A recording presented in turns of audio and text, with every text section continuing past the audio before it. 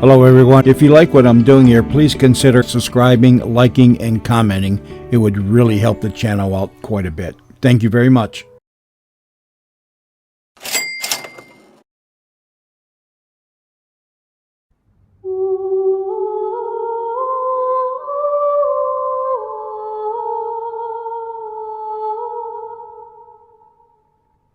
The Hunchback of Notre by Victor Hugo. Dramatized in 5 parts by Catherine Lucy Tchaikovsky. With Christopher Bowen as Phoebus, Dermot Crowley as Pierre Gringoire, Jack Clough as Quasimodo, Emily Morgan as Esmeralda, and Nigel Terry as Dom Claude Frollo. Part 1. The Feast of Fools.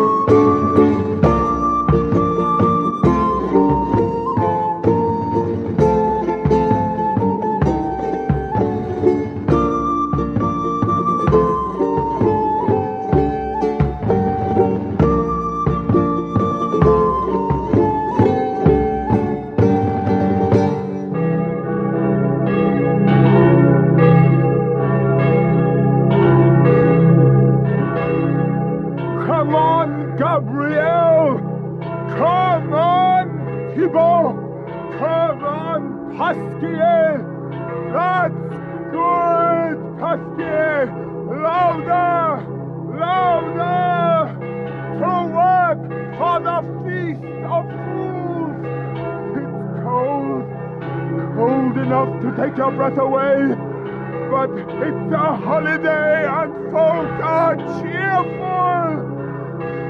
No holidays for us, hey Gabriel, Pasquier, but we don't care. To work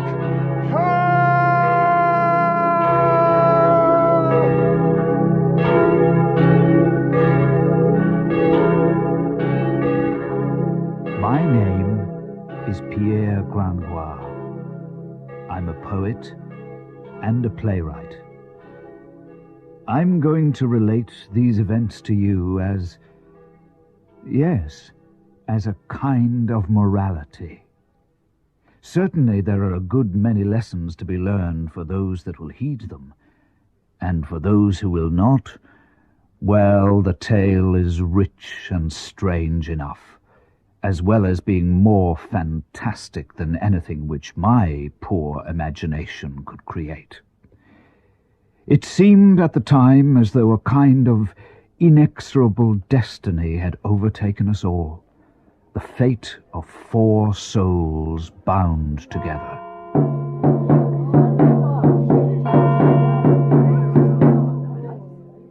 But I'll begin with another morality, or rather a mystery.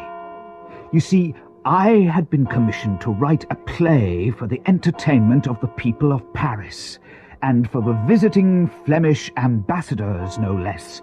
What ambassadors, you ask? Why, the men that were arranging the marriage between our Dauphin and Margarita Flanders. What a commission for a young and relatively unknown writer! Mind you, the ambassadors were an uncouth mob of burgomasters, but still they had to be entertained with a very fine morality, satire, and farce. That was the prescription, to be performed in the Palais de Justice on the Feast of Fools, 6th of January, 1482. Hey you! John de Boulogne! They're late as ever! I was penniless at the time, but I had worked hard, and needless to say, I thought my play very fine. Very fine indeed. It was to begin on the 12th stroke of noon, but the ambassadors were late, and the audience were growing very restless. We want a mystery!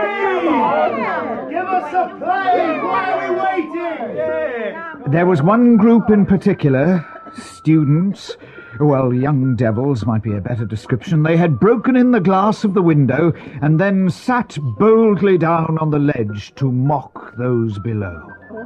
Hey, you! You there on the pillar! John Frollo! How long have you been there? 3 hours! I hope they'll be credited to me against my time in purgatory. It's long past noon. Hey, you down there! Give us the play, and to hell with the Fleming! Flanders can go away! The play right away, or we'll hang the palace bailiff and have that as a comedy and a morality instead! Well said, John Frollo! Let's hang the bailiff! Come on, lads! I do it too! And you, the brother of an archdeacon! And what of it?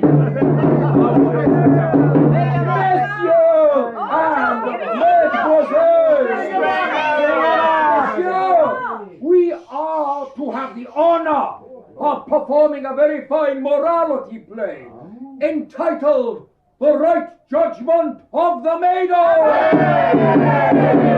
I shall be playing Jupiter.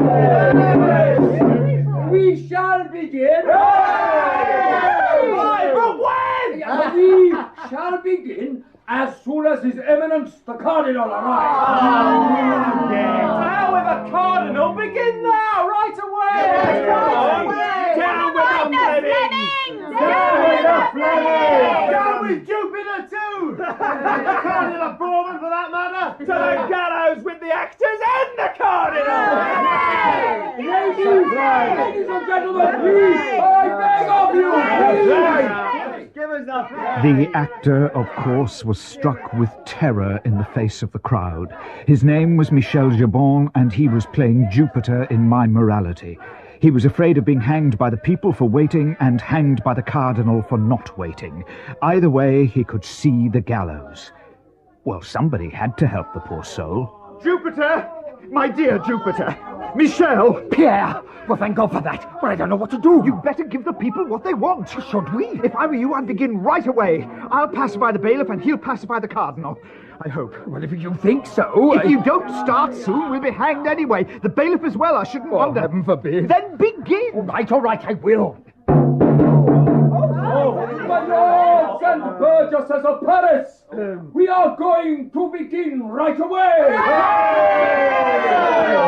If you will just give us a courtesy of another moment while we prepare.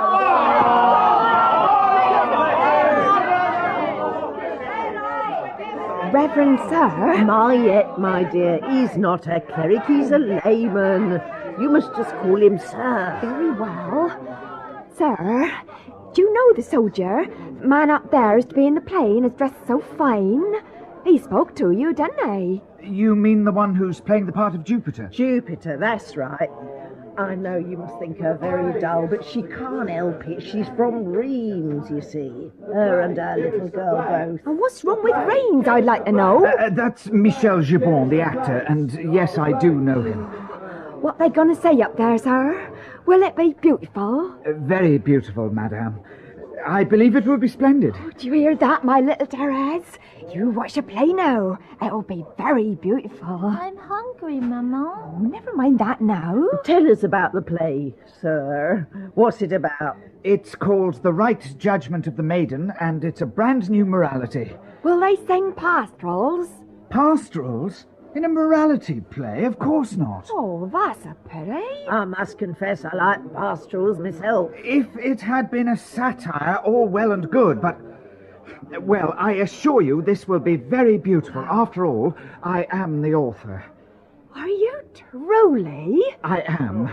My name is Pierre Grangois, and I wrote the play. Oh, sir. Jupiter! Man and maiden! What are you up to back there? Start the play, or by God, we'll start on you! For God's sake, Michel, begin!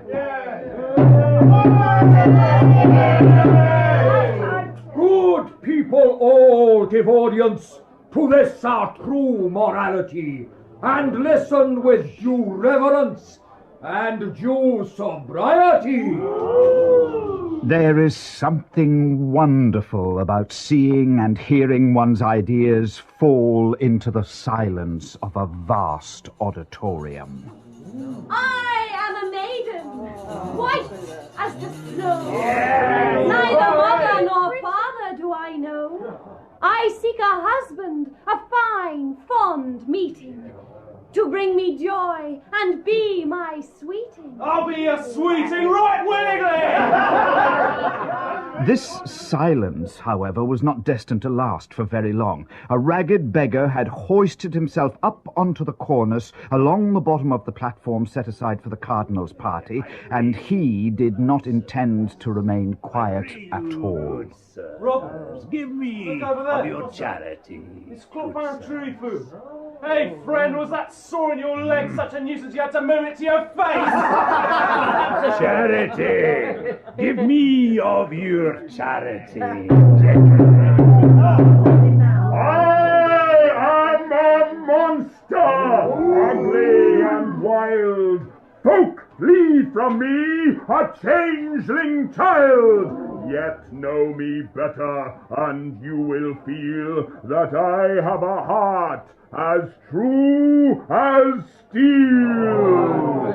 The play continued in spite of the beggar, but then the Cardinal's party arrived.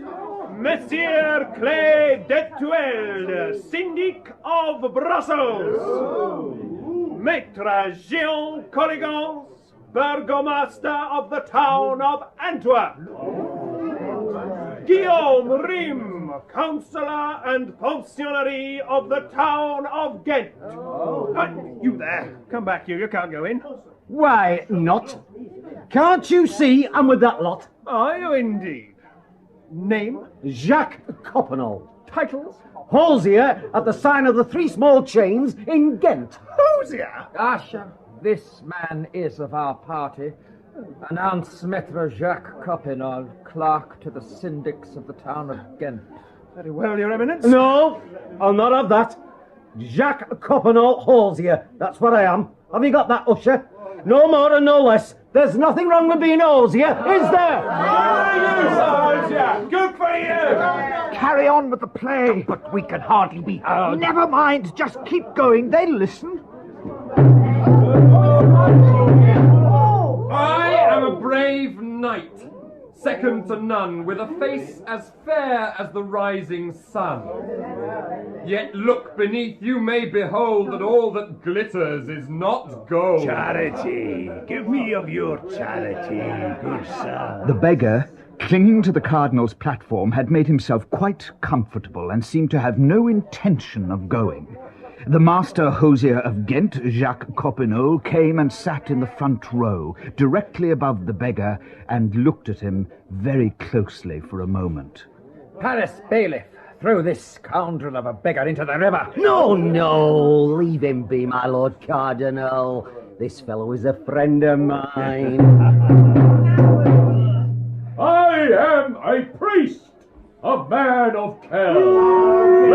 What charming ambassadors the Archduke has sent us, to be sure. What fine friends they have. Thieves and beggars. By this time, everyone was looking at the Cardinal and the ambassadors, not to mention Coppenol and his friend Clopin the beggar. No one was paying any attention at all to my play. The Cardinal looked down his long nose at the crowd. Bailiff, those rascals down there are making an infernal din. What's got into them? Your Eminence, the crowd were growing very restless and the actors were forced to start without waiting for you and your party. But now that you have arrived, they are too interested in you to watch the play. Well, at least we've been spared some of it anyway. Can they go on with their farce now, Eminence? Farce? How dare he? Burgesses and villeins, His Eminence orders the play to continue. I am a priest, a man of cares, brave and clever, I say my prayers. Yet such is my purpose, foul and fell. My destiny makes me a fiend from hell. Why don't you go back there? Silence! Burgesses and squireens of Paris. I don't know what we're doing here. Louis Morse-Hosier. And I don't know if that nonsense over there is what you call a mystery. But it isn't much good, is it? Yeah! I'm the writer, I say! Nothing's happening! I was promised a feast of fools with the election of a pope. We have our own fool's pope in Ghent. I'll tell you how we choose him. We gather a crowd, and then everyone in turn goes and sticks his head through a hole and pulls a face at the others. The one who pulls the ugliest face is elected pope. Would you like us to make your pope the way we do in my country? It'll be less tedious than the mystery anyway. Anyone who wants to can come and pull a face at the window here. There's enough ugly faces here today. We should find a really worthy winner among you good people. Pierre, what will we do? We will carry on with the play. Be damned to them and their face-pulling. Here shall ye see, good people, how a wicked man may dare, behind the mask of holiness, to tempt a maiden fair. But in the small chapel opposite my stage, the face-pulling began. The contestants were to stick their heads through a round hole in the stonework above the door where the glass had been broken. The cardinal, who seemed to be as affronted as I was by the proceedings, withdrew with all his retinue, but no one paid any attention to his departure. There was, I must admit, something about the face-pulling spectacle which had a peculiar power to bewitch. It was as if the very gargoyles on the Pont Neuf had suddenly come to life. Hey! Would you just look at that one? It's a fiend from hell! I've seen worse. Next one. Guillaume Maugrepuy. Isn't that your husband? God help us. Look at that bull's snout. Where are his horns? You be quiet, Jill. Where's your wife, eh? You better look to your own horns. Holy mother, there's one whose ears won't even go through. For destiny rules all people. Gringoire, it's useless, we'll have to stop. Go on with the play. The power of poetry over the people can be great. Yes, well, not great enough, it seems. Our audience has deserted us. See, they're tempted by the devil himself. Yes! That's the one! That's him! He'll be our pope! Yeah! I saw then that the grimace lighting up the hole in the rose window at that moment was fearful indeed. The face, if face it can be called, possessed a grotesque nose, a horseshoe mouth, and a tiny left eye obstructed by a bushy red eyebrow, while the right eye had vanished entirely beneath an enormous wen. But above all striking was the facial expression itself, a mixture of malice, astonishment, and a curious sadness. Quasimodo! It's Quasimodo, the bell ringer! Why do all these people look at me? Why do they laugh? What have I done?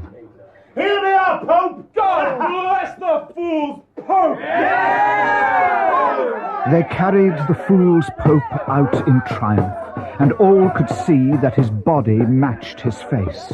Between his two shoulders there was an enormous hump, which warped the whole of the rest of his body. He was like a giant, broken in pieces and badly reassembled. Poor old Quasimodo. Do you know him then, sir? I know a little of his story. He's a monster. No, he was a foundling. My old tutor, Claude Frollo, the priest, took him in. You know, madame, that it's customary to leave foundlings to the mercy of public charity outside Notre Dame. Indeed, I do. It was there he was left, to live or die. Oh, the priest must have been a fine man to take such a little monster into the cathedral of Our Lady. A compassionate man, certainly. Yes. Poor Quasimodo. There can't have been much love in his life. He obeys his master Frollo like a dog. Notre Dame is the only home he knows. It's Quasimodo from Notre Dame! Oh. It's the Hunchback! The Hunchback of Notre Dame! Old one-eyed Quasimodo!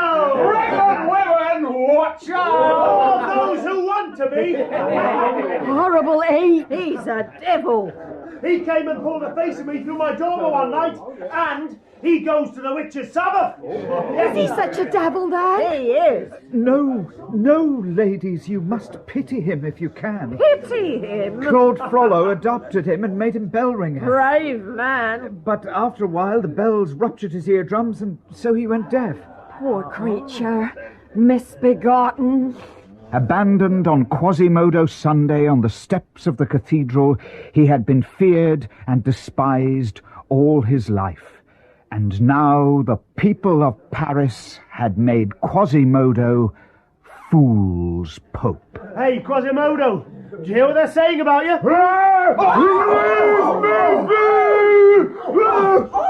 Oh, what a savage! Careful, Robin, he can crush you like an eggshell. My God! I've never seen anything so wonderfully ugly in all my life. You deserve to be Pope in Rome as well as in Paris. I can't wait to split a bottle or two with a rogue like you, even if it does cost me a brand new silver shilling. What do you say, friend? Doesn't he know? I cannot hear him. Are you deaf or something? He is, sir. The bells have made him deaf. Then he's the perfect Pope. A deaf idiot. He's my brother's bell ringer. Hello there, Quasimodo. Oh, he's knocked all the breath out of me. Well, you must learn not to taunt a mad dog, Robin. He's hunchback, crook-kneed, one-eyed. Do you talk to him when he's deaf? What does he do with his tongue, I wonder? Oh, he can talk when he feels like it. He's not dumb. Let me go! No, that's the one thing he isn't. Fetch the Pope's regalia! Yeah. He must be carried through the streets. Come, my fine friend. You'll be Pope for the day. How'd you like that? They dressed him up in mock robes and seated him on a litter. Then they lifted him onto their shoulders, and the ragged, yelling procession got underway. Ladies, you are not following the procession, then? No, we'll not follow the Hunchback. Mariette's afraid, aren't you? I'm afraid he might put the evil eye on my little Therese. You can't be too careful, can you? Esmeralda!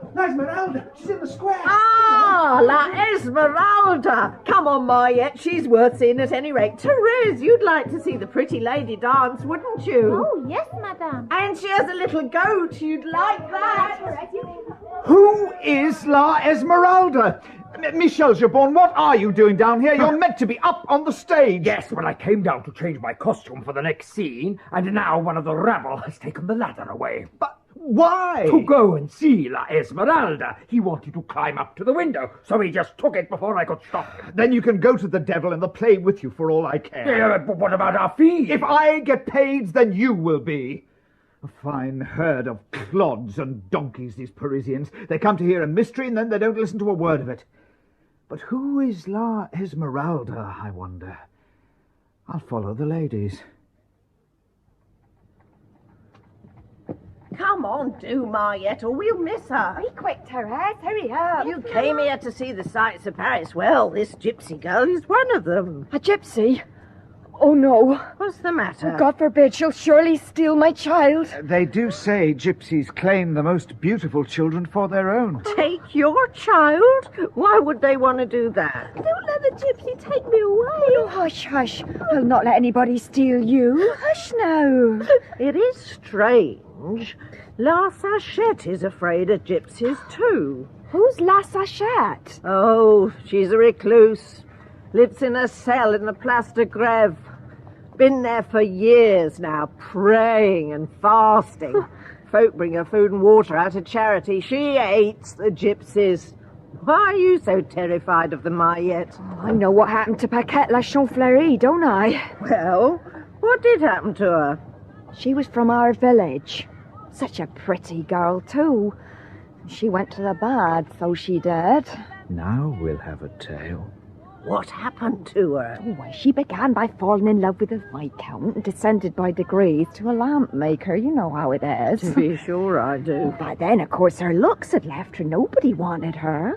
But in 66, she gave birth to a child. Nobody knew who the father was, and Paquette wasn't telling. We thought it might have been some gypsy. So, she had a little girl. And yes, that was her name. Paquette had no one else in all the world, and that child was the making of her. Aye, 'tis often so. She was more swaddled in ribbons and embroidery than royalty. You know, she had a pair of little shoes, the like of which the king certainly never had for himself. Paquette sewed them, and they really were the daintiest pink shoes you ever set eyes on. But then Agnès was a pretty little girl. My, what an angel. Her eyes were dark and she had fine black curly hair. Paquette became more besotted with her every day, and no wonder. Go on. Yeah, well, one day, when a child was still less than a year old, some very strange people arrived in Reims. They had dark skins, curly hair, very like little Agnès when you think about it, and they wore silver rings in their ears. They could look in your hand and tell you marvellous prophecies. So long as you paid them, no doubt. Well, that's true. And then nasty stories began to go round about them stealing children and eating human flesh, too. That poor Paquette, she was so curious about them. She took the child to see the gypsies. And my, how they admired that little girl. I don't know what they told her, but she was overjoyed. Next day, when little Agnès was asleep in her bed, Paquette left the door ajar and ran to tell her neighbour all about it.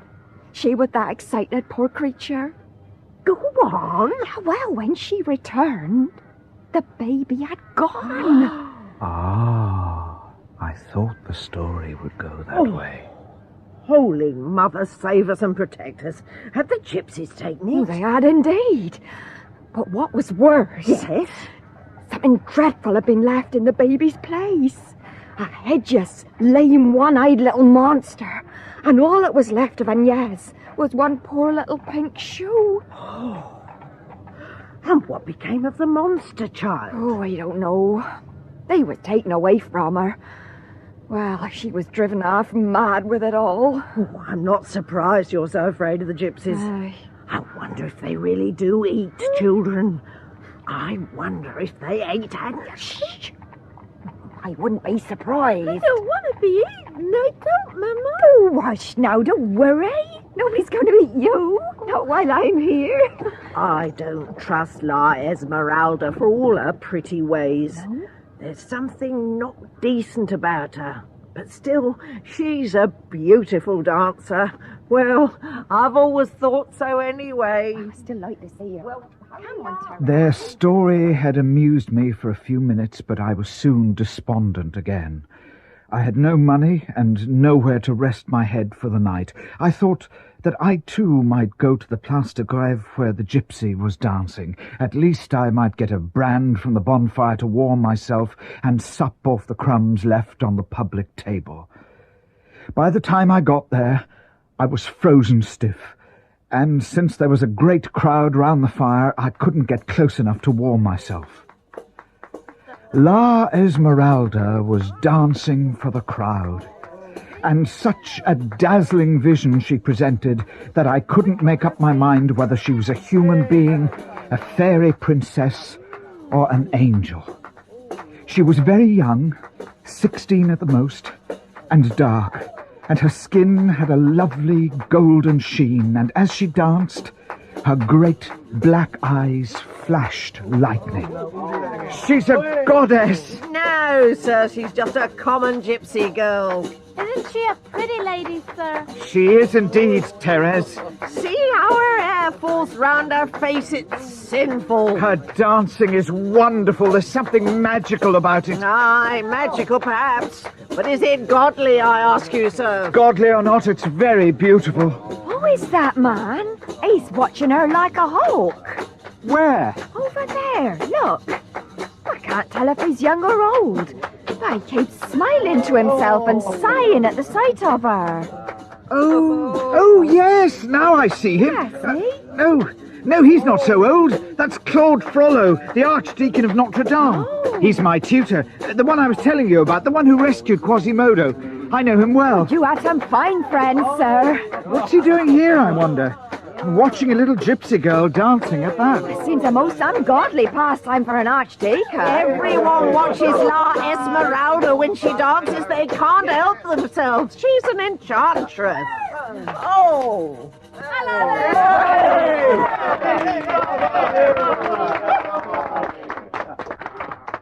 Jolly, come on. She's calling to the little goat. Oh, he's as cunning as the devil. Her dancing is beautiful, but this is witchcraft. Look, Therese. Look at that pretty little goat. Oh, you keep tight hold of my hand now. No. It's your turn now, Jolly. What month of the year are we in? Tell me. It strikes the tambourine with its little hoof. Amazing.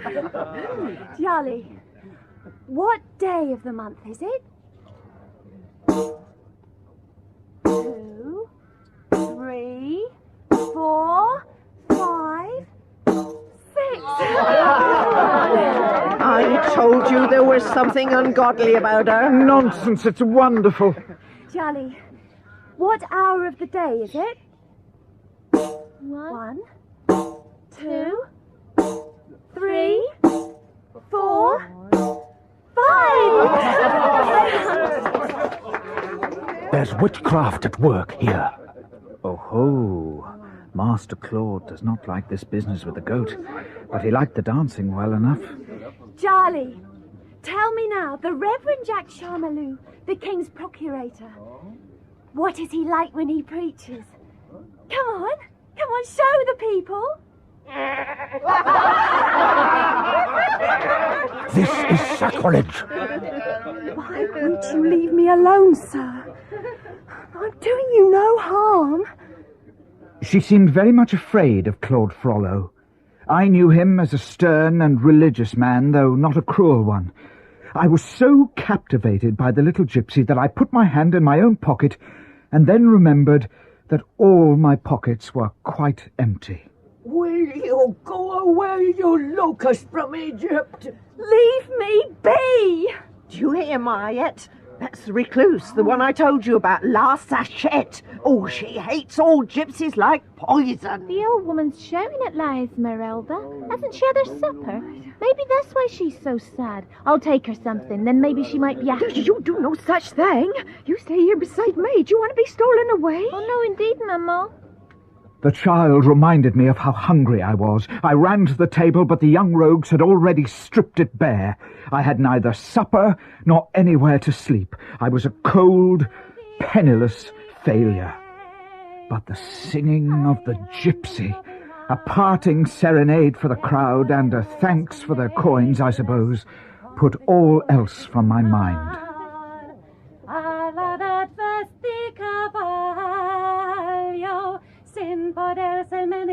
Will you shut your mouth, you cicada from hell?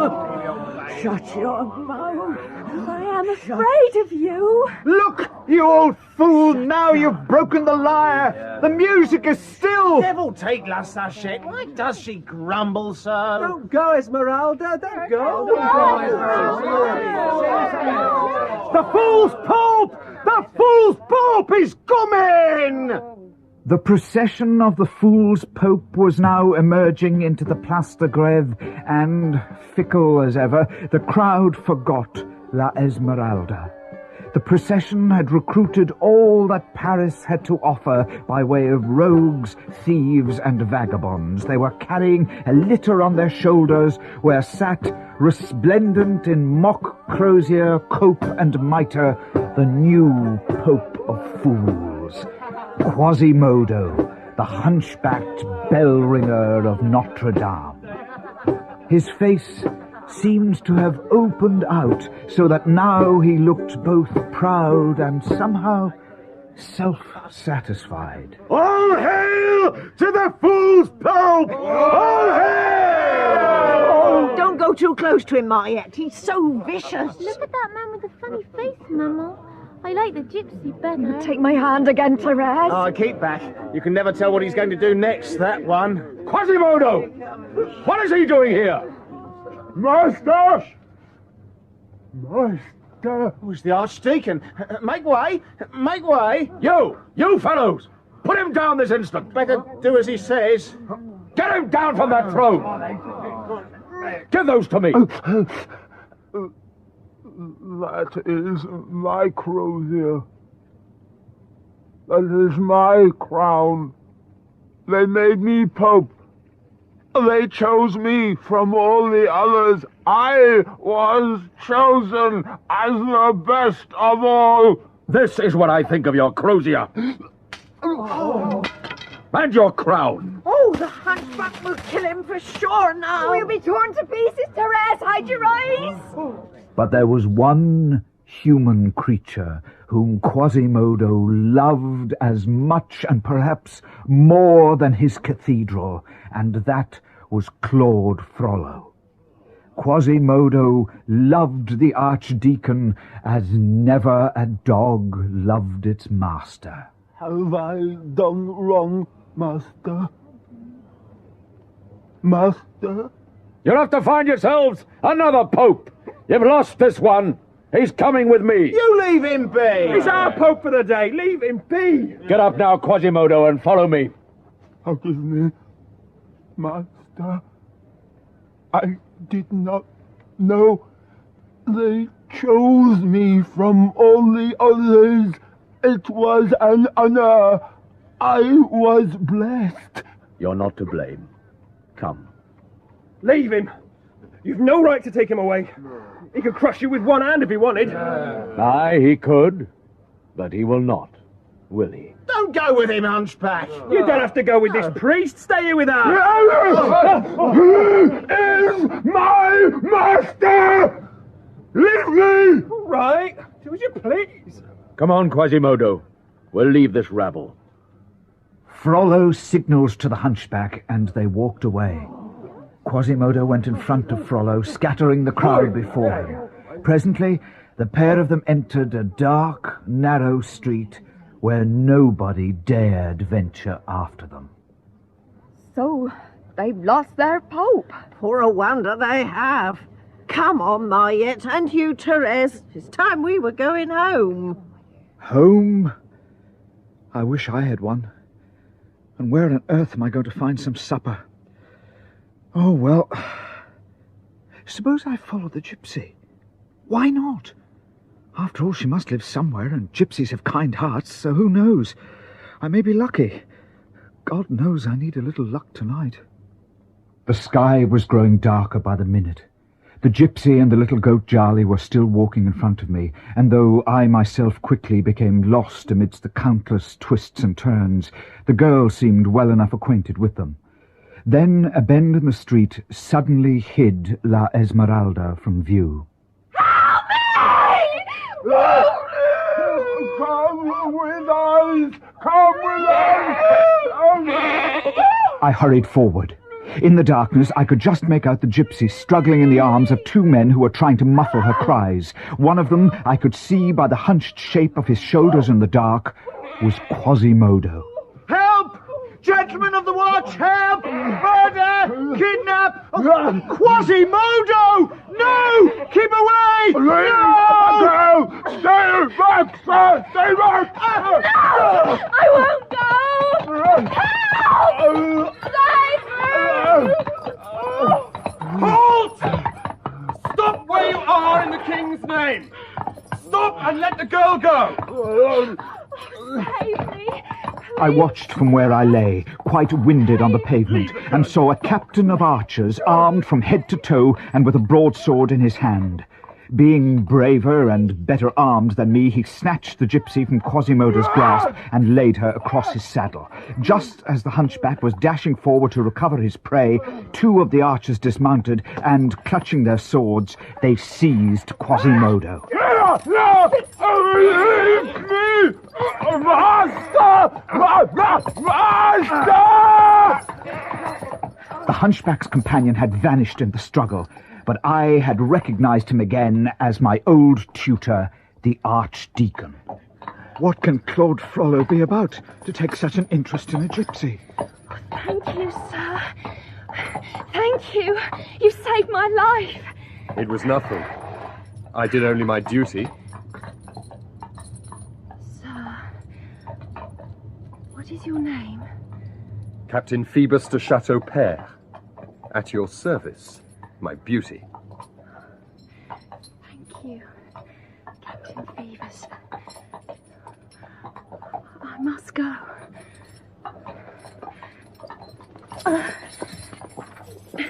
How can I ever repay you? I have work to do, more's the pity. Otherwise, my beauty... Sir, thank you. I shall never forget your kindness. What a little beauty! My God, I'd rather have kept the girl than the hunchback. Let me go! I beg you! Be silent, monster! What do you say, Captain? Songbird has flown and we're left with the bat. Come on, monster! Let's see how you like our prison. Stop struggling! Leave me! Leave me!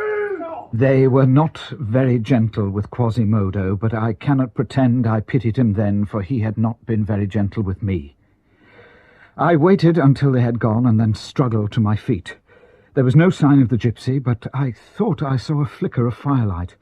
I walked through a maze of streets, trying to find what I took to be a source of warmth and perhaps of shelter for the night. As I moved closer to the fire, I became aware of various figures crawling and hobbling down the street like insects towards the light. The buena mancia, senor. The buena mancia.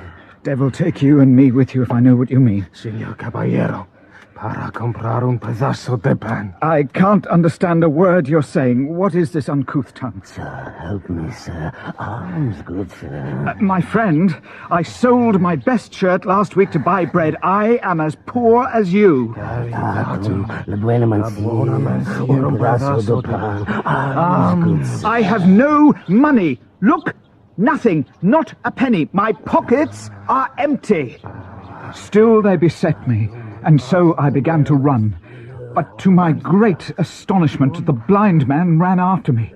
So did the lame man, and believe it or not, the man with no legs got up and ran too. As I went further down the street, the legless, the blind, and the halt came swarming round me, all of them hobbling and limping as they hurried towards the light. Oh, God, help me! Holy Mother of God, save and protect me now! Help me! At last, I reached the end of the street where it opened out into an immense square. Donde vas, hombre? Where you going? I don't even know where I am. You are in the court of miracles. Ah, so that's why I can see blind men staring and lame ones running. But tell me, where's the Saviour? You'll look a long time before you find him here. It was indeed the Beggar's Court of Miracles, a magic circle where no law-abiding man went. I found myself held in a vice-like grip by the beggars who had followed me. Take him to the king! To the king with him! Mother of God! Who would be king of this place? Take him to the court of miracles! The place they called the court itself was no more than a tavern where a few tables were set round a large fire.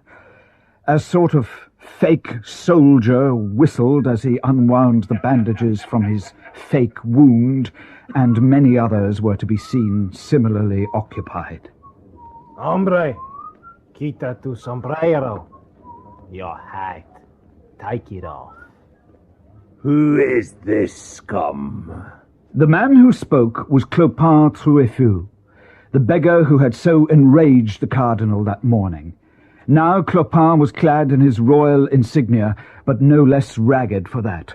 The livid sore on his face had miraculously disappeared. In his hand he carried a whip, and on his head he wore a kind of crown. Master, my lord, sire, forgive me, but how should I address you? Call me whatever you like, but get a move on. What have you got to say in your defense?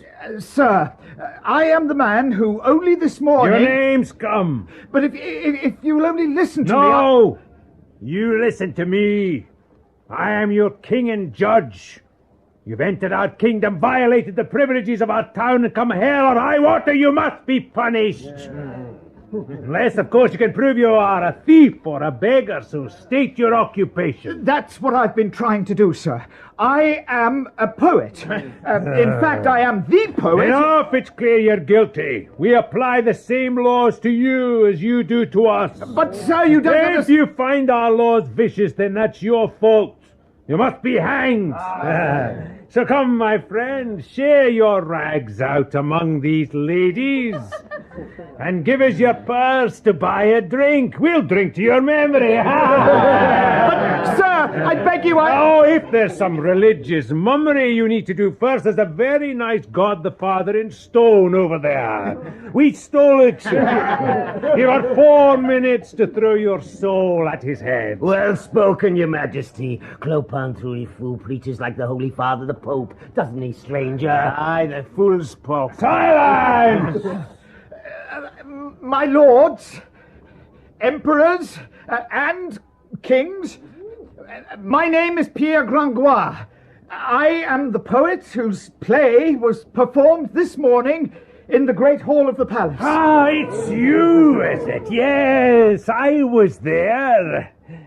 But what difference does that make? But I am a poet. So, is the fact that you entertained us this morning any reason why you shouldn't be hanged this evening? I don't see why poets shouldn't be counted among the outlaws. Aesop was a vagabond, Homer a beggar, Mercurius was a thief. No doubt they were. I never knew them. Let them hang you and stop this dithering. Hang him and have done with it. He talks too much. Is there nothing I can do? Well, there's one way you can escape the gallows. If you'll become one of us. I will. Become a pickpocket? Yes, whatever you want. Wanting isn't everything. Goodwill never put another onion in the soup. No, my friend, you've got to prove you're one of us. And to do that, you must search the dummy. I'll search anything you like. Bring the dummy forward! Clopin gave a signal to his fellows, and a moment later a sort of gallows was erected in front of me. Nothing was lacking, not even the rope swinging gracefully underneath the crosspiece. Then I saw that they were hanging a dummy, a kind of scarecrow laden down with sheep bells. The slightest breath of wind and the figure made enough noise for a herd of goats. Now, up you go on the stool there. I'll break my neck. Then you'll save us a job, won't you? Up you go. Like this? Yes. And twist your right foot around your left leg. And stand on tiptoe. You really want me to break something, don't you? You talk too much. I told you he was a knave and a fool. Now, reach for the dummy's pocket. Search it. Go on. Search it? See if you can pull the purse out of it. But if you make any of the bells ring the slightest sound, then you'll be hanged. It's impossible. You think it is, then? Let's get it over and done with. I suppose anything's worth a try. This is crazy! Nobody could do this. I might as well give up here and now. If I can just... Maybe... Oh God, I'm going to fall! I'm going to fall!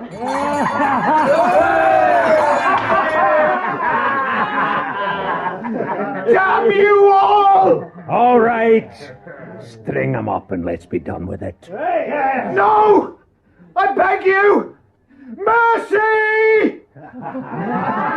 Hang him, and let's be done with him. Come on. Up you go in place of the dummy.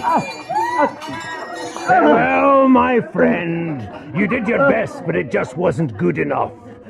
Now, when I clap my hands, are you ready to die? I'll never be ready for that. Wait! What now, in the name of heaven? We have a custom here. We don't hang a man without first asking whether there's a woman who wants to marry him. So this really is your last chance, poet. What's it to be, man? Marriage or the noose? But will any woman here have me? Well, we shall see. Speak up, ladies. Is there anyone among you who'll have this rogue? Come on, gather round and get a good look at him. A man for nothing. Aye, that's all he's worth. Who'll have him? Anyone? No! Hang him! Then we'll have the pleasure of seeing him down! Have you no heart? Oh, here are 3 ladies come to have a closer look. Say your prayers, my friend. Oh, look at his tunic, it's poor stuff. He's hang him and be done with it. Let's see your cape. I've lost it. Well, your shoes, then. They're losing their souls, I'm afraid. Your purse? Not a sou left in it. I'd let them hang you and be grateful for it if I was you. What in God's name have you got to live for? Let me see him. Oh, no, he's much too thin. What about you, lady? You're my last chance. Save me, please. Well, I would. I'm sorry for you, but I don't dare. Guillaume Longjou would beat me. Please. I'm so jealous. No, I'm sorry, sir. I dare not do it. Oh, this isn't your lucky night, my friend. No one wants him, then. Shall we hang him? Hang him, let's have a bit of entertainment. Well, no one wants you, poet.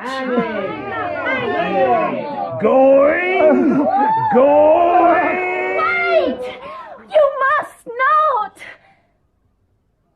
It was La Esmeralda. How the name tied together all my memories of that day. Her charm and beauty held sway even in this court of beggars. Men and women moved quietly back as she passed, and their brutal faces broadened into smiles as she looked at them. She stepped up to where I stood, trembling.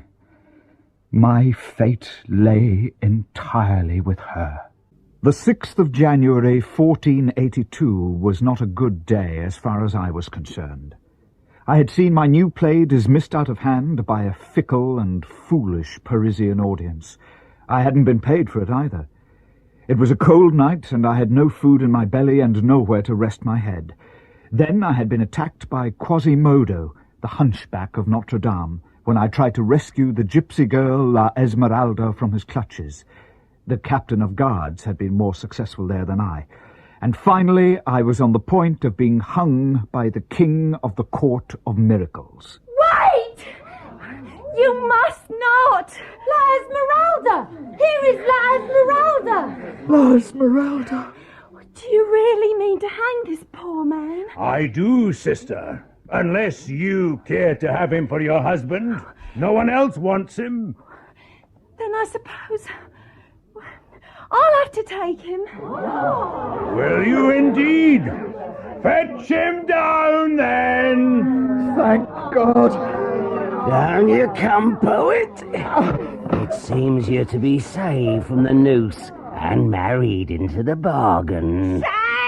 Here, give them the clay pitcher. The ceremony must be done at once. Oh, my dear lady, thank you. Thank you. Oh, what is your name? Pierre Grangoire. I am a poet. Come then, poet.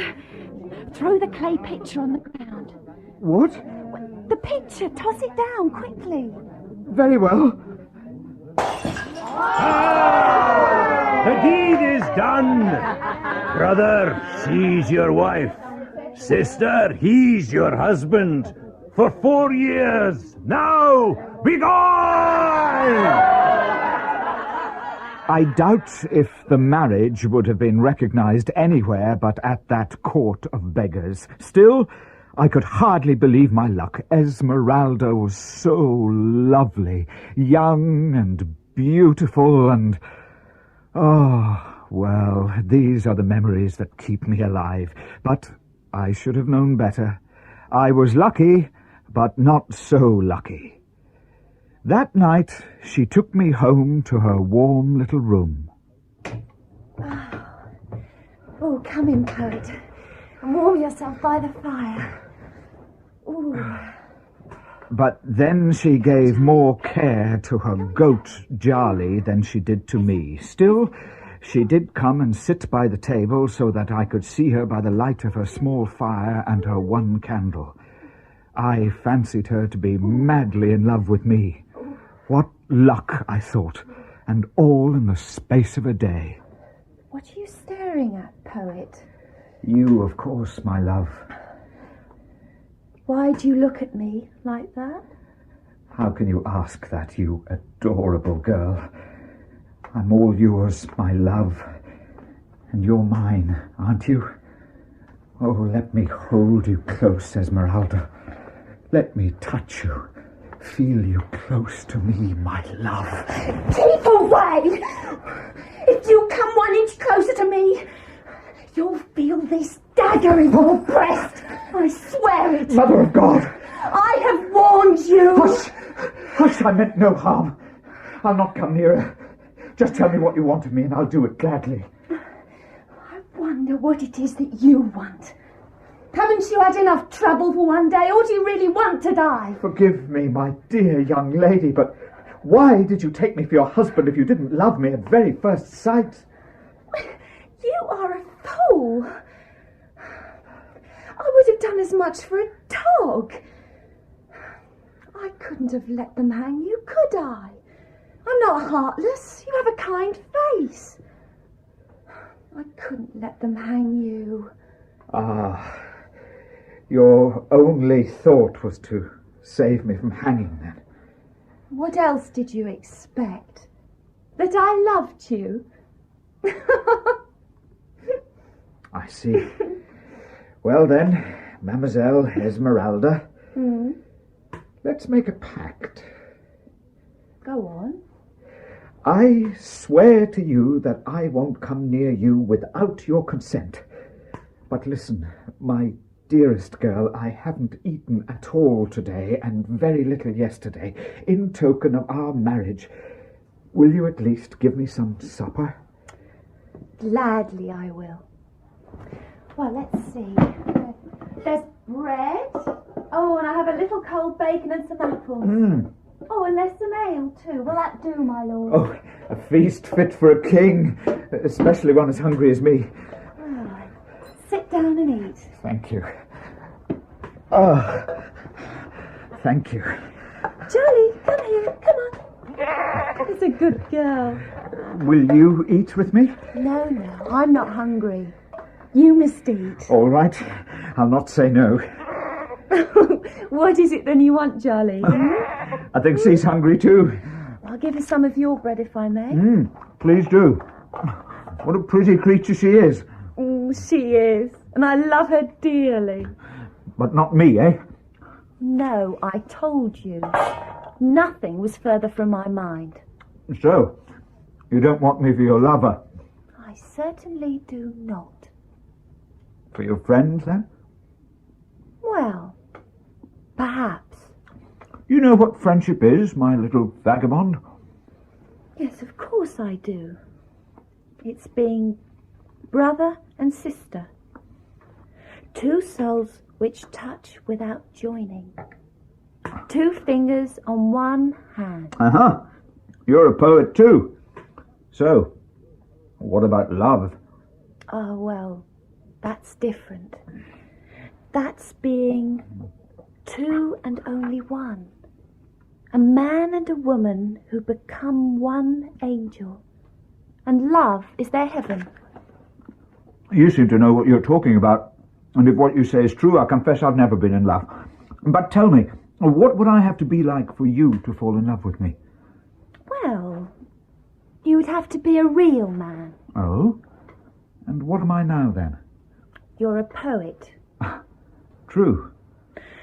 Well, then, a real man has a helmet on his head, a sword in his hand, and golden spurs at his heels. Good. Now we're getting somewhere. Without a horse, no man. Woe's me. Are you in love with someone, then, little gypsy? In love? Yes. You sound as if you are already in love. Soon I will know if I am or not. Why not tonight? And why not me, I'll be a real man, I promise. Can't you just picture me, dressed as a soldier? I could only love a man who had the power to protect me from all harm. Oh, yes. Yes, I should have begun with that, of course. Forgive me, I couldn't save you from the clutches of Quasimodo. Oh, you know about that? My dear, I was there, and you are right. I tried to help you, but I was powerless. He knocked me down, brushed me away like a fly. I was so frightened of him. But you were kind to come to my aid, and now I've repaid you by saving your neck. So, all's well. Maybe. Did you know that he was following you? No, I thought I saw two figures. But perhaps it was only a shadow. Did you see who rescued me? That splendid captain of the guard. Yes, I saw him. They only took the hunchback. The other man must have escaped. Yes, he did. But you must have been following me too, to see all this. Why? To be honest, I don't know. It seemed the only thing I could do. Fate, I suppose. Fate.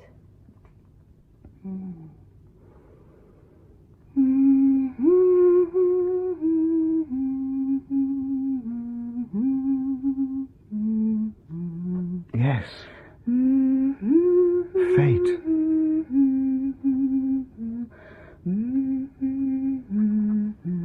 Tell me, why do they call you La Esmeralda? Perhaps it's because of this. Look. She drew out a sort of small purse which hung around her neck on a chain of margosa seeds. It was covered in green silk and had a big green glass bead at the centre in imitation of an emerald. Oh, it's beautiful. No, don't touch it. It's an amulet. You'd only hurt the charm, or the charm would hurt you. Who gave it to you? I do not know. What a mysterious girl you are, to be sure. What does your name mean? Emerald. After the jewel. What language does it come from?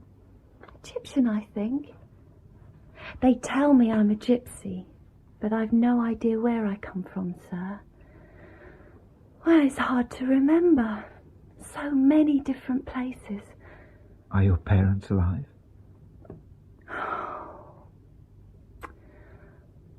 Mompade, mamade, son ausel delighte, peranda de laika, make all pasti barca. That's a pretty song. It's sad, really. It says, my father and mother are birds of the air. They must have died when I was very young. My family are the gypsies. How old were you when you came to France, then? Oh, very young. Well, you're very young now. How old are you? 15? 16? I don't know. When did you come to Paris?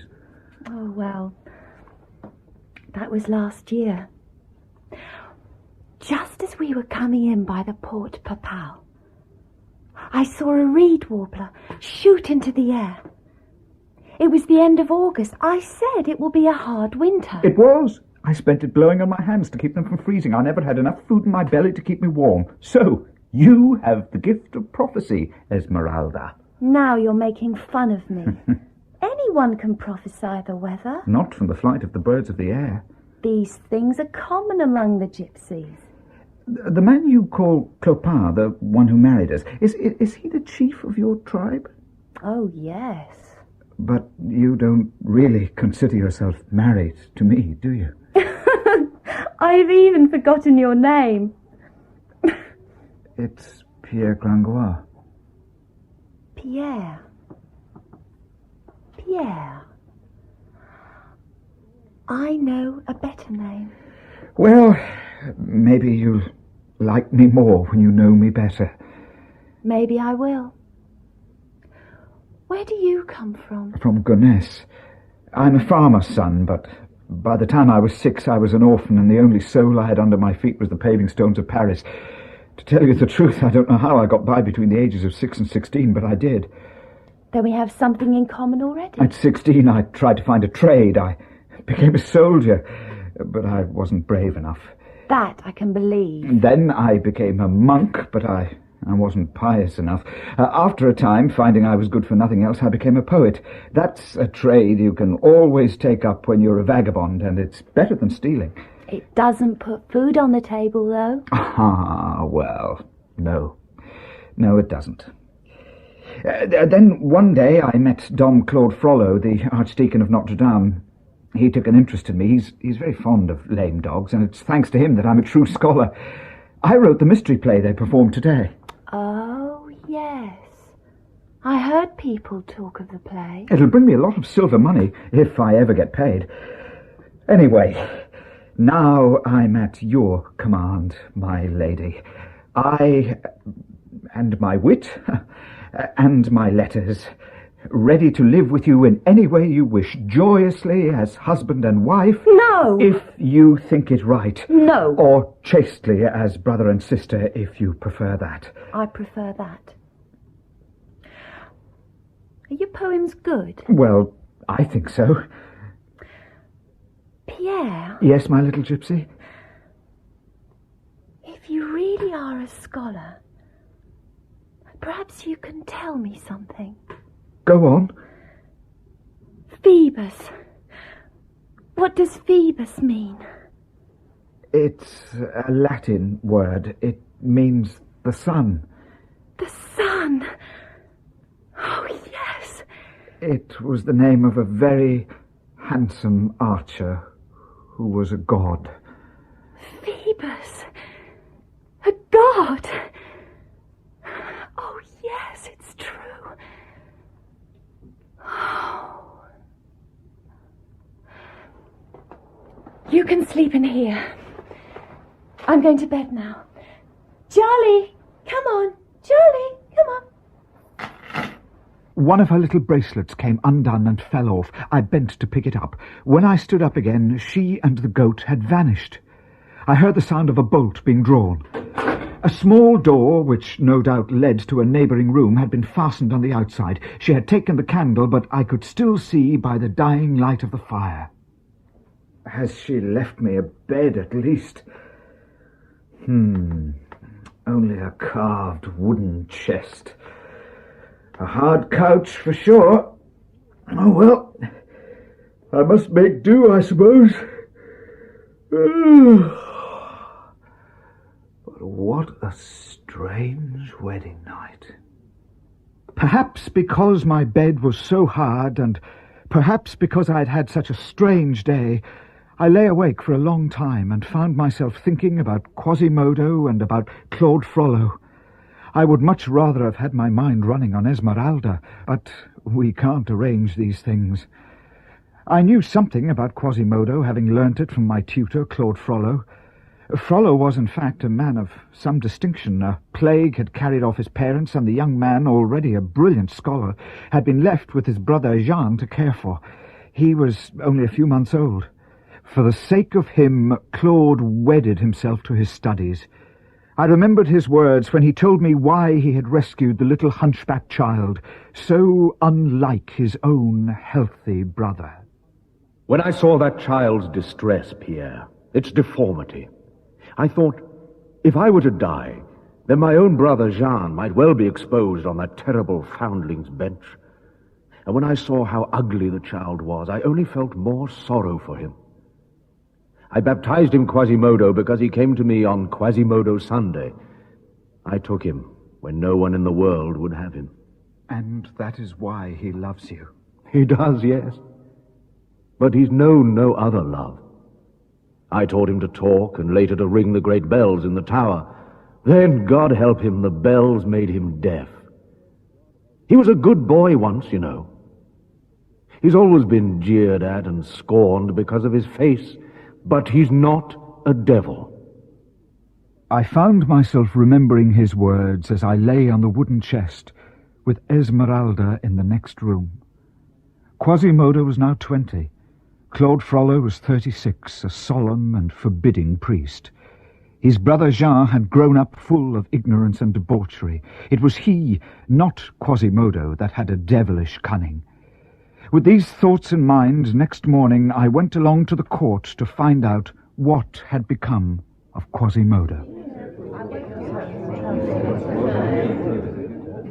The magistrate was Robert de Touteville. He was an ill-tempered man at the best of times, and this day he was especially bad-tempered. He was late, and the hearing had begun without him. Justice was being meted out somewhat confusedly by Florian Barbedienne, auditor of the Châtelet. He was quite deaf, though he still passed judgment without appeal. He had good audience, among whom was Claude's brother Jean and his companion Robin Poussin. Holy mother! Look at all these ladies they've brought in front of the judge. I know them, every one. Find them! Find them! Shh. You have been wanton in dress and manner. I will have to fine you all. That'll teach you to wear gilt belts. 10 sols piracy for flirting. What a deaf old idiot of a judge he is. Who would flirt with him? Come on, you. Who are they going to bring in now? Come on. Well, look at all these sergeants. This must be the big game. A wild boar. Yeah. Oh, it is a boar, Robin. It's our fool's pope, our bell ringer, our hunchback. It's Quasimodo! It was indeed. The poor hunchback was swathed, trussed, and bound, and under strong guard. They were afraid of his rage, but he was silent and calm. At the most, his eyes squinted angrily down now and again at the bonds that enveloped him. Your name? Dear God. Yes? One deaf man questioning another. Good. Your age? He never said anything! What is his tale? Why does he look at me like that? Now, your trade? He can't hear you, you stupid old fool! That will do.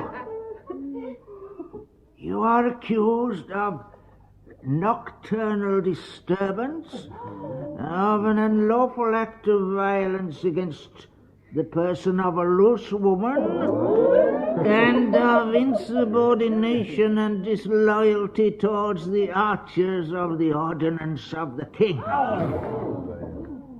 What do you have to say for yourself? Clerk, have you written down what the defendant has said so far? No, sir, you see, the man is dead. Scoundrel!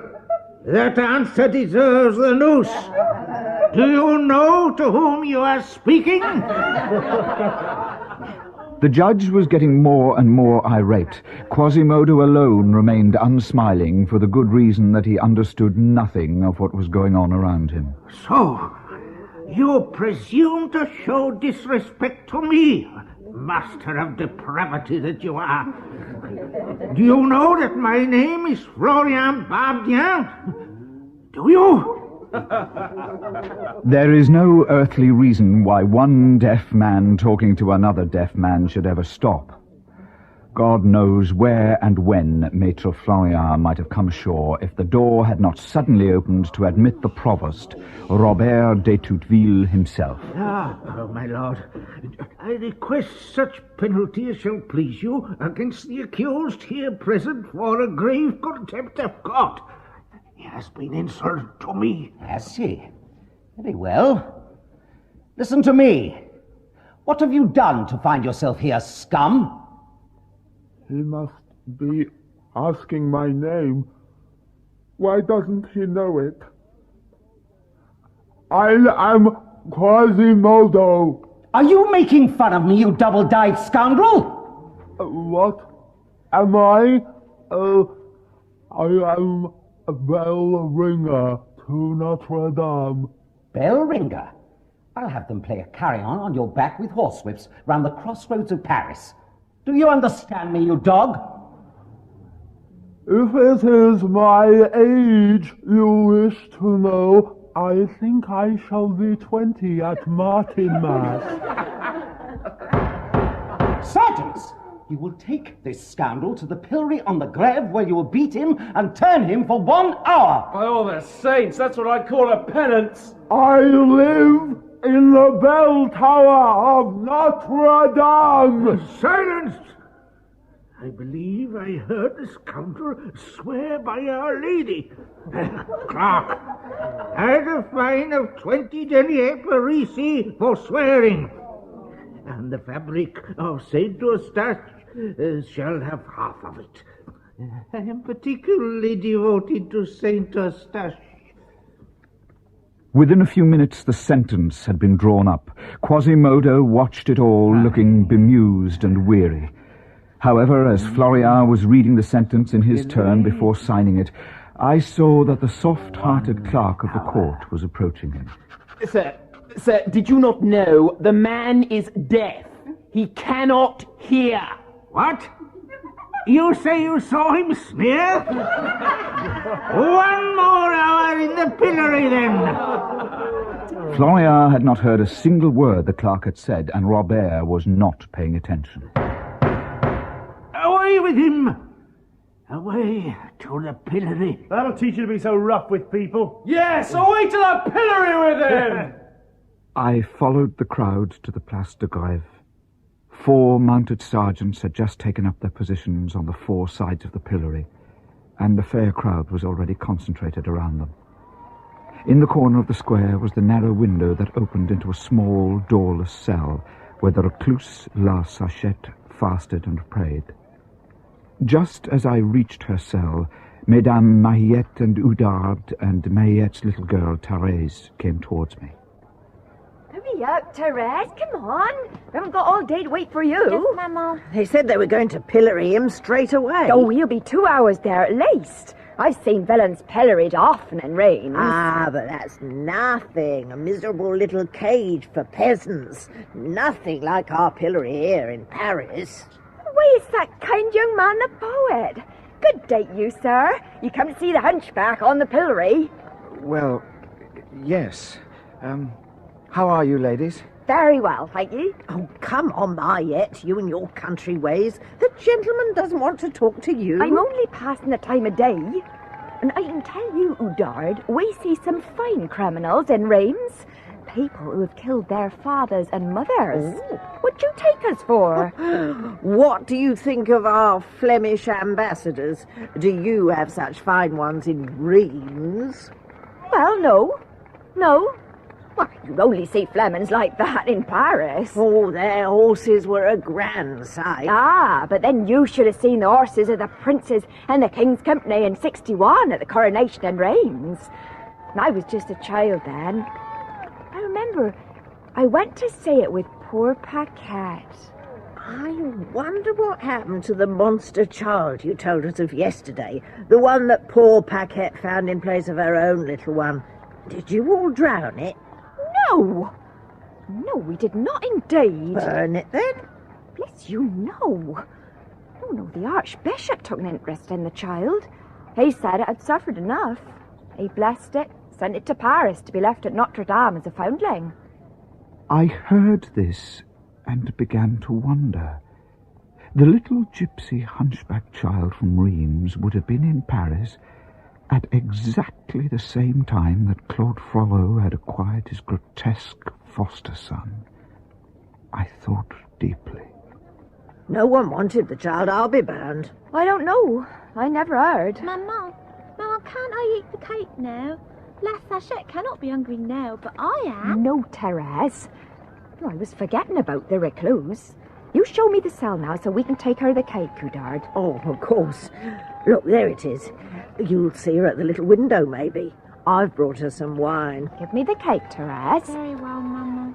Here. Now, we mustn't all three of us look into the window at once in case we frighten her. La Sachette knows me a little. I'll tell you when you can come. Oh, there she is. Oh, the poor soul, what a state she's in. I had seen La Sachette once and wished not to do so again. She was a pathetic sight, a sort of ghost in brown sacking with a sad, gaunt face and long grey hair. Let's not disturb her. We leave the cake here on the sill. She's praying. Let me see her. Oh, no. No, it cannot be. This is strange indeed. I can hardly believe it. Tell me, Udard, what is that woman's name? Do you know? We call her Sister Gudule. I can tell you her real name. What is it? She is Paquette La Chonfleury. No. She was my neighbour, Udard. I recognise her. She disappeared after her child were taken. Nobody knew where she'd gone. Now I understand. I'll speak to her. Get her to come closer. Sister Gudule. She will not move. Perhaps she's dead. No, she's often like this. What can we do to rouse her? Maman, let me look too. Let me see the old sachet. Oh,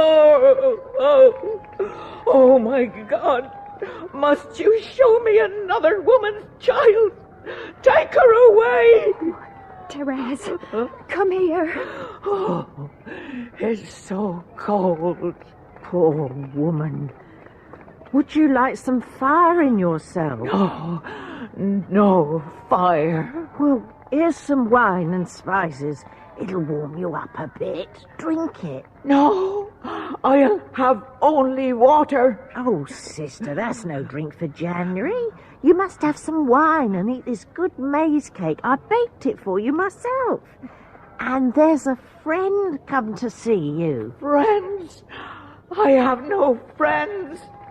And I will eat only black bread and water. Oh, come. Yesterday was a feast day. All Paris rejoiced. Yes, it's a feast day, so I am forgotten. But why should the world think of me when I care nothing about the world? Cold ashes for a dead coal.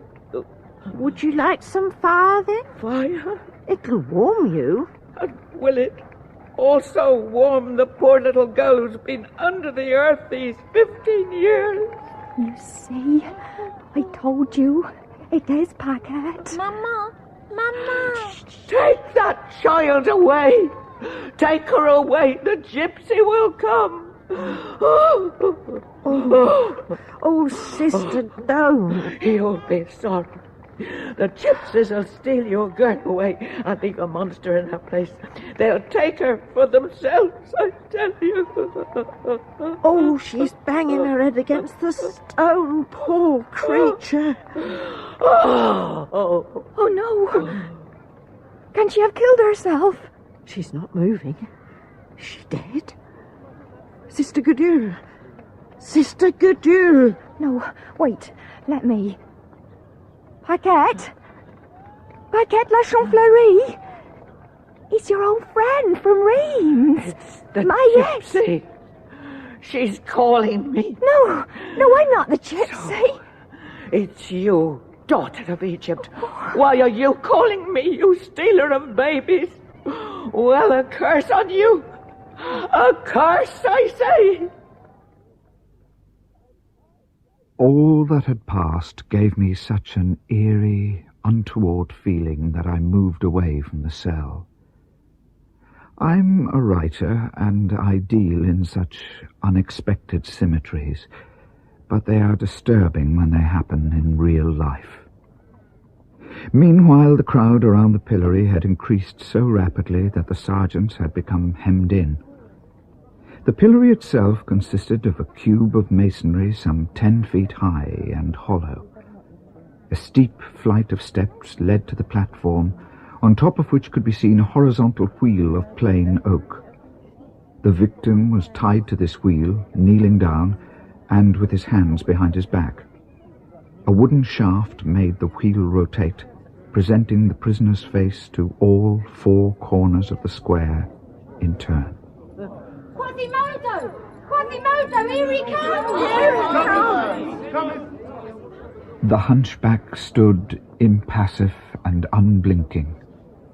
He was made to kneel, stripped of his shirt and doublet, and was then enmeshed in a net of straps and hooks. Fool! He understands about as much as a cockroach shut up in a box! There's Pierre Totoro. He's setting the hourglass. And there's his whip! Now we'll see something! Roll up! Roll up, ladies and gentlemen! You are about to witness the flogging of Quasimodo! Bell ringer to my brother! Roll up and see this curious piece of architecture with a dome for a back and twisted columns for legs! Poor Quasimodo. You still feel pity for him then, sir? Indeed I do. So you left La Sachette to her sorrow then? Yes. There's no talking to the poor mad woman. Do you know, sir, she's my old friend Paquette, whose child was stolen by the gypsies. She's sadly changed. She's sad indeed. Oh, look! He's begun! See how they've tied him up! Poor, helpless creature. Well, then, he should learn that wickedness must be punished. The slender thongs hissed through the air like a handful of serpents, but Quasimodo merely turned his head behind him and then swung it both right and left like a bull stung on the flank by a horsefly. Finally the flogging was over, but Quasimodo still had to undergo an hour on the pillory. The hourglass was reversed, and the hunchback left tied to the plank so that justice might be fully done. What a fine, sad face. It'd make you fools pub over again if today was yesterday. That's your pillory face! When do we get the gallows one? Help me! Help me! Help him! Oh, help him to a noose in a deep grave! He should be 100 feet underground with his big bell on his head! He's no use! Fetch a noose! What a sight! Set him alight! Jean, see! Here's your brother! Come to look for his beloved Quasimodo! Help me! A drink! A drink! Look at the poor hunchback now. Oh, there's someone he loves at any rate. Claude Frollo. Yeah. See how he looks at him, Mariette. His saviour, or so he believes. I wonder what the priest will do. What can he do? Well, he has to think of his place in life, hasn't he? Look, Quasimodo has seen him, but Frollo just turns away.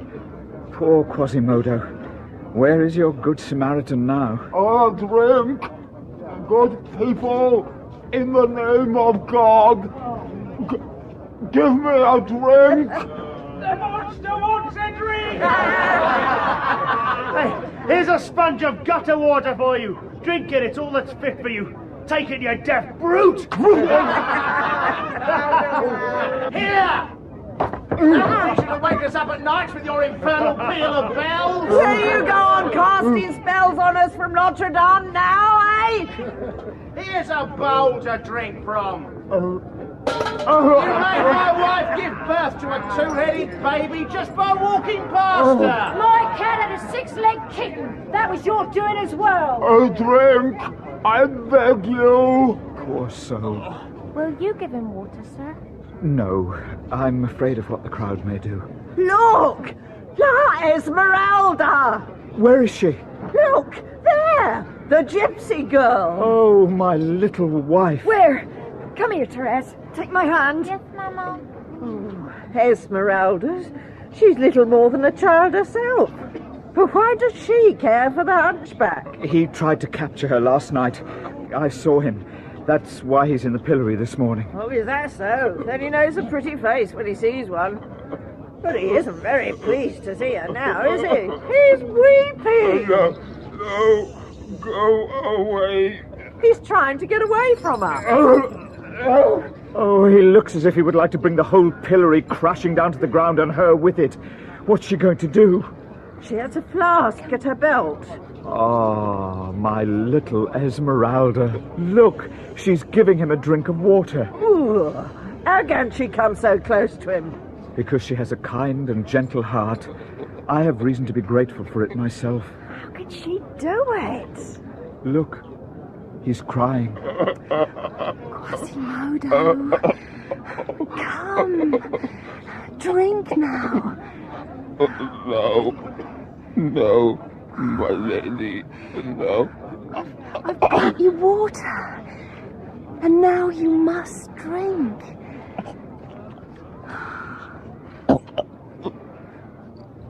Thank you. Esmeralda! It's Esmeralda! She's a saint. A little angel. Poor monster! How she pities him! Look, they're untying the hunchback. His time is over. Thank God. A curse on you, you daughter of Egypt! A curse! Oh, yes, down you go from the gallows, you robber of Egypt!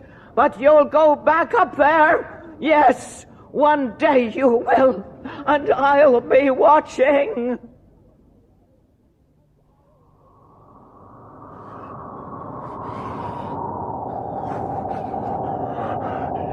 She gave me water. She cried for me.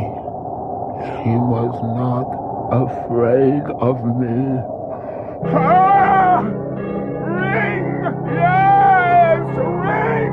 Gabriel! Ah! Ring! Guillaume! Ah! Ring! Pasquier! Guys! Ring to take away the pain! Oh, your voices are so beautiful. Ring to make them all as deaf as me. All but the little gypsy. Ring a carillon for the little gypsy. She cared for me.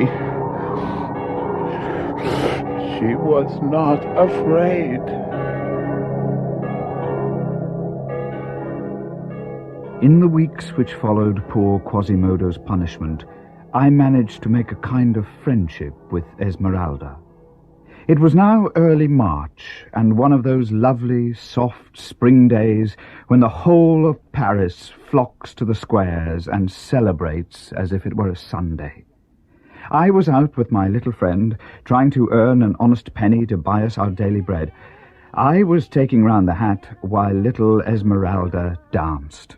But La Esmeralda was being watched by curious and desiring eyes.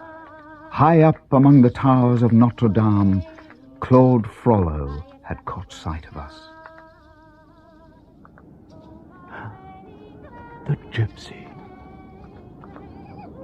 And dancing, too. Oh, how nimble and light of foot she is. Well, how joyous. But who's that man collecting for her? She's always been on her own before. He has a little goat with him, too. Who can it be? Has she taken a husband, then? Pray heaven not. I must go down and look.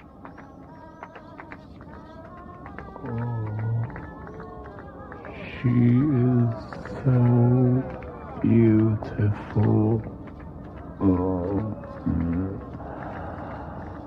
Beauty loves only beauty. Quasimodo.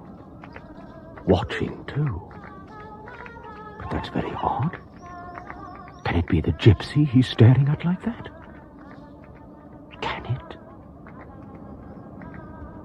Don't look at the face. Young girl, look at the heart. Young girl, the fir tree is not beautiful. Not beautiful like the poplar. But it keeps its leaves in winter. Look at me. Look up at me, little gypsy. I will sing for you. I will play a carillon for you. I must go down quickly or they may be gone. And I must know. That man. God help me, I must know.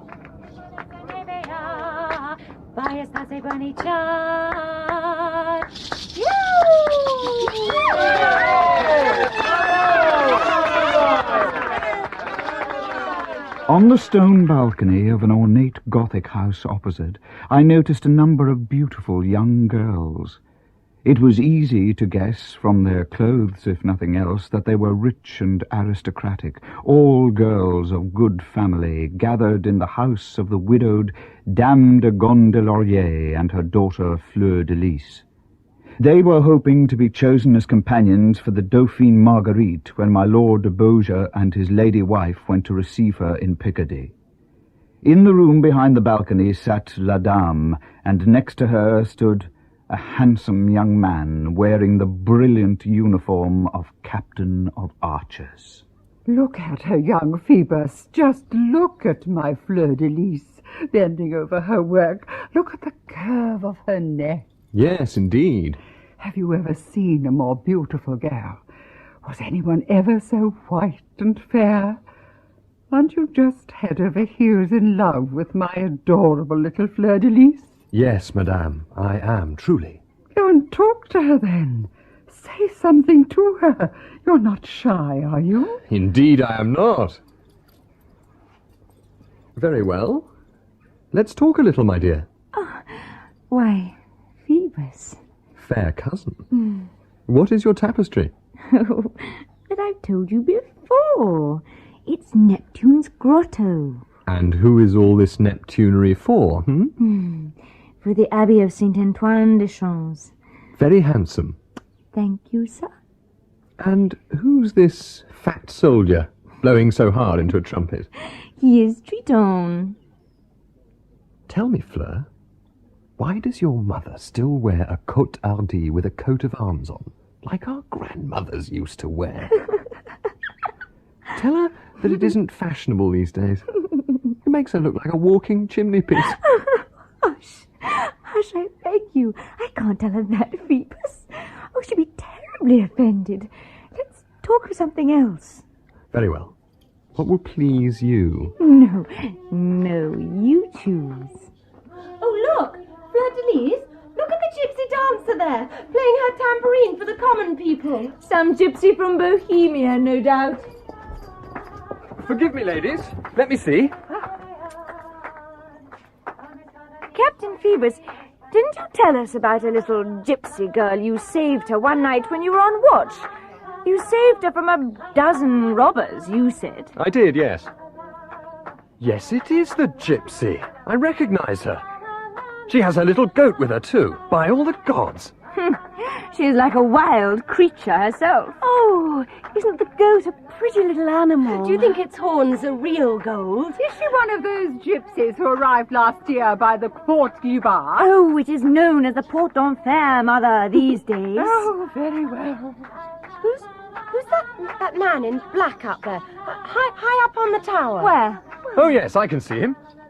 Up on the north tower of Notre Dame. Oh, it's the Archdeacon, isn't it? You've got sharp eyes if you can recognize him from here. I have and I can. How he's staring at the little dancer. Gypsy, beware. He doesn't like Egypt, or so I've heard. Well, I think it's a pity. She dances so wonderfully well. What can he possibly find to dislike? Fair cousin Phoebus, since you know the little gypsy, call to her to come up. It would amuse us. Yes, do, Phoebus, please do. Phoebus. Oh, but I'm sure she's forgotten me. I don't even know her name. No, that doesn't matter. Just call her. Oh, very well. Since you wish it, ladies, I'll try. Little one! Little gypsy! Esmeralda? There's someone calling you. Esmeralda? Little one! Here!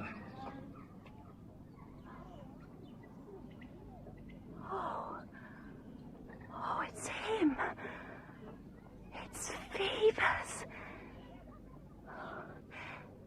Sir? Is it me you want? Why has she stopped?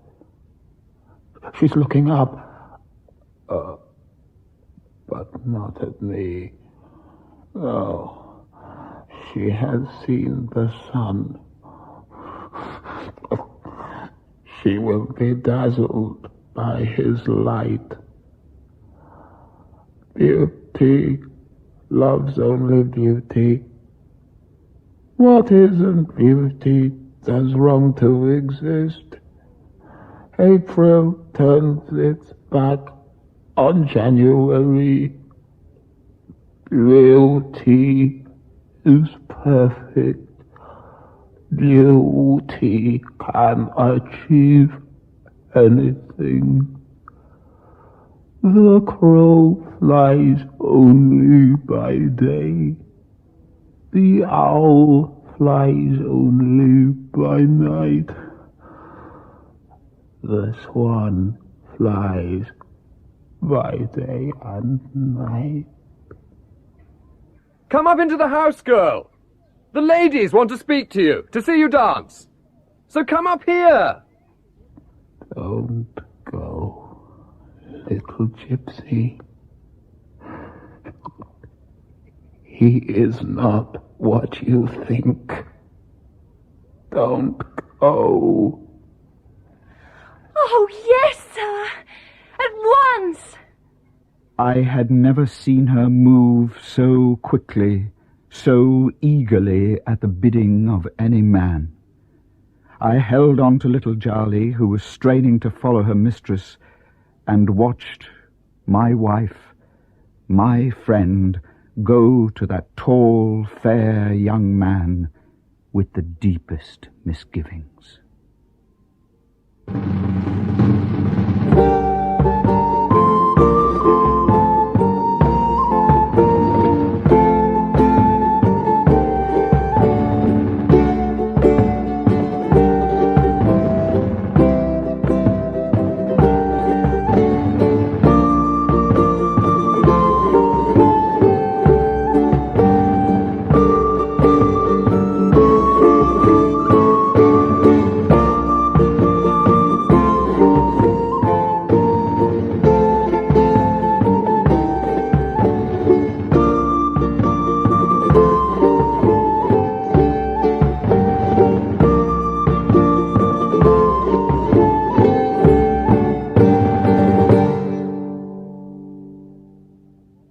La Esmeralda, a young gypsy girl, had married me according to the custom of her people, to save me from hanging. But although we had since become friends, her real love lay elsewhere, with Phoebus, the captain of guards, who had rescued her from abduction. But I was gradually becoming aware that there were others too who watched Esmeralda. Claude Frollo, the austere archdeacon of Notre Dame, desired her. His adopted son, the hunchback Quasimodo, worshipped her like a guardian angel. And then there was the recluse of the Place de Grève, Paquette la Champfleury, whose child had been stolen away by the gypsies, and who hated my little dancer like poison. But of these three, it was Claude Frollo who troubled me most. You, sirrah, tell me what has happened to the gypsy, the one who was dancing here just now. Oh, I don't know. She just vanished. I think she's gone to dance some fandango in that grand house.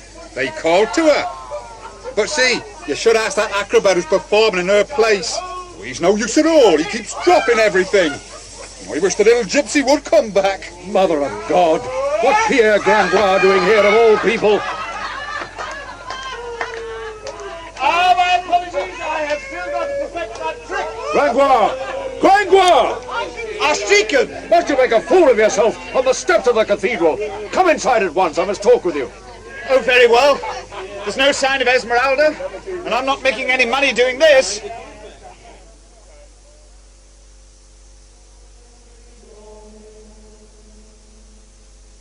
Grangoire, you must explain yourself. First of all, I haven't seen you for well nigh 2 months, and now you turn up very handsomely dressed, I must say. Half red and half yellow like an apple. An amazing outfit, as you say, sir. I'm no more proud of it than a cat with a saucepan on its head. I'm glad to hear it. You've not taken leave of your senses entirely, then. Ah, but Reverend Master, what else could I do? Civilization hasn't yet reached a stage where we can go around stark naked like old Diogenes. So, here I am, dressed as a play actor instead. Oh, that's a fine profession. I thought you were a philosopher, or at least a poet. Oh, it would be better to philosophize or poeticize, but I repeat, what else could I do? A man's got to live, and to do that, a body's got to eat. I was about to die of hunger. But a gang of beggars who were about to hang me changed their minds, and have since become my good friends and taught me all kinds of tricks. Tricks? What manner of tricks? I can balance a cat on a chair, held between my teeth. Well, sometimes I can. Saints preserve us. Or the cat, perhaps. Oh, I know. It's a poor employment for a scholar. Man wasn't made to spend his life tambourining and holding chairs between his teeth. Exactly. But you've got to earn a living, Master. But an honest living. Pierre, how is it that you are the companion of that dancer from Egypt? Well, the fact is, she's my wife, and I'm her husband. Liar! Can you have done that? Can you have been so godforsaken as to lay hands on that girl? Why? What's so very wrong with that? Answer my question. I'll swear to you on my share of paradise that I have never touched her, if that's what's worrying you, my lord. What makes you talk of husband and wife, then?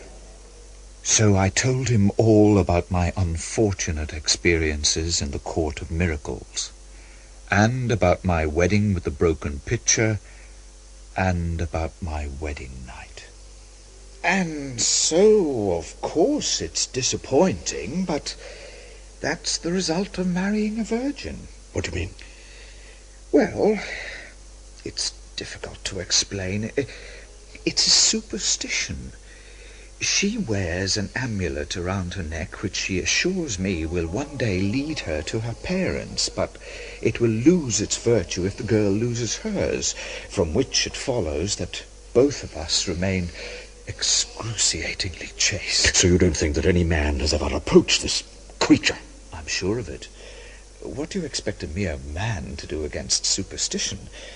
She's as ferociously chaste as a nun, but then she's got 3 things to defend her. Clopin, the king of the beggars, has taken her under his wing, and then the whole tribe holds her in particular veneration, like the Virgin Mary. Blasphemy! But most effective of all is a certain dainty little dagger which she always carries somewhere about her, which you can get her to bring out by just touch at her waist. Oh, she's a hornet. I see. And what of her past life? She tells me she believes she came to France while she was still very young. Her people love her for her kindness, her dancing and her singing. She has a very sweet nature. I love her myself. You love her? As a brother, Master.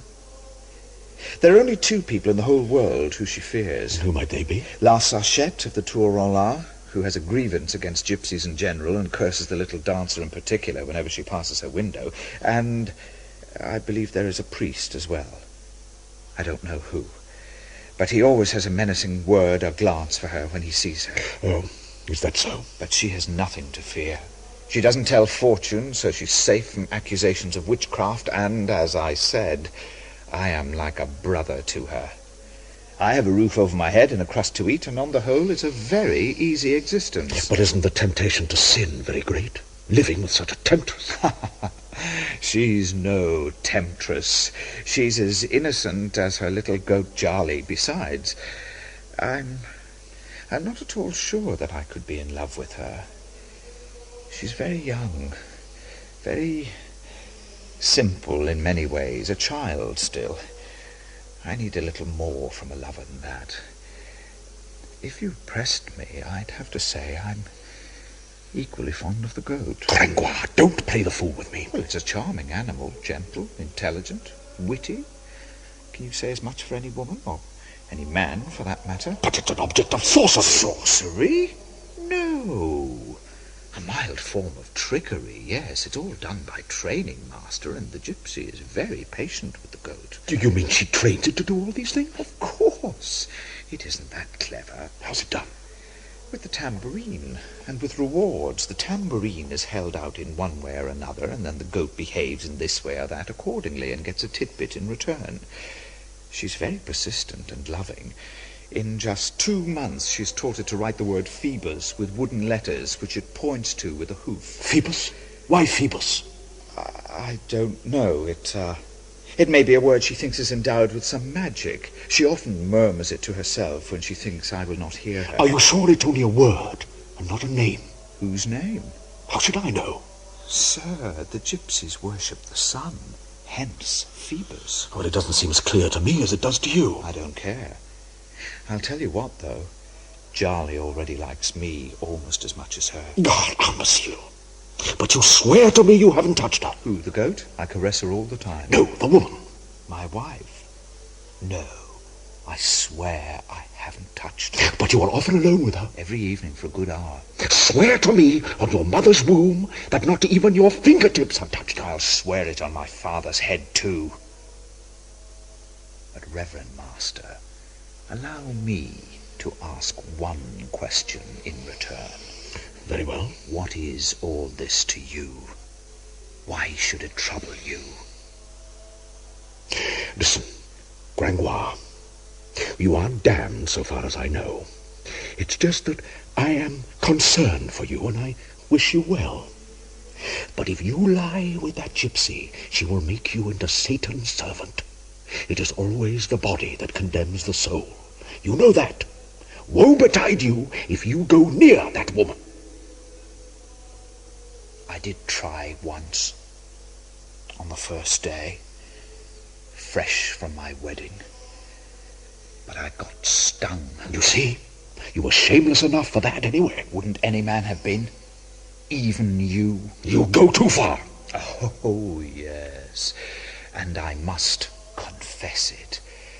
Another time I looked through the keyhole before I went to bed, and I certainly saw the most delectable lady in a chemise who ever made the webbing of a bed creak under her bare foot. Go to the devil, Gringoire! And with that unpriestly outburst, Claude Frollo left me alone in the cathedral. I went out to the square again, wondering what had been happening to my little wife since she disappeared through the doorway. What kind of effect did she have on that house of aristocratic beauties, I wondered. She was so uncommonly beautiful herself, that inside any room she seemed to diffuse a kind of light peculiar to herself. The noble maidens must have been dazzled in spite of themselves, and I don't doubt that her reception in that place was extremely chilly. Chilly on the part of all but one of the onlookers. Upon my word, I was right. What a delightful creature. What do you think of her, fair cousin? Oh, she's pretty enough. Her feet are dusty. Come here, little one. Yes, stand over here, girl. Your parent chair. My dear girl, I don't know if you recognise me. Oh, yes, sir. Oh, yes. I remember you. Then that is my great good fortune. Oh, she must have an extraordinarily good memory. After all, it was 2 months ago since she saw you. But you ran off very quickly, didn't you? Did I frighten you? Oh, no. No, I wasn't afraid. Well, not afraid of you, sir. Ah, but you left us a pretty surly customer in your place, my pretty. With a hump and only one eye. Oh, yes. The bishop's bell ringer, I believe. He's got a charming name, I must say. Pentecost. Or some such, some church festival, anyway. He's called Quasimodo. Yes, that's it. What the devil did that monster want with you, anyway? I do not know, sir. What insolence, indeed. A bell ringer abducting a young girl as if he were a viscount. A peasant poaching a gentleman's game. Did you ever hear the like? Anyway, he's paid dearly for it. Yes, poor man. Poor man, she says. Poor man? Don't waste your pity on that wretch. Feather up a pig's ass. My God, give me a pot belly and call me Pope. Yeah. Forgive me, ladies, I was about to say something foolish. Forgive my soldier's tongue. Shame on you, sir. He talks his own language to that girl. No doubt it's hers, too. Upon my soul, what a good-looking lass she is. Though somewhat coarsely dressed, you must agree. That is true, little one. How can you roam the streets like that? It's outlandish. Like a beggar. Her skirts are quite frighteningly short. But the ankles beneath are very beautiful. And you will be picked up by the sergeants, my dear, if you're not careful. Why, mademoiselle, what have I done? Oh, not for what you have done, but for what you might do. If you were to put a proper sleeve over your arm, my dear, it wouldn't get so sunburned, don't you see? Don't heed them, my beauty. Your costume is a shade wild and extravagant, but what does that matter on such a comely form? Thank you, sir. Upon my word, I see the archers of the king's bodyguard are easily inflamed by the beautiful eyes of gypsies. Isn't that right, Fleur-de-Lis? It would seem that they are. Well, and why not, indeed? Meanwhile, I was looking for little Charlie, who, during my conversation with Claude Frollo, had wriggled from the grasp of the child in whose charge I had left her. Then I saw her disappearing through the doorway of the house in pursuit of her mistress. Holy Mother of God, what is this horrid creature? It's the little goat with the golden hooves. Of course. Why didn't I see it at once? She's the gypsy with the goat. They say she's a witch, and that her goat does miraculous tricks. No, I'm not a witch. Indeed, I'm not. I've never told a fortune in my life. We'll decide whether you are or not. Your goat must perform for us. Make your goat do a miracle for us. But I don't know what you mean. You know, a miracle. Some magic. Some witchcraft. Oh, it isn't magic, it's just tricks. I'll show you. Charlie! Charlie, come here, come on. What's that leather purse hanging from the goat's neck? No, that's my secret. I'd give a good deal to know what your secret is. No, you will not. Well then, Gypsy, if neither you nor your goat will entertain us, what are you doing here? Oh, yes, I see I must go. Forgive me. I'm sorry for disturbing you, ladies. And you, sir. No, you can't leave us just like that, can she, ladies? Oh, indeed not. She must entertain us. Yes. Come back and dance for us, my pretty. Well, you don't have to do any tricks if you don't want to, but let's see you dance. Tell me, what's your name? I never did know it.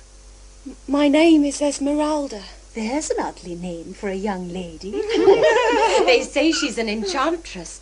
I think she must be with a name like that. Your parents didn't fish that name up from the baptismal font, did they, my dear? Esmeralda is all the name I have, my lady. I cannot help it if I have no other. Charlie, come here. That's it. Now, let's see what's in your little purse. Oh, Hey, look. Wooden letters. Please, no, Charlie. I'll put them on the floor for you. Please. Let's see if you can spell better than I can. I'm sure you can. Charlie, no. Why, Fleur de Lis. Just look, the little goat has arranged the letters on the floor with its hooves. Oh, Charlie. Let me see. It has made the word Phoebus. Huh. Oh, did the goat really do that? My name. The goat has been well taught. La Esmeralda's secret, the name she holds so dear. Forgive me, sir. Forgive me. Phoebus. You see, that's the captain's name. Did you know that, little gypsy? And this is the captain's betrothed. Aren't you, Fleur? La Esmeralda's a magician. She's a witch. Gypsy's a witch. Send her away, Mamma. Send her out of the house. Oh, I feel faint. She's bewitched me, I'm sure. Send her away! Oh, Fleur de Lis! Oh, she's fainted! Oh, you gypsy from hell, you've done this! No, madame. No, indeed. Yes, you have. Get out of this house this instant. There's witchcraft here. Oh, Charlie, come quickly. We must go. Wait, little gypsy. Esmeralda, wait. I saw Esmeralda leave the house with a tall and extremely handsome man in hot pursuit. He had a long and earnest conversation with her, and when she ran to me, her cheeks were burning, her breast heaving with some great emotion. Well, what happened? I was concerned for you. Thank you, but you need not have been. What happened to you? The young ladies were not very kind to me. Or to Charlie, that's all. And what of the young man? That's no concern of yours. I am your husband. You are my brother, and it's no concern of yours. Come on, I'm going to dance now. I don't suppose you earned much while I was gone? Nothing at all. But I met an old friend. Well, we must eat tonight. So, I must dance.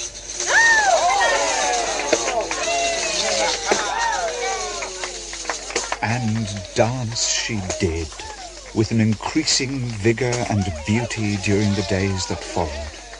Her face glowed with a sort of inner light. Her eyes burned with it. The crowd noticed it too and were increasingly captivated by her. We ate well during those days. Of course, my little gypsy was madly in love, though not with me. Since the morning at the pillory, Quasimodo's love for his bells seemed to have cooled. It was as if there was no longer a joyous musician in the bell tower, yet the hunchback was still there, and the bells still rang. One feast day, though, not long after Esmeralda's second meeting with her beloved Phoebus, it seemed as though the music of the bells was resounding through the streets with all its old merriment. Come on! Oh, come on, Gabriel! Pour down all your sound into the square! It's a holiday today! No laziness, Thibaut! You're slowing down! Ha! Ha! That's good! Good! Make them all as deaf as me! Guillaume! Guillaume, you're the biggest! And Pasquier is the smallest! And Pasquier's doing better!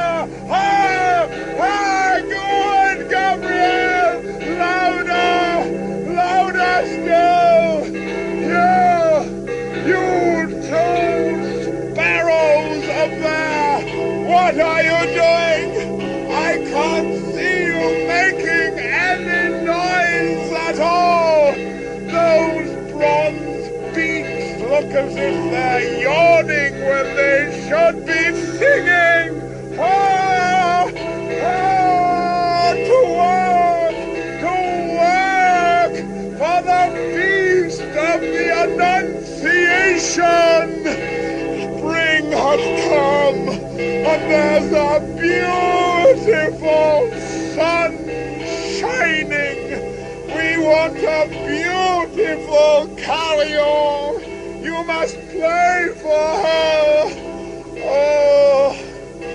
Oh, there she is. There she is. My little gypsy. Ah, my dearest little gypsy.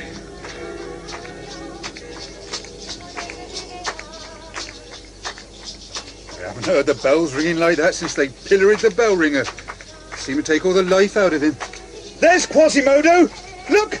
Look! Up the higher spire! Oh, yes. I see him. I wonder what he's looking at. I wonder if she's stolen another heart.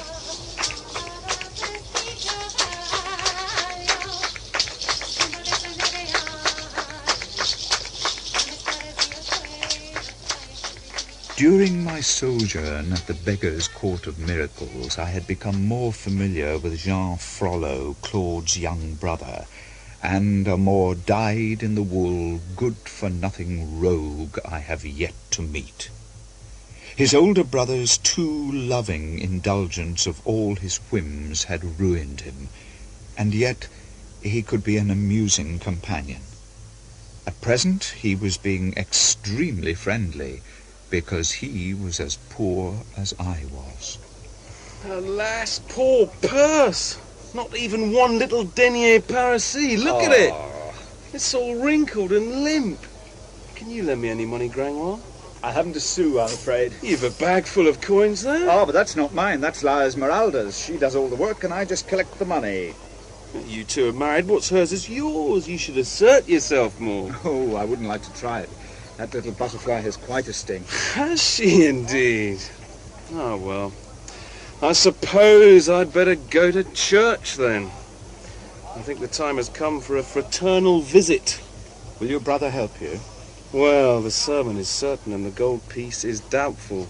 But I can't turn to anyone else, it seems.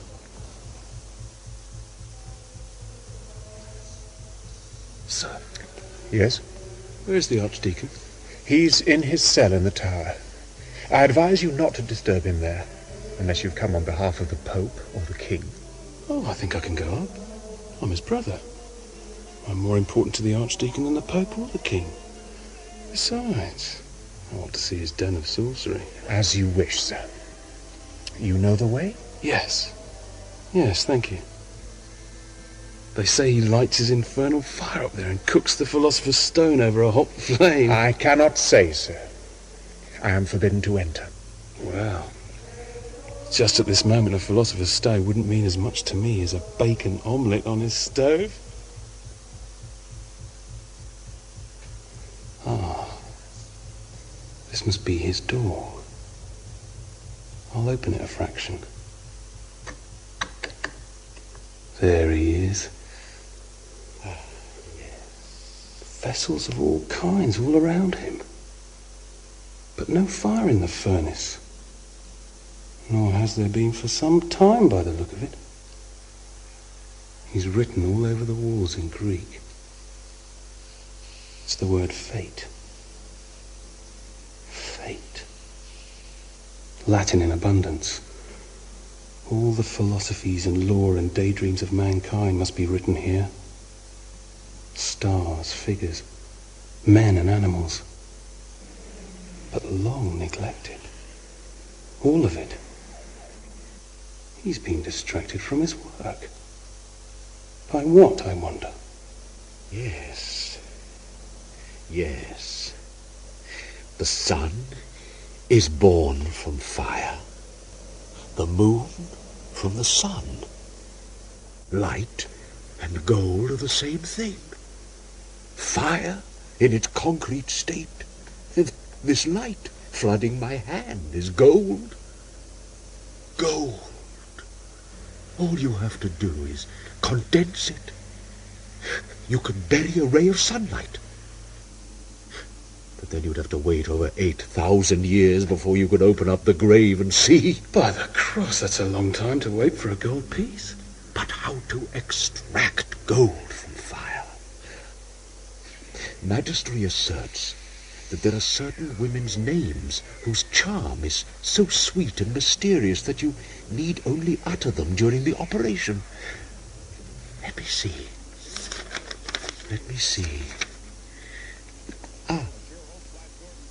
Where women are honored, the divinities are greatly pleased. A woman's mouth is constantly pure. It is running water. It is a ray of sunlight. Oh, yes, yes. A woman's name must be pleasing and soft, end on long vowels, and resemble words of benediction. Oh, yes, indeed. The sage is right. Maria? Sophia? Esmeralda? Oh, why must my mind return to that same thought all the time?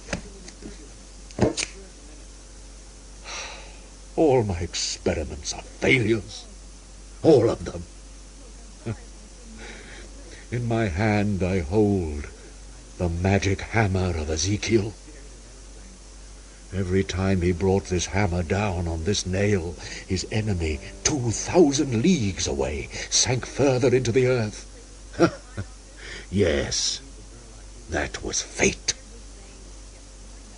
Well, I have the hammer and the nail, but in my hands they are no more formidable than a mallet in the hands of a smith. My brother's mad. I've never seen him like this before. Jean observed his brother with surprise. He who wore his heart on his sleeve, who allowed his passions to escape through his inclinations, and in whom the reservoir of strong emotion was always dry, so many fresh drains did he dig for it each morning, he had no idea of how the sea of human passions rages and ferments and boils once it has refused all outlet, of how it scours the heart and breaks out into inward sobs and dumb convulsions, until it has torn down its walls and burst its bed. Jean had always been deceived by Claude Frollo's austere and icy exterior, that chill surface of inaccessible virtue, that this seething, raging lava bubbled deep beneath the snow-clad brow of Etna had never occurred to the cheerful student. Jean realized he had witnessed something he should not have witnessed in the very depths of his brother's soul. May this nail open up the grave of he who bears the name of Phoebus. Curse it! Still the same everlasting idea. Come in. Come in, Maître Jacques. I was expecting you. I left the key in the door. What? It's you, Jean. Yes? Who were you expecting? What have you come here for? My dear brother, I came to ask you for something. What do you want from me? A little moral philosophy of which I have great need. I am not at all pleased with you. Ah, well, I knew it would come to this. Every day they bring me complaints against you. You fight, you gamble, you womanize. I've been hearing dreadful things of you. A few trivial slaps and punches. It was only a street brawl. Fair combat. Why have you come? Brother, I need money. I thought so. But you know I have a great many expenses, taxes and the like. I only know I need money now. And what do you mean to do with it? I wouldn't have come to you if my intentions were bad, would I? The money is for a good cause. What good cause would that be? 2 of my friends want to buy swaddling clothes for the child of a poor widow. It would cost 3 florins, and I'd like to make a contribution. What sort of swaddling clothes are there that cost 3 florins? Oh, very well, brother. I need money to go and meet Isabeau Thierry this evening at the Val d'Amour. Get out of here, Jean. Then at least give me a coin for some food, for the love of God. No, for the love of me. Where are your textbooks? Lost, stolen, I don't know. And you obviously don't care in the slightest. He who doesn't work doesn't eat. It's as simple as that.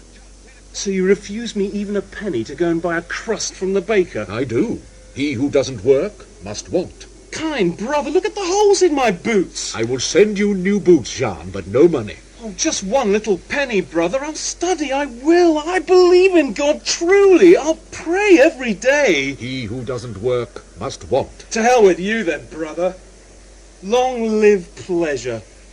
I'll go to taverns and break cups and visit the ladies. You have no soul left, Jean. You are on a very slippery slope. You are headed first for the gallows and then to hell. That will be your fate. At least I'll be warm there. Jean, you will come to a bad end. But at least I've begun well and enjoyed myself along the way, which is more than can be said for you, my brother. Hush. It is Maître Jacques Chamalloux. Listen, never speak about what you've seen and heard here, Jean. Oh, you must hide quickly. Under the stove there, and don't make a sound. Don't even breathe. How about a florin to keep me from breathing, then? Be silent. For a florin, I will. Oh, here it is, then, damn you.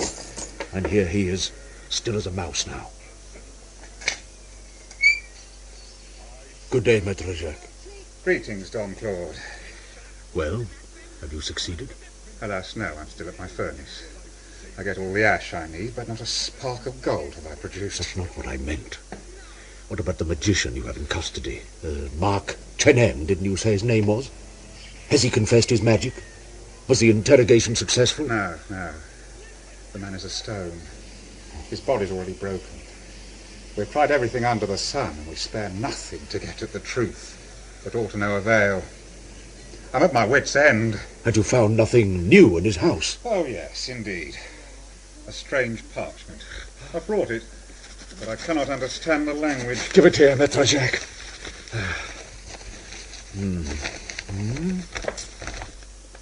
Latin, Hebrew, and something else. Eman Haytan. That is the cry of the vampires when they arrive at the Sabbath. Per ipsum et cum ipso et in ipso is the command which chains the devil up in hell again. This parchment is an abomination. God, we will question him again. We may have to boil him at the Marché au Porceau before he says anything. But we shall spare nothing. But hark, I need advice on other matters. Do you wish me to arrest the little sorceress? Who is she? The gypsy girl, you know the one. She dances for money. Yes, I know. She has a goat which is possessed and has horns from the devil. Yes. He can read and write, so they tell me. A case against us all prepared. Is it indeed? Come, Master Claude. She's a pretty creature, I do declare. She has the most beautiful black eyes. Only give the word. I can grip her in an instant. No, not yet. I shall tell you when. You concern yourself with this Mark Chenen and leave the little gypsy to me for the moment. She may yet repent of her evil ways. She is very young. Very well. I'll await your orders, then. La Esmeralda, they call her. Notre. Oh, I was watching the little fly, trapped in the spider's web, there by the window. Poor unthinking little fly. I'll crush the spider. No, don't save her. Let fate take its course. Whatever you wish. Don't you see? It symbolizes everything. She flies, she's happy, she seeks the springtime, the open air, liberty. But then she is caught in a dreadful web. Poor dancer, poor predestined fly. Let them be, Maître Jacques. It's fate. Alas, Claude, you are the spider, but perhaps you are also the fly. No, let the spider alone. It is all preordained. All. Leave it alone. Let go of my arm. See, I won't touch it. Listen. When are you going to come and help me make gold? I must succeed. You know that what you are doing is not altogether innocent. One is bound to dabble in alchemy when one is only a crown prosecutor with little money. Perhaps. But it is a poor excuse for such devilry. You are too harsh. With me and with yourself. And you are as involved as I. More so. Oh, I know that. I know. Listen. When we arrested Marchand, we found his crucible. Here it is. I tried it on my own furnace. And what happened? It was no more successful than my own. Plenty of ash, but no gold. This man Chernin is a fool. Come, I must go. Walk down with me.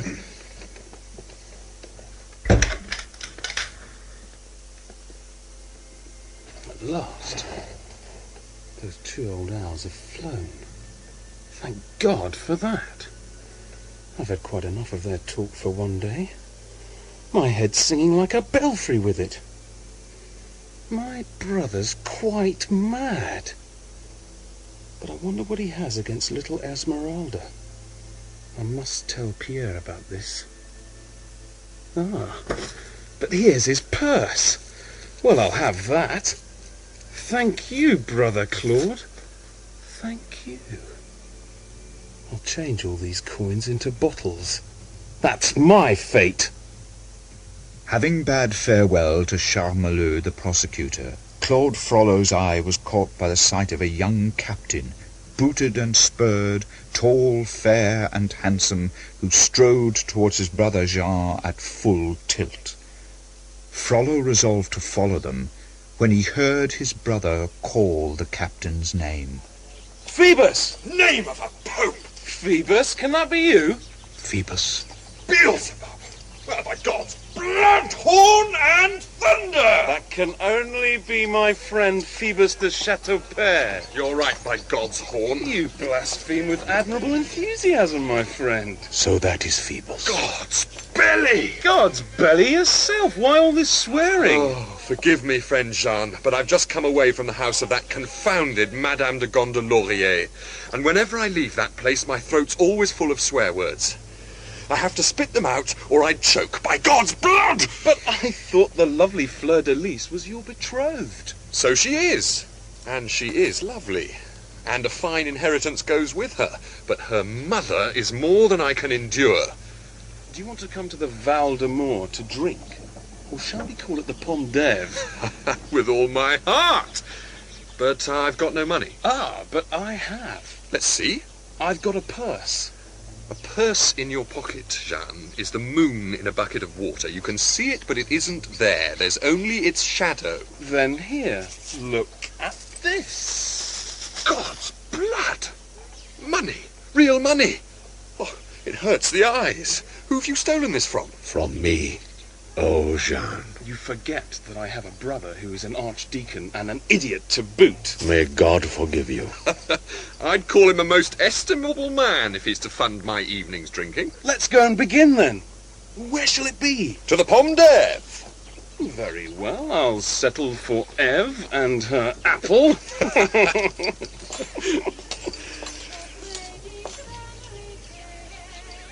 Oh, God. Come on, Jeanne, let's walk a little faster here. Why? I'm afraid the gypsy may see me. Which gypsy? You know, the young one with the goat. Oh, yes, La Esmeralda. I'm always hearing that name these days. Yes, that's the one. Hurry up, or she'll recognize me and come mooning around after me. I don't want her accosting me in the street. Word might get about. Do you know her, then? Does he know her? Of course I know her. Well, I'll tell you what. I'm going to know her better. A damn sight better tonight. Come here. She and I are to meet tonight, and I mean to make her mine. Truly? I swear it! Tonight? This very evening. She's finally promised. Ah, but are you sure she'll keep her promise? Are you mad? How can I doubt it? The little cat's besotted with me. Then you have the luck of the devil. Let's drink to him then! Night had fallen. From a distance, the tavern full of candles blazed in the shadows like a forge. One man walked imperturbably to and fro past the rowdy inn, as if he were waiting for someone. His cloak was pulled up round his eyes, perhaps to hide his garb, for he was Dom Claude Frollo. The door of the tavern finally opened. This was what he had been waiting for. 2 customers emerged, and the light shone purple on their florid faces. The priest in the cloak hid under a porchway on the other side of the street. Jean, my friend, you are drunk. It's all very well for you to say that, but can you prove it? Ha! Try and walk a straight line, Mr. Bachelor of Arts. Then you'll see for yourself whether you're drunk or not. See? I'm doing it. I'm doing it! About as straight as a dog's hind leg. Oh, Jean, I've got to leave you. It's almost 7. I've got to meet my gypsy, remember? I remember. So, have you any money left? Nothing. Can't you give me just one little coin? I'll have to pay for a room for us. We can't have drunk the whole purse, can we? Just one little coin, Jean. Oh, I don't know. Is there anything left? I can't see straight. Silence round about. Attend to the chorus. Wait, Shirley cats. The king will be lord over us. God's wounds. Dead drunk. And the purse is empty. God damn it. Lie there, then. Just too bad if the devil picks you up on his way past and carries you off to hell. Better if he picked you up instead, my friend. Christ and Satan, who's there? I could have sworn. Still, I've no money, so I'm not worth robbing. There it is again. Somebody in the shadows. Sir, if you are a thief, you'd better know that I'm the son of a ruined family. There's nothing for you here. Captain Phoebus de Chateaupert. How the devil do you know my name? I know also that you have a rendezvous this evening. Yes, I do. At 7 o'clock. Indeed. On the Pont Saint-Michel. With a woman.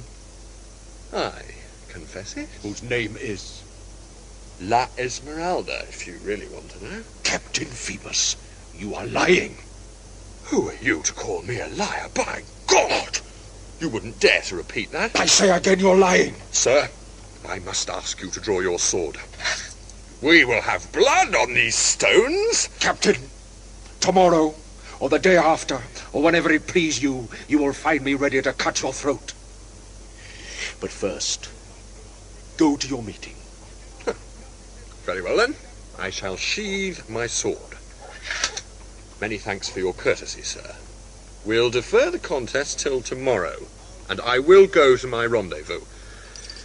Ah, but I was forgetting. Haven't a sou to pay for a room, and I can't keep a lady waiting. Here is something. Enough, I think. Why, plenty. By God, you're a good fellow. There is one condition of the loan. Prove to me that I was wrong, and that you were telling the truth. Hide me in some corner where I can see that the woman really is the one whose name you gave me. Will you do this for me? Strange request. But if that's how you choose to spend the night, then it's quite all right with me. Very well. I know the very room. It's an attic, and there's a small dog kennel of a place in the eaves. You can watch from there. Come on, then, or you'll be late for the lady. At your service. Well, let's at least be friends for this evening. Tomorrow I'll pay back my debts with my purse, and then with my sword. They set off quickly. The room in which Phoebus had chosen to meet Esmeralda was murky indeed. A single lamp illuminated the black beams of the ceiling, above which was a dark recess leading to a small window in the eaves.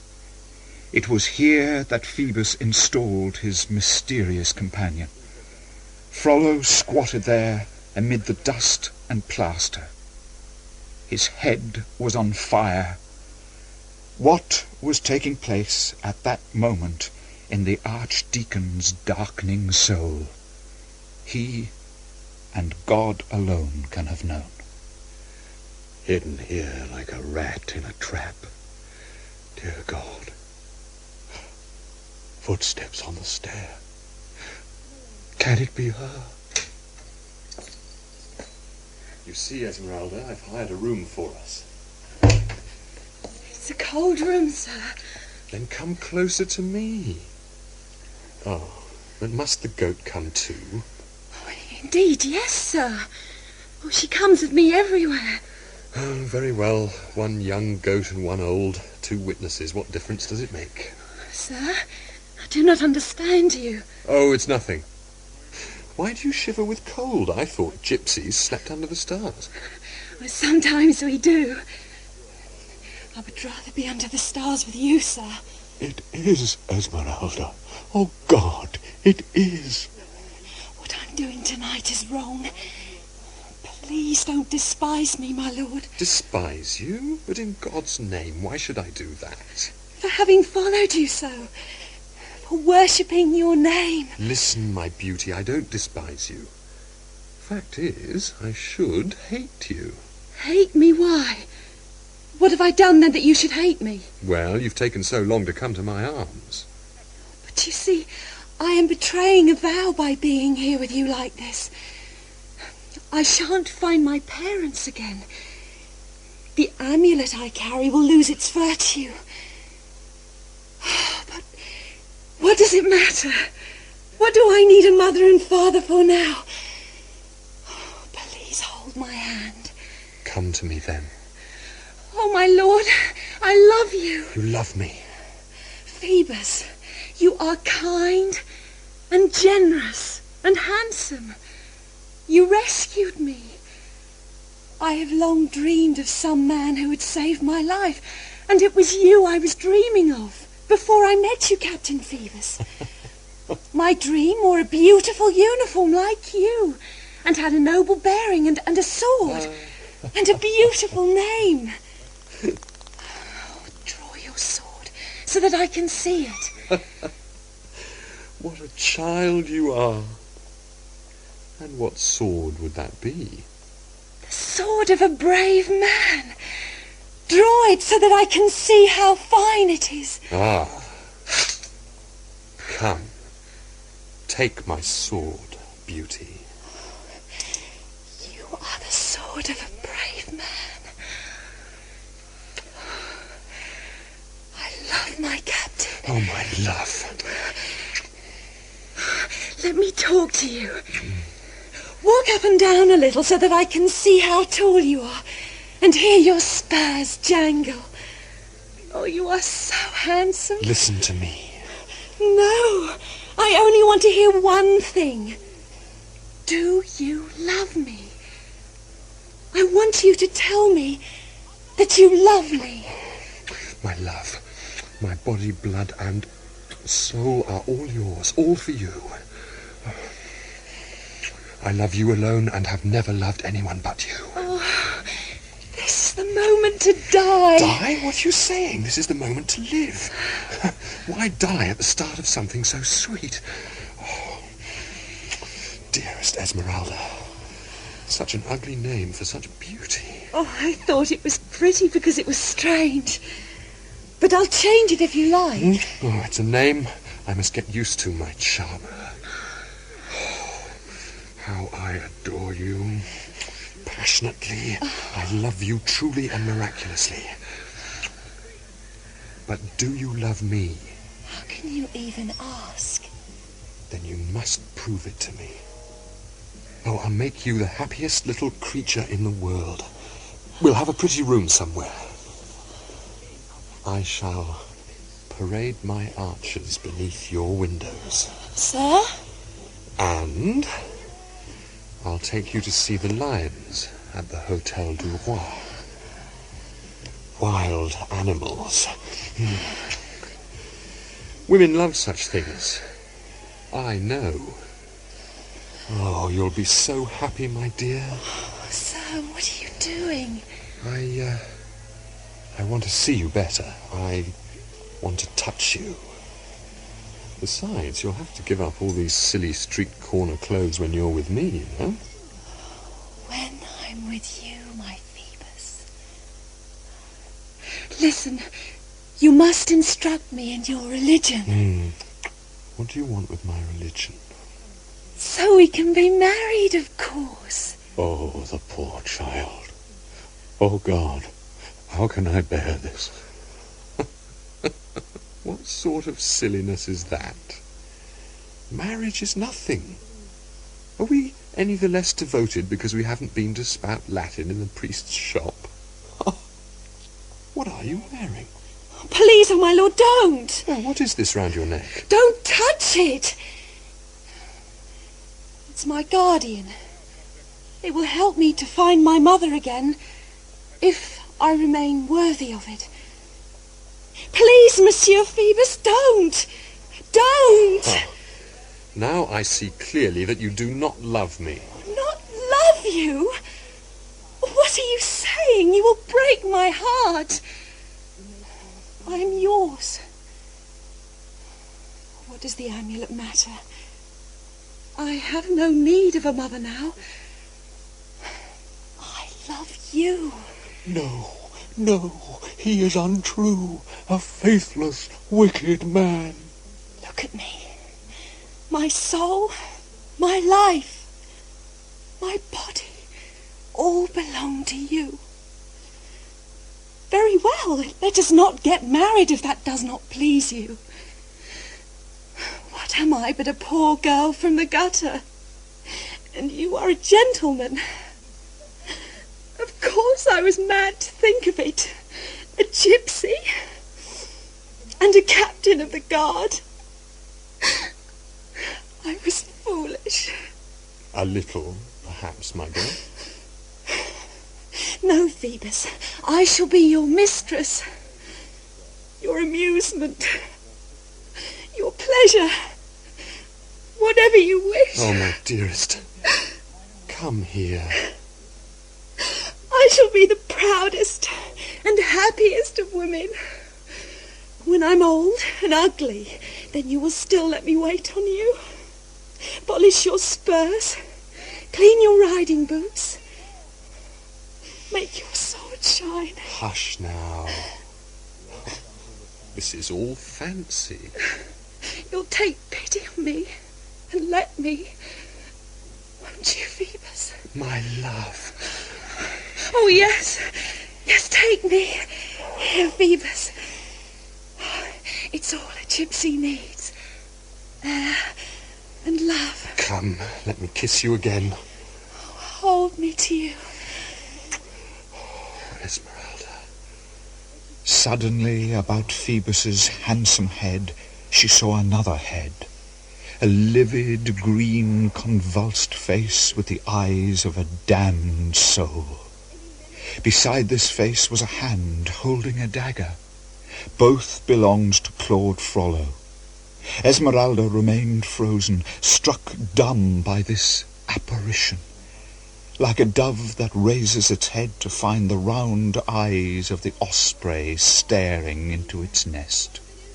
She was unable to utter a cry, but watched the dagger descend on Phoebus and rise again like smoke. I stand, Satan! The gypsy fainted, but just as her eyes were closing and she was losing all sensation, she thought she felt a touch of fire being imprinted on her lips, a kiss more burning than the red-hot irons of the hangman. Esmeralda! Oh, my dearest love. When she came to her senses, she was surrounded by soldiers, and the captain, drenched in his own blood, was being carried out. Hold her! Arrest her! She stabbed our captain! She's a witch! Arrest her!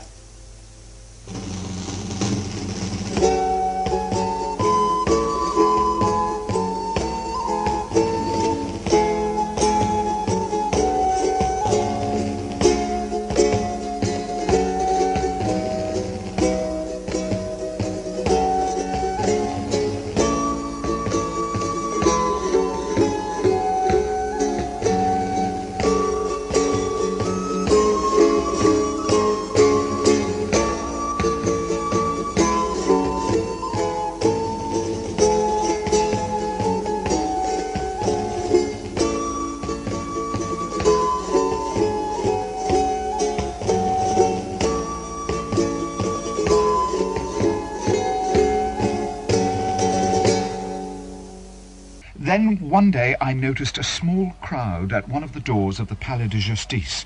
Among them was our friend Jean Frollo. Jean, my friend! Grangoire! What's happening then? What's all the stir? They say a woman's being tried for murdering a man-at-arms. There's witchcraft involved. Witchcraft? Yes, indeed. My brother, the Archdeacon's in court. He's followed the whole case, so they say. I was trying to speak to him, but I couldn't get through the crowd. I need money. When did you not, Jean? I wish I was in a position to lend you some, but it's not gold pieces that have made holes in these pockets of mine. I know that. I wasn't even going to ask you. Oh, well, I'll ask my brother later. Beard the lion in his den. Are you going into court? I might as well. Who's on trial, I wonder? The hall was vast and gloomy. The crowd stood in front, while to left and right were lawyers at tables, and at the far end, on a platform, a great many judges. Who are all these people, sir? Well, those are the councillors of the Great Chamber, and on the left, they're the investigating officers. Who's that fat, red-faced man? Shh, that's Monsieur le Président. Now, that one's the clerk to the court, and that one there is Philippe Lullier, advocate to the king. Ah, yes. And the fat crocodile on the left is Maître Jacques Charmelot, crown prosecutor. I know him. Who's on trial? They're trying a woman, monsieur. You can't see her. She's got her back to us, and she's hidden by the crowd. Oh, wait a minute. Look, there she is. Ah! Do you know her? No, but it must involve witchcraft because Maître Jacques is here. So we're going to see all those men of law eat human flesh. Maître Jacques looks like a very mild-mannered man to me. I don't trust mildness with pinched nostrils and thin lips. My lords, the thing is as true as I'm standing here. 2 men knock on my door and come in. One of them was all muffled up with a black hood. You could just see his eyes, like 2 live coals, like the ghost of a priest. And silence. The other one was a captain, as handsome as the devil himself. I showed them to my upstairs room, and lo and behold, the hooded gentleman vanished into thin air. But the captain came downstairs again with me. He goes out, and back he comes with a young girl. Oh, she was beautiful, like a little doll. And she had a goat with her. But I don't like goats. I mean, they're the devil's animals, aren't they? Tell us exactly what happened next. Well, I show the girl and the captain to the upstairs room and leave them on their own with the goat. And I went back to my spinning downstairs. But all the time I was thinking of the phantom priest. And all of a sudden I heard a terrible cry from upstairs and the sound of something falling to the floor, and then the window being opened. And when I ran out to look, I saw a black shape go past my eyes and fall into the water. It was the phantom, dressed as a priest. I was all of a tremble, sir. I called the watch. And what did you find upstairs? Tell the court. Oh, my poor best room was all covered in blood. It'll take me well nigh a week to get it clean. That's what I thought. Yes, and what else? Well, the captain was stretched out full length with a dagger in his neck. And the girl was lying as if dead. And the little goat was terrified. What happened then?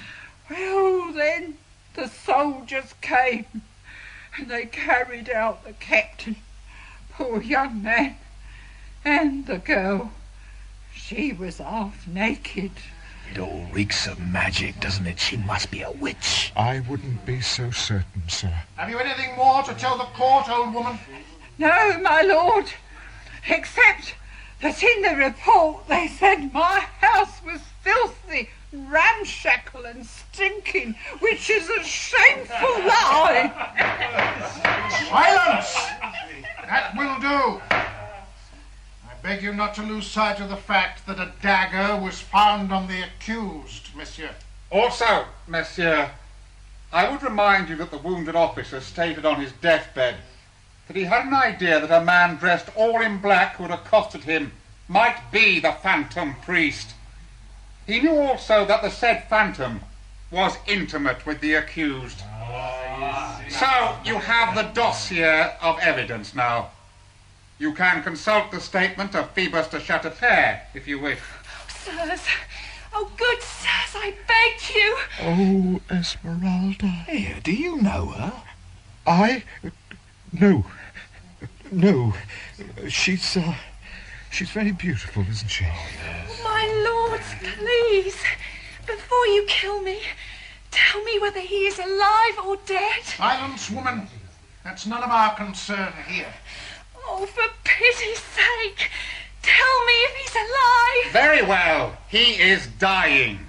Does that satisfy you, witch? Oh, no. Usher, bring in the second accused. And my poor little Charlie. What will they do with them? That's the animal. That's it, all right. I recognise the pair of them. If you please, monsieur, we shall proceed to the interrogation of the goat. If the demon which possesses this goat, and which has resisted all exorcisms, persists in its evil doing, and if it alarms the court by them, we warn it that we shall be obliged to demand the gallows or the stake for it. Proceed, then. He's holding the tambourine. She will condemn herself, poor little animal. Oh, for God's sake, you can see she does not know what she's doing. Goat! What time is it?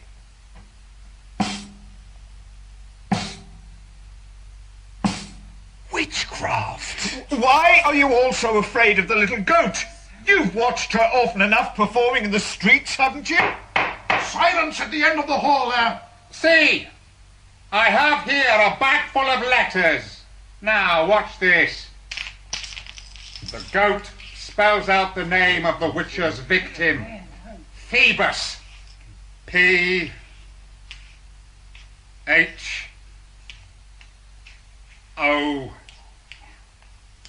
There it is. Phoebus. A witch! She's a witch! Hang the witch! Silence, I say! Girl, you are of the Bohemian race and given to evil. On the night of the 29th of March last, you did, in complicity with this bewitched goat, and in concert with the powers of darkness, stab a captain of the king's bodyguard, one Phoebus de Chateauper. Do you continue to deny it? Am I in hell, then? Have I died and gone to hell? Oh, Phoebus, help me. Do you continue to deny it? Yes, I deny it. Then how do you explain the facts of the case? I've already said I do not know. It was a priest. I saw him, but I don't know who he is. He follows me everywhere like a phantom. That is what we have said. A phantom priest. Oh, my lords, be merciful. I'm only a poor girl trying to earn an honest living with my little goat, Charlie. You are a gypsy. In view of the accused's distressing obstinacy, I request a more pressing interrogation. Granted. They mean to torture her. Well, they must. They must make her confess. I can't bear it. Oh, dear God, she can hardly stand. Hearing suspended. Do you persist in your denials, my dear child? Yes, I do. In that case, it will grieve us greatly to have to question you more insistently than we would have wished. Sit down on that bed. Where? Here, my little one. Now, for the last time, do you persist in denying the deeds of which you are accused? I must. How can I confess to murdering the man I love? Then we shall start with the iron boot. But I am innocent. Then how do you explain the circumstances under which you were arrested? My lord, I do not know.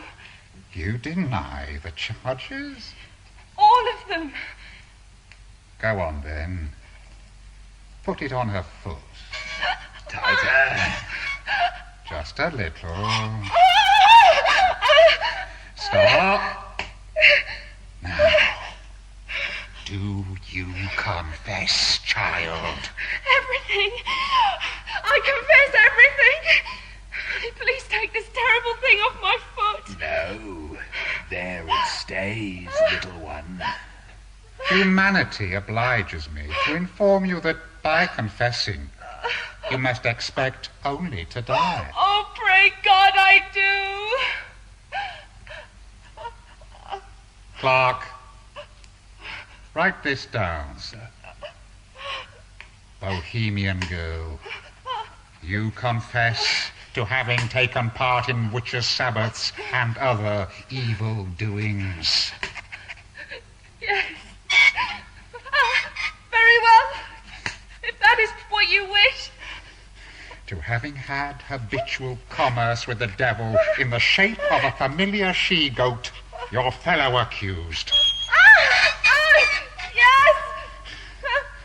Finally, you admit and confess to having on the night of 29th March last, with the help of the demon goat and the spectre of the phantom priest, stabbed and grievously harmed a captain, Phoebus de Chateau Père by name. Yes! Oh, yes! If that is your will. Then let the prisoner be untied and taken back to the hearing.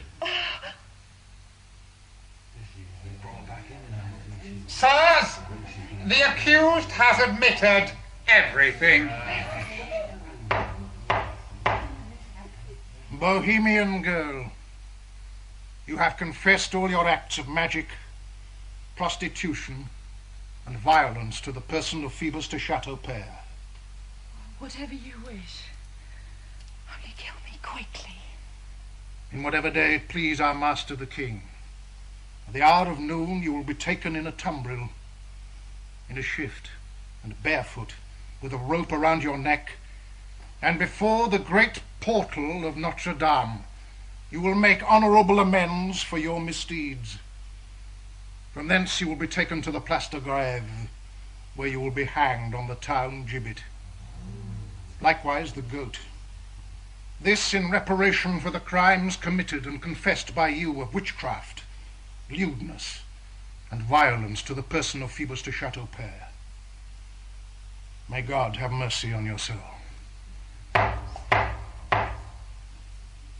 I saw them seize her and carry her away to the Palais de Justice, where she was thrown into God knows what terrible dungeon.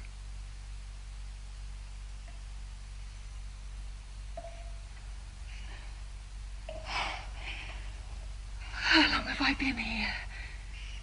In the dark. Oh, how long? Days? Weeks, perhaps? Oh, the light hurts my eyes.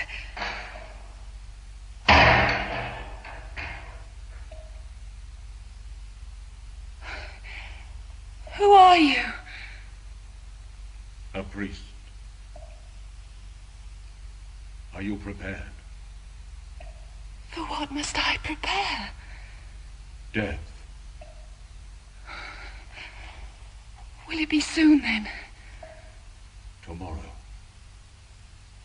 That's still a long time. Couldn't they have done it today? Couldn't you make them do it today? Are you so very unhappy, then? I'm very cold. Without light, without fire, without water. It is horrible. The daylight belongs to everybody.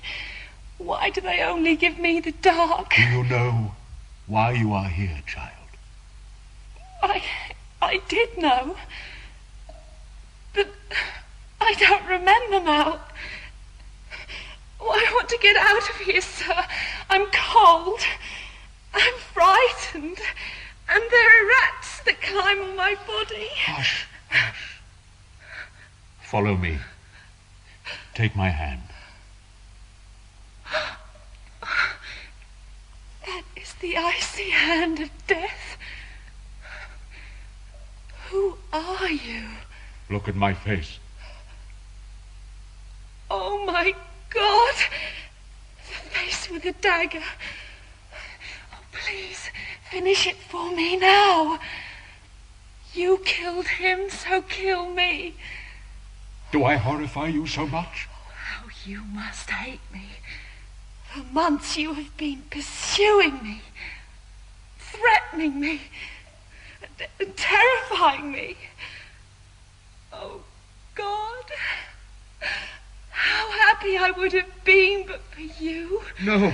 It's you who has cast me into this dungeon. Oh, God. You killed him. My Phoebus. Who are you? What have I done to you? Do you hate me so much, then? I love you. What are you saying? Do you understand me, girl? I love you. Love? What kind of love is that? It is the love of a damned soul. Listen, you shall know everything. I'm going to tell you what until now I've hardly dared to tell myself. Oh, my little gypsy, I was happy before I met you. Oh, and so was I. Listen to me. Yes, I was happy, or so I thought. I had always shunned women in favor of learning. I never knew what I lacked. Then one day, I was reading beside the window of my cell, and I heard the sound of music, and I looked out, and there in the square I saw a creature dancing. It was so good to dance in the sun. Oh, it was so good. A creature so lovely that God would have preferred her to the Virgin, would have chosen her for his mother if she had existed when he was made man. Oh, sir, I know this is blasphemy. It is. It was. She had black hair, and her dress was blue and sequined and glistened like a summer's night.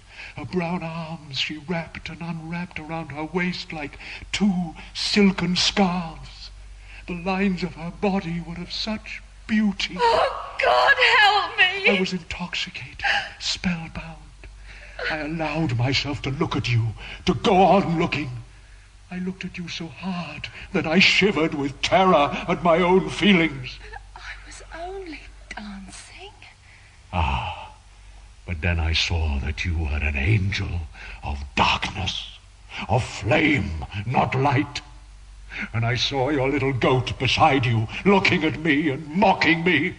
Poor little Charlie. I no longer doubted that you were from hell and sent for my ruin. Oh, God, I believe that still. But I searched you out. I saw you again. Now I'd seen you once. I wanted to see you 1,000 times. I wanted to see you always. With each day I became more fascinated, more desperate, more damned. I am not a witch. You are a gypsy. So how could I doubt that it was all magic? And so I denounced you. Forgive me. Don't you see? There was no other way. I thought that a trial would deliver you to me, that in prison I would have you, that you could not escape me. You would be mine. When one does evil, one must do the whole evil. There is ecstasy in that stream of crime. A priest and a sorceress can melt in delight together on the straw of a dungeon floor. You are mad. No, don't you see? It was fate that placed you in my hands. I saw a man pass by me who said your name and laughed and had lechery in his eyes. I followed him. You know the rest. Oh, my Phoebus. Not that name. You're suffering, aren't you? You are cold, and the darkness makes you blind, but perhaps deep inside you, you still have some light, be it only childish love for that empty man. Whereas I carry the dungeon inside me. I have darkness in my soul. Do you know what I have suffered? Oh, monsieur, I beg you. To see you at your trial, in that den of wolves. And oh, I had not foreseen torture. I saw that little foot crushed in the terrible iron boot. Have pity on me. You do not know what unhappiness is. Oh, to love a woman and to have her fear and hate you. To have nothing to offer her but a filthy priest's cassock. Have mercy and pity on me. Oh, Phoebus, help me. Why aren't you here to save me? I saw you squander your treasures of love and beauty on that brainless man. I saw your body, your breast with all its softness, your lovely flesh, throb and redden beneath the kisses of another. You mustn't speak like this. It isn't right. I can't bear it. Won't you have me instead? We could be so happy. We could go away together. I would take you to a place full of sunshine and trees and flowers and blue skies. Oh, we would love one another. We would indeed, Esmeralda. Father, you have blood on your fingernails. They have tortured you, but do you know the torment a man can be made to endure through the long nights by a bursting heart? By teeth that bite into his hands, that gnaw at his own flesh. I love you, Esmeralda. You must have pity on me. Oh, please follow me. Come, quickly, save yourself. I cannot watch you step into the tumbril and climb the gallows. Let me save you. But what has happened to Phoebus? Oh, you are without pity. What has happened to him? He's dead. Dead? Then why do you talk to me of living? Yes, he must certainly be dead. The blade went in very deep. I think I touched his heart with the tip of it. Go away! Murderer! Monster! Be yours. Never! Go with my curse on your head! He's dead! I tell you. He's dead!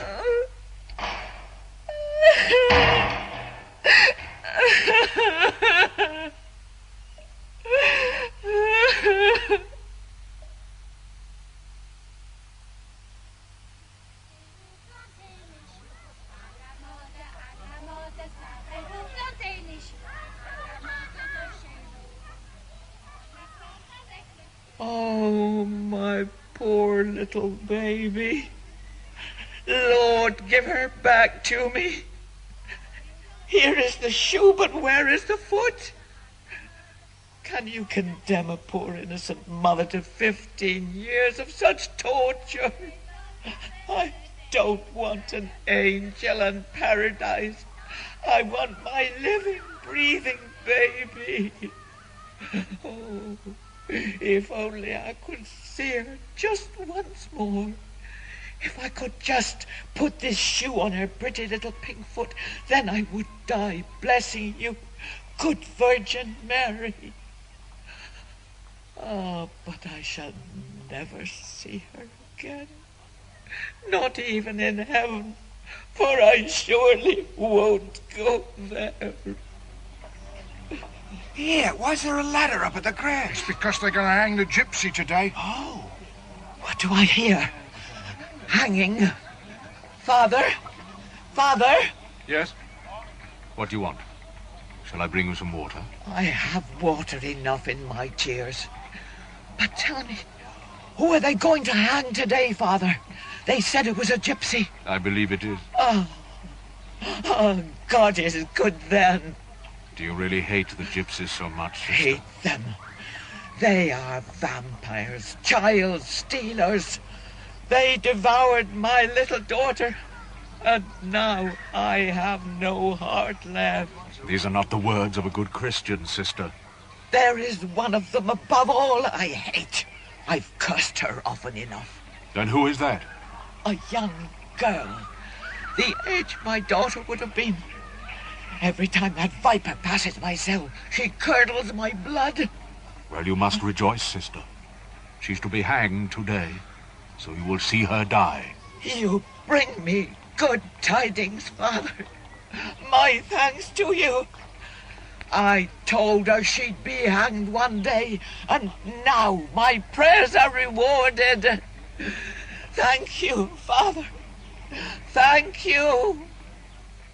I must confess that all this time, though I had been in torment over Esmeralda, I had not done as much as I might have to help my little friend. But accusations of witchcraft are a serious business. I felt very badly about it, especially since I had a piece of information in my possession which might well have made a difference to her fate. You see, Phoebus was not dead. His wound had been grave, but not fatal. He was carried to the house of a master apothecary, and for several days his life was in the balance, but youth and strength soon gained the upper hand.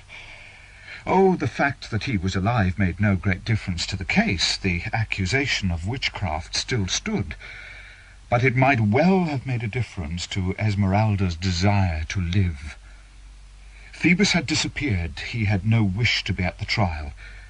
Who knows? Perhaps he believed that she had bewitched him. Then, when the fuss seemed to have died down, he returned to pay court to Fleur-de-Lis. Well, you wicked man. What have you been doing these 2 whole months? Fleur-de-Lis, I swear you're so beautiful you'd give a bishop lewd dreams. You are slow to give me an answer, Captain Phoebus.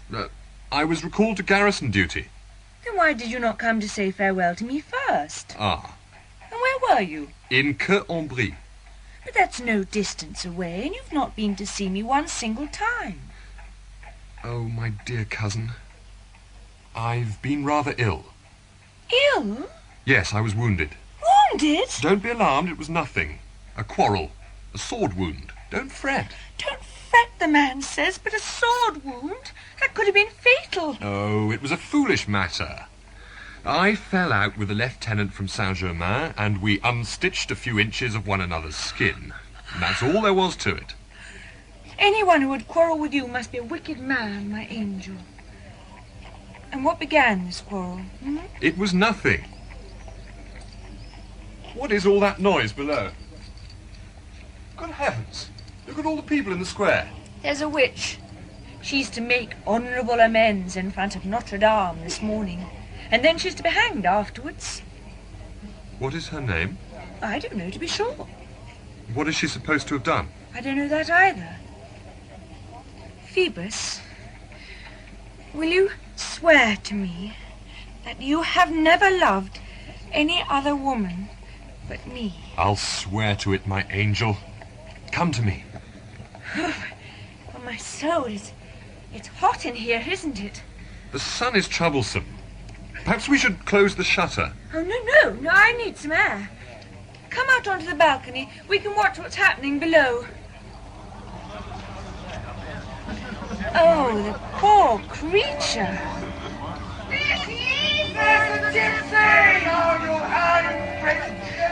Oh, the poor girl. I can't look. Do you want to go back inside, my sweet? No, not just yet. As the tumbrel entered the Place de Grève, they could see that Esmeralda sat in it with her arms tied behind her back. She wore only her shift, and her long hair fell loose about her bosom and her half-covered shoulders. Through its undulations could be seen a thick, gnarled rope that lay coiled around her neck like an earthworm around a flower. Beneath the rope there gleamed still her amulet, which she had been allowed to keep as a last wish. At her feet was the small, pinioned figure of Jali. Oh, look, Phoebus. It's that horrible little gypsy, the one with the goat. The gypsy? Don't you remember? She was here barely 2 months since. Let's go back inside. It's too hot out here. What's the matter? Nothing at all. Then let's stay and watch to the end. Must we? Yes, we must. The tumbrel halted before the central doorway of Notre Dame. The great door opened, and a solemn chanting sounded from within. Salvum me factes, salvum me factes, odiant intraverunt, atque prisque ad God, it is you! Infixus sum in limo profundis, et non substantia. De ventre inferni clamavi, et exaudisti vocem meam, et proiecisti me in profundam, in corde maris, et flumen circumdedit me. Take this candle in your hand, girl, and answer Amen. Amen. Louder. Amen. Young girl, have you asked God's pardon for your faults and failings? Esmeralda, will you have me? I can still save you. Be gone, demon, or I shall denounce you. You won't be believed. You will only be adding scandal to crime. Answer me quickly. Will you have me? There he is! He is above me! What are you looking at? What have you seen? You lied to me! All of you, you lied! Oh, Phoebus! The sun dazzles my eyes, but it is Phoebus, isn't it? There on the balcony. He isn't dead! But you soon will be, Gypsy. If I cannot have you, then no one will. Go to your death now, and God have mercy on you. Kyrie eleison. Kyrie eleison! Amen! They lied. The judge lied. The priest lied. He is not dead! Phoebus! Phoebus! Here I am! Cousin, she's speaking to you. Phoebus! Phoebus! See, she's calling your name. No, that's nonsense. She's calling upon her heathen gypsy gods. Well, the Bohemians worship the sun. Oh, come inside, Fleur. This is a sorry sight. Oh, Phoebus! Do not believe this of me. I love you. Please. Put her in the cart and let's get it over with. What none of us in the square had noticed was another strange onlooker who, like a stone gargoyle, had been standing in the gallery of royal statues carved immediately above the portal of Notre Dame.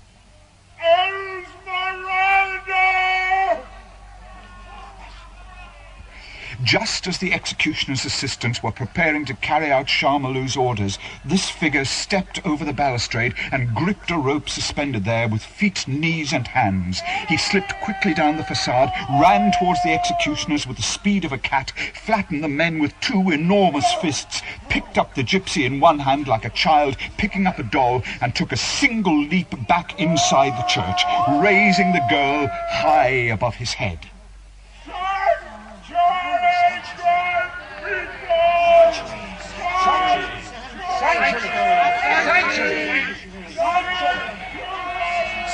Sir, what shall we do?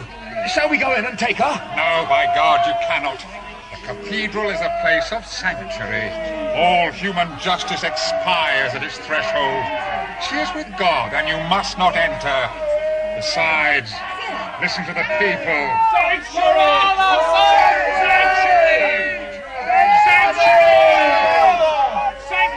I pressed forward to see what was happening. Quasimodo had paused beneath the main doorway. He held the trembling girl in his huge hands as though he seemed afraid of breaking her. It was as if he sensed that there was something delicate and precious in his grasp, and then, without warning, he would clutch her tightly in his arms, the way the child's mother might have done. He seemed almost to smother her in tenderness, grief, and compassion. In that moment, Quasimodo was genuinely noble, and the beauty and tenderness shone from his face. Look, there he is again, on the far gallery. Oh, no, he's gone again. Oh, yeah. No, there he is. Higher and higher again. Look, he's climbing the bell tower with her. Yes, there he is. Look, at the very top. Yeah, the very He's still carrying the little gypsy. He's still got the little girl.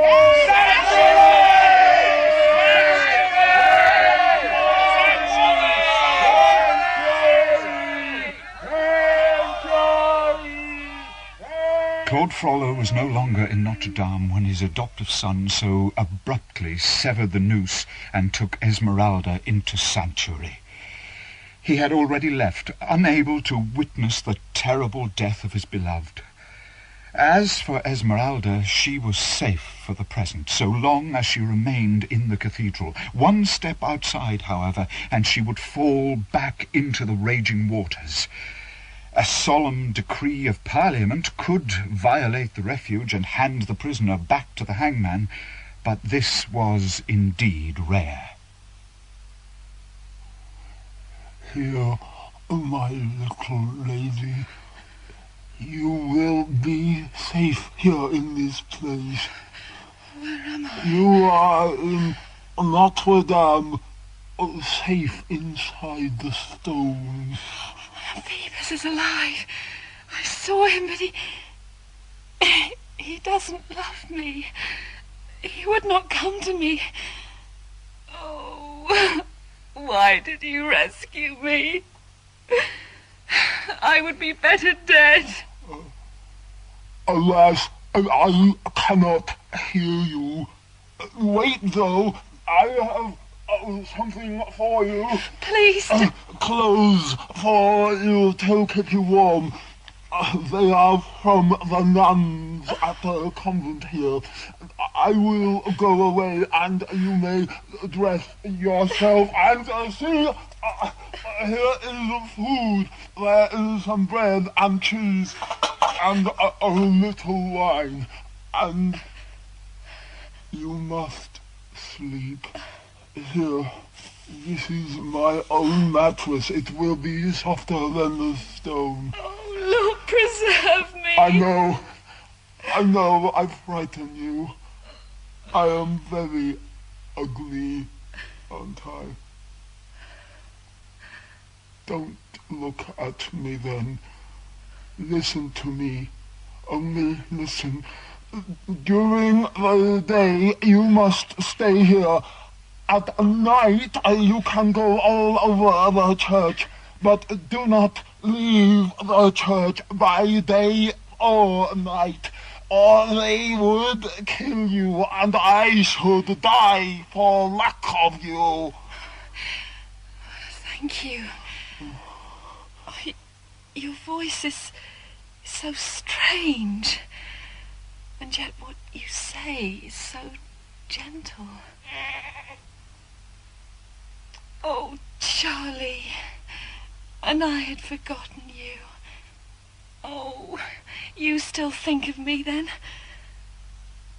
Oh, my little Charlie. I see you love the goat. A man in the crowd set her free, and she ran inside the church to eat now. Eat. Yes.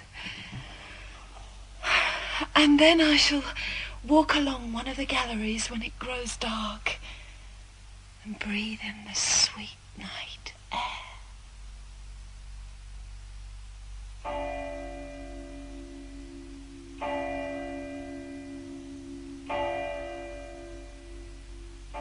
It was midnight when Frollo returns to the cathedral.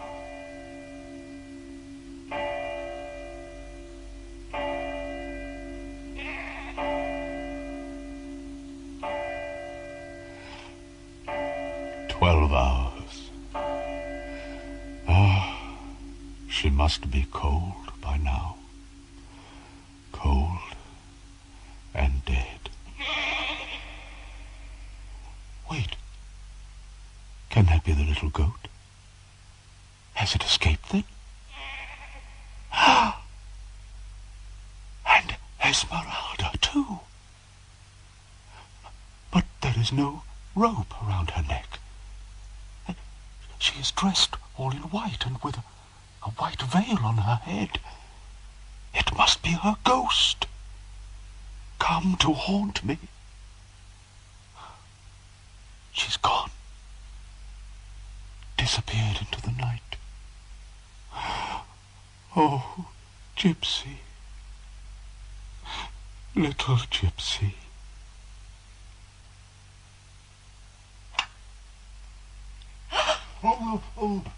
Do not be afraid, little one. I am your friend. I came to watch you sleeping. What does it matter to you that I should be there when your eyes are closed? I shall go away. Look, I put myself behind the wall. You can open your eyes again. Come here. No, I will go. I will go. No. Come here. Come here. I'm not afraid of you anymore. You stretch out your hand to me. No, little lady, that wouldn't be right. The owl doesn't go into the lark's nest. That wouldn't be right at all. Oh, you are so ugly and so sad. Oh, my poor creature. We are two poor creatures together, aren't we? You want me to come back? Yes, poor man, you do not understand what I say. You are a prisoner too. I am deaf, little one. I must seem like an animal to you, but you are a ray of sunlight, the song of a bird. Listen. You can talk to me in signs like this. My master talks with me like that. Perhaps you will see him here. I want to see no one. You mustn't be afraid. I shall always be there if you need me. I shall know what you want from the movement of your lips and your eyes. I will watch your face. Tell me why you rescued me. Rescued? See, I understand you. You have forgotten that the poor devil to whom you brought water on that pillory. You have forgotten me. No, no. I remember you were thirsty and in pain. And I remember a drop of water and a little kindness. I would pay for less than that with my life. Listen, we have high towers here. A man would be dead before he struck the pavement. When you want me to fall, you won't have to say a single word. A look will do. I will leave you now. Stay, if you like. No. I feel sad when you look at me. It's out of pity that you don't look away. I know that. I shall go somewhere where I can see you. But you can't see me. That will be better. But here, you must take this. It's a whistle. When you need me, when you want me to come, you must blow into it. It is a sound that I can hear. Now I shall feel quite safe. Thank you.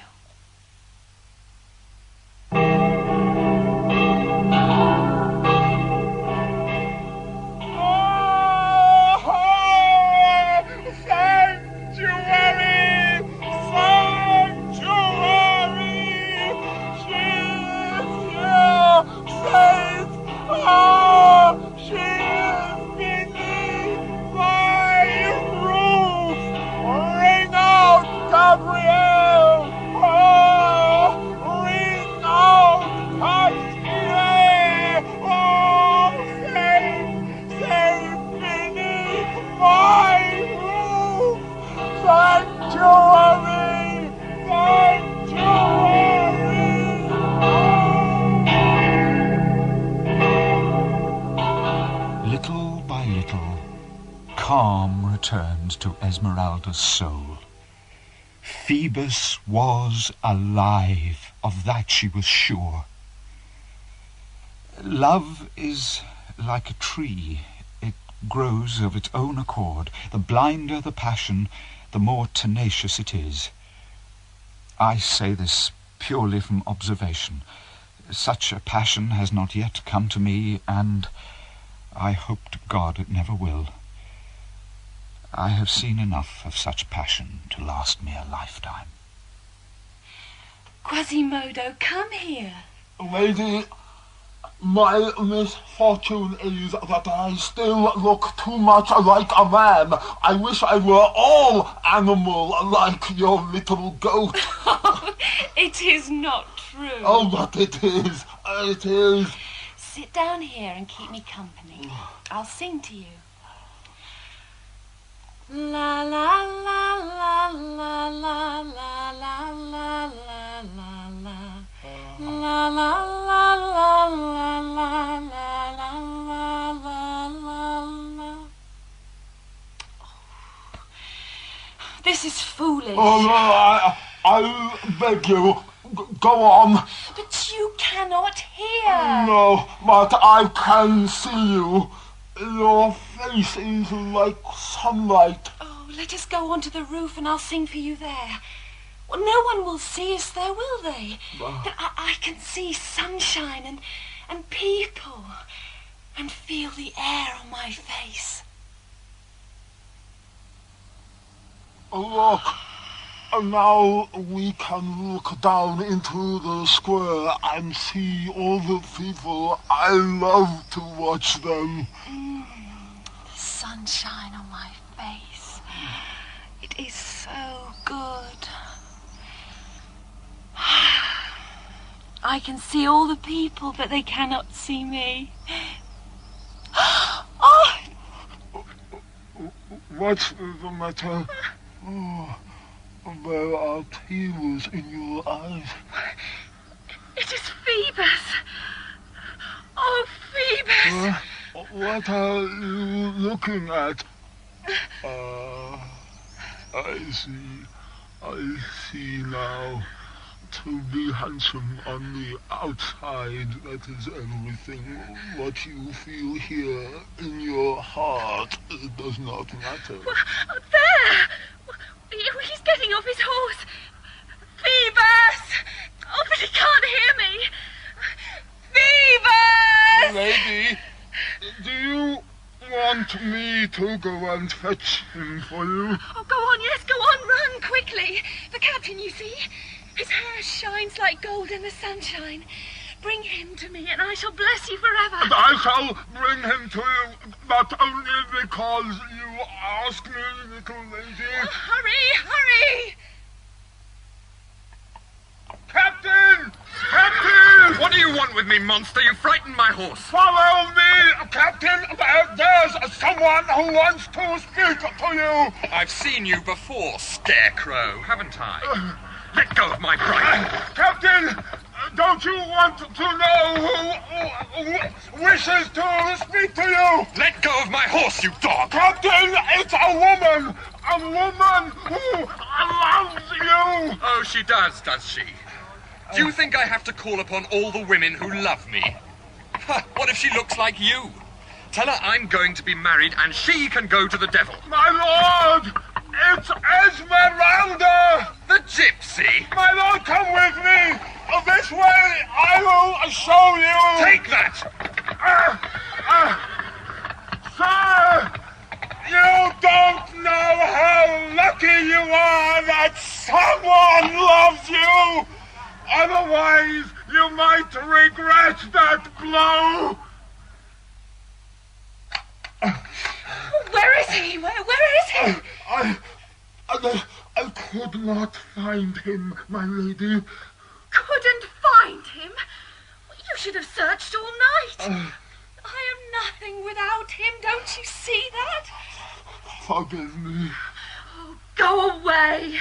Leave me. Take your ugly face away. I don't ever want to see you again.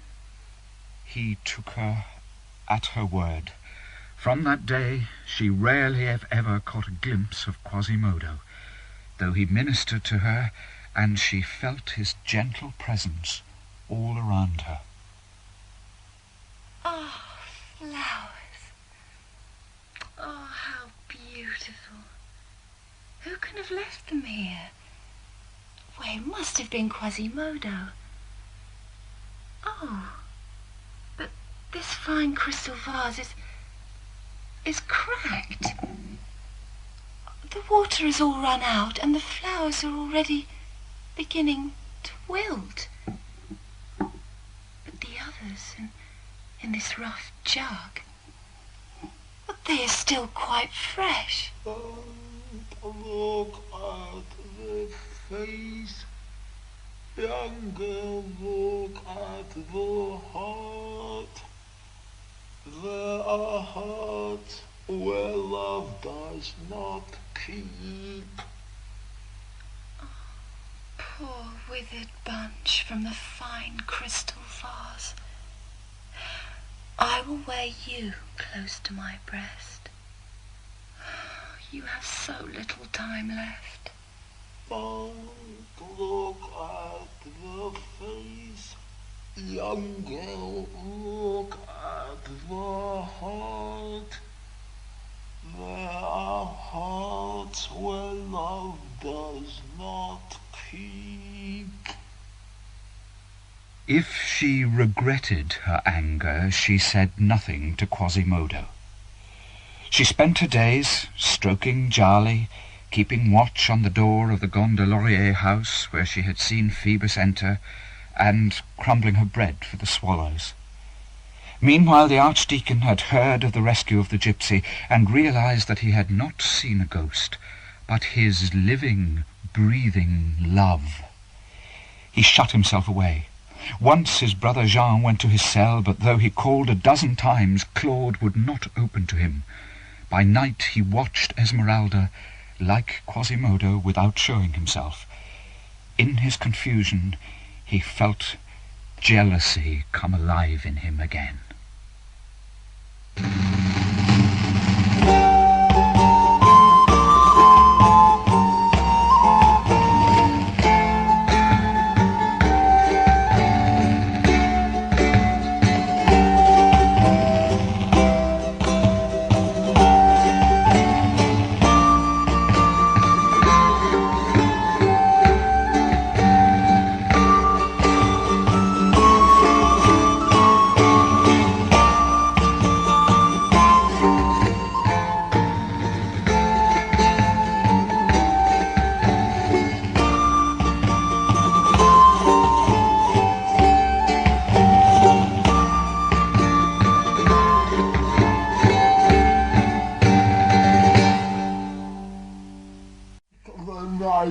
Take it, then. Take it, Master. No! I'll have it. Now, you, priest, come closer. Come on. I'm a gypsy. We know how to use knives. Take it from her, Quasimodo. Esmeralda. Master. What must I do? He won't. He would have to kill me to get it, and he won't do that. Oh, but you don't care to come closer now, do you, priest? I know that Phoebus isn't dead. I know that he's alive, and he loves me, and I want to live. To the devil with both of you! Stand out of my way, Quasimodo! Let me pass! You should not have done that. He's a good man. He is a monster. More of a monster than you will ever be. Can you not see that? Oh, how I hate him! I must always follow him. I must go to him now. He has been good to me. Oh, God, help me! What must I do? Oh, Mother Mary, help me!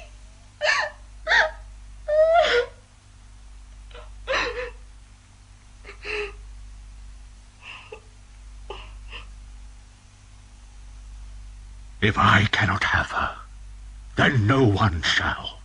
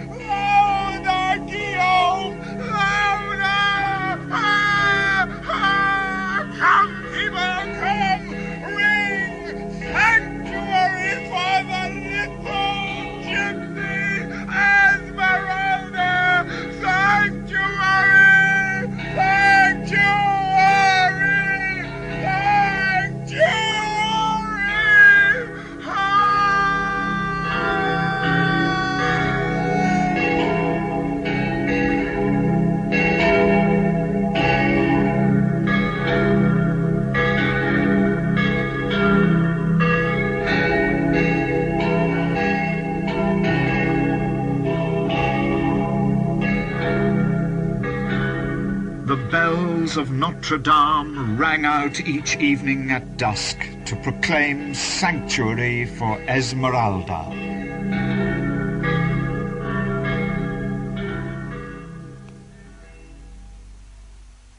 I was glad that my little broken pitcher wife had taken refuge in the cathedral, but I felt that she was lost to me now, for she had bestowed all of her passion on another man.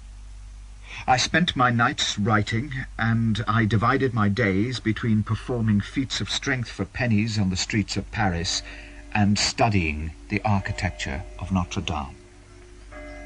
Maître Gringoire, how goes it with you? It was Claude Frollo, and he was much changed. Pale as a winter morning, his eyes sunken, and what hair remained to him was almost white. What are you doing here? I'm admiring this piece of stone carving. The handwriting of the past. Why does it please you so much? It's beautiful. Look at this colonnette. Look at the figures. So innocent. So simple. Yes, indeed. You're happy, then? I am. First, I loved a woman. Now I keep my affections for carved stonework, just as beautiful and less treacherous. And you desire nothing? No. Regret nothing? No. I have put my life in order. But how do you earn your living, Pierre? Oh, I still write. But carrying chairs between my teeth earns me more. It's a crude calling for a philosopher. I don't know so much. It's still equilibrium and balance. Once you get an idea, you find it everywhere. Ah, I should know that. But even so, you are quite poor, are you not? Poor? Yes. Unhappy? No.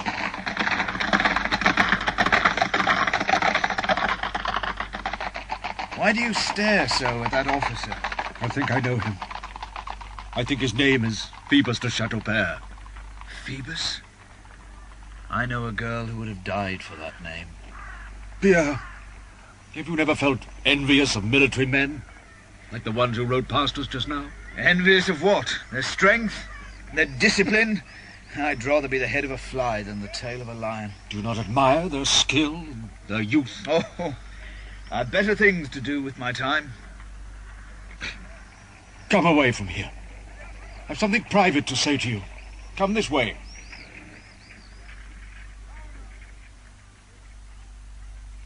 And what have you got to tell me that's so secret? Pierre Gringoire, what have you done with that little gypsy dancer? La Esmeralda? Was she not your wife? Yes, of a kind. By means of a broken pitcher. 4 years of it we were to have. So then, you still think about her? Well, don't you? Very seldom. Didn't the gypsy save your life once? That's true enough. So don't you care what's become of her? I was told she'd taken refuge in Notre Dame, and that she was safe. Well, I was delighted by that news, but that's all I know about her. Then I'll tell you some more. She did take refuge in Notre Dame, but in 3 days' time, justice will claim her, and she will be hanged on the grave. You see, there is now a judgment of Parliament breaking the sanctuary. Who the devil would see fit to ask for such a judgment? What does it matter if one more poor swallow takes shelter under the flying buttresses of Notre Dame? There are Satans in the world. Oh, well, it's sad news. But she saved your life. Wouldn't you like to do something for her in return? There's nothing I'd like better. But what if I was to get something nasty wound round my neck for my pains? What matter but that? What matter indeed? Listen to me. How can we save her? By faith in God? How can we save her if God will not? Suppose we were to ask the king for a pardon. It would be like taking a bone away from a tiger. But she's got to get out of the cathedral. The judgment takes effect in 3 days. But what can I do? There's only one way to save her. And that is? The church is watched night and day. They only allow out those they've seen go in. I will take you in to the gypsy. You'll change clothes with her. She'll take your doublet. You'll take her skirt. But what then? Don't you see? She'll leave Notre Dame in your clothes. You'll stay there. They may hang you, but she'll be safe. Well, I must say that's a plan that would never have occurred to me. So, what do you say? What I say is that they may not hang her, but they would surely hang me. But that is not my concern. The devil it is. She saved your life. You're simply paying a debt. Well, there are plenty of others I haven't paid either. I don't know what's so special about this one. Grangoire, you have no choice. I don't see why I should get myself hanged in place of someone else. Do you want her to die when it's through her that you are alive? That beautiful creature, necessary to the light of the world, more divine than God. Come, Grangoire, it's your turn to be generous. She was the first. You've made me weep. Oh, very well. If they do hang me, the rope is a philosopher's death. It's settled then. You'll come tomorrow. No, damn it, it isn't. I won't do it. Very well, then. And we shall be seeing each other again, Pierre. Be sure of that. No. Look, listen, don't go. There must be another way of getting her from Notre Dame. I mean, if it's not absolutely necessary that I should be hanged for you to feel happy about it. In fact, I've just thought of a way. Tell me. Well, you know that Clopin and the beggars of the Court of Miracles care for her very much. That is true. They'll rise up at a word, nothing simpler. And under cover of the disorder, we can easily smuggle her out. Tomorrow evening, they'll only be too ready for a riot. They always are. But how? How shall we do it?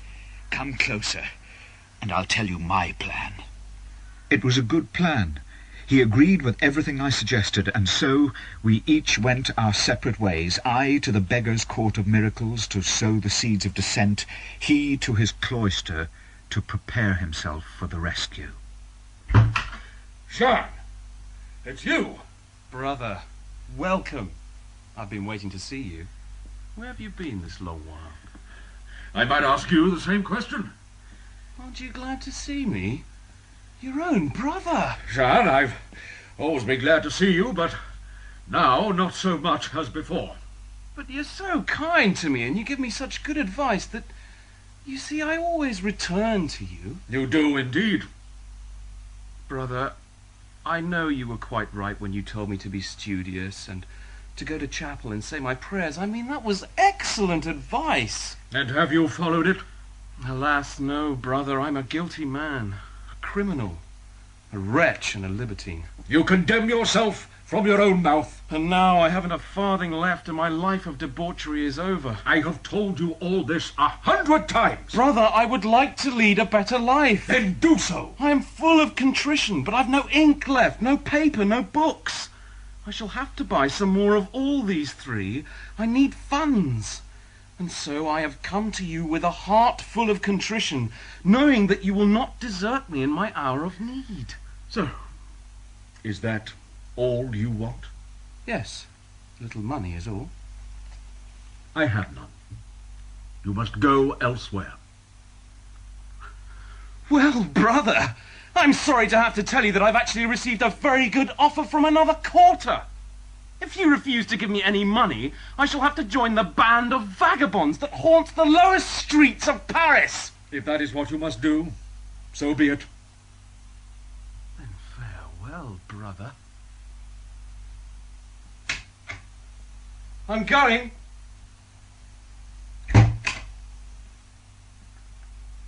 Damnation, I thought it would work. Jean! Yes, brother? Here! Take this money! And go to the devil!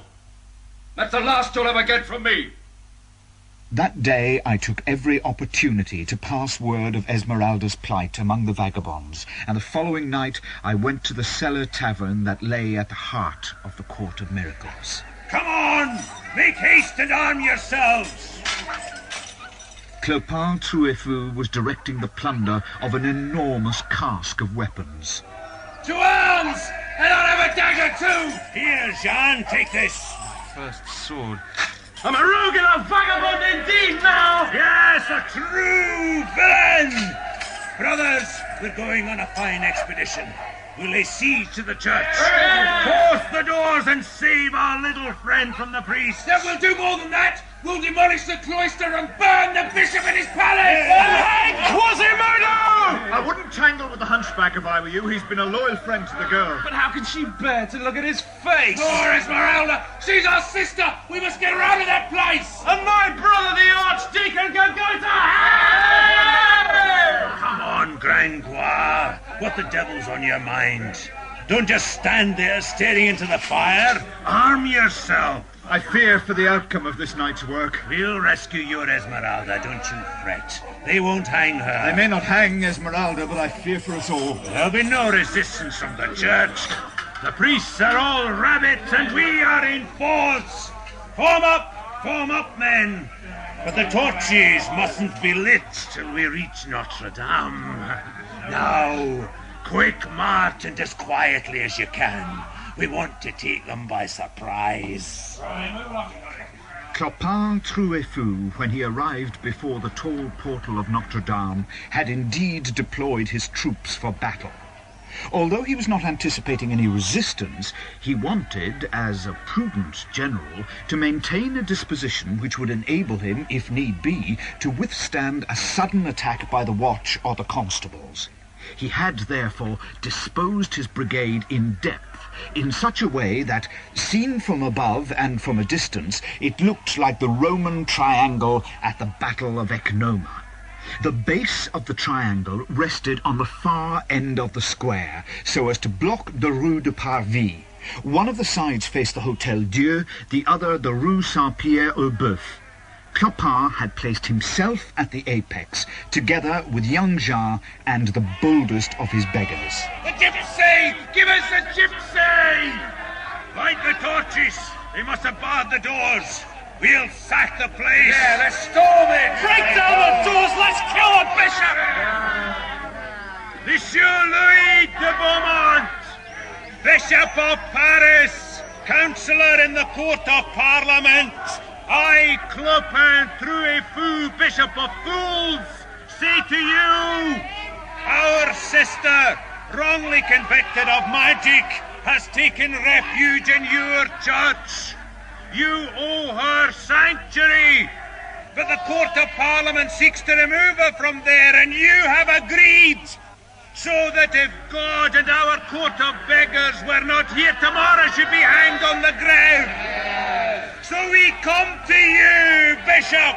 If your church is sacred, so is our sister. If our sister is not sacred, then neither is your church. That's why we call on you to return the girl to us if you want to save your church. Or we shall take the girl back and sack the church, which will be right. As a pledge of which I hereby plant my banner, and may God protect you, Bishop of Paris!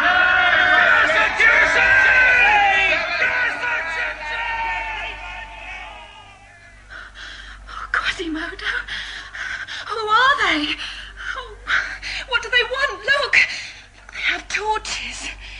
Oh, God, help me, who are they? Have they come for me? What shall we do?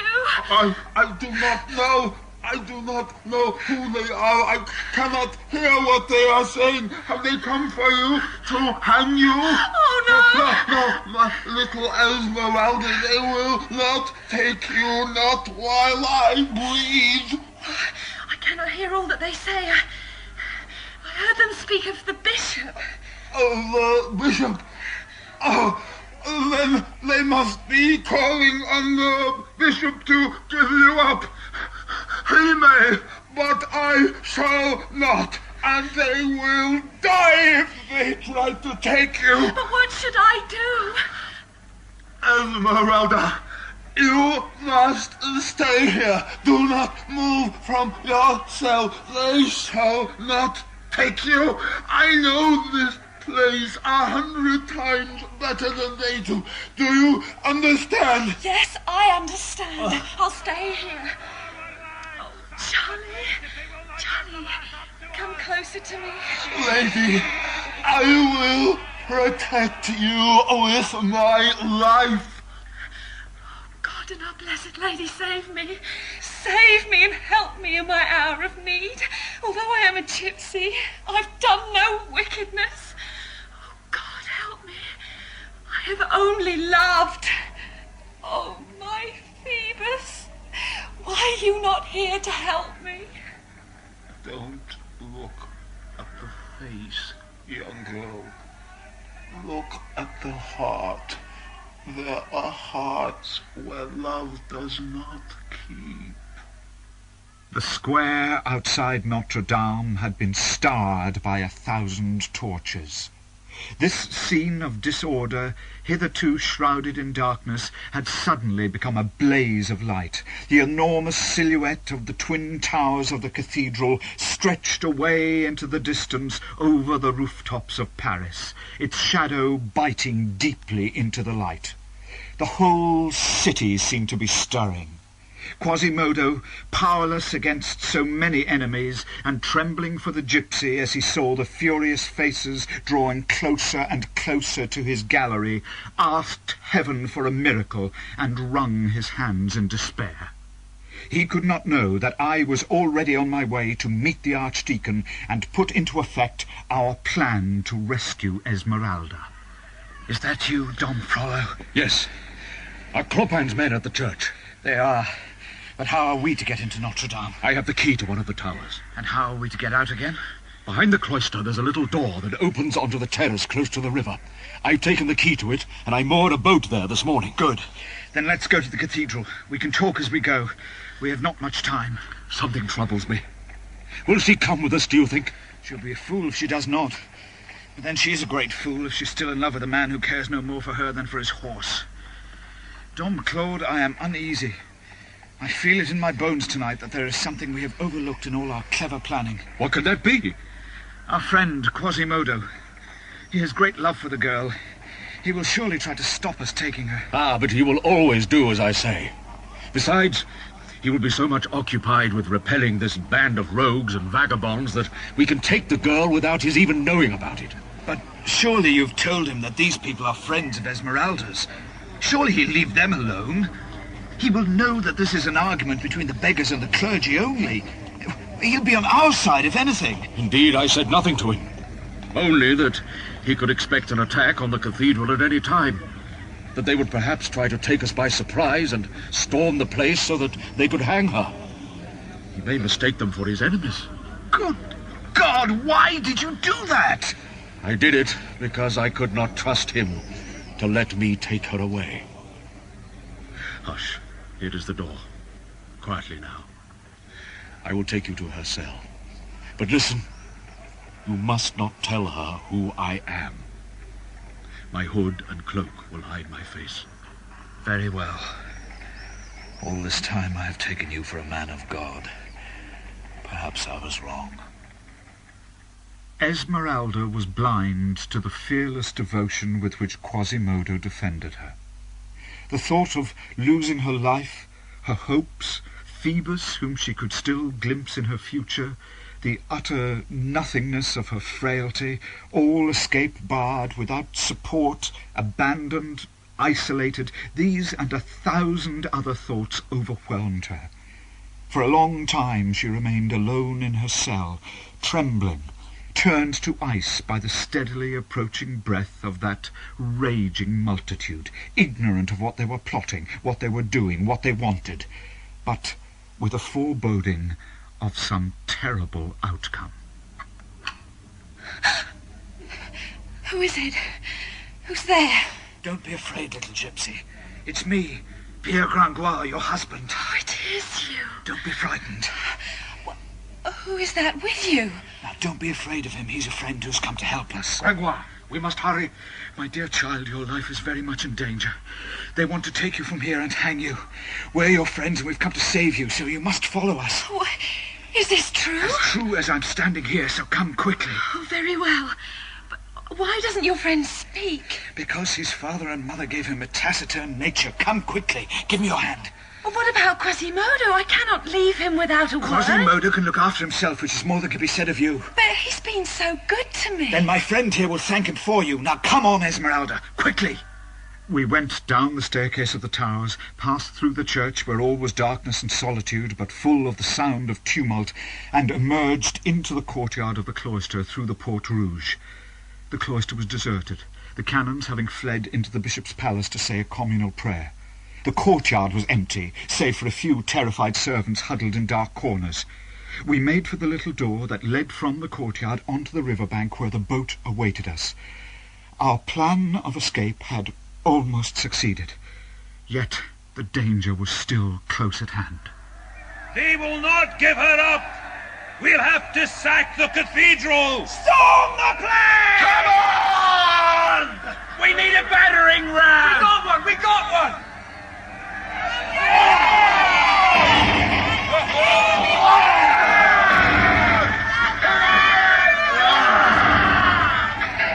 Look! Up there!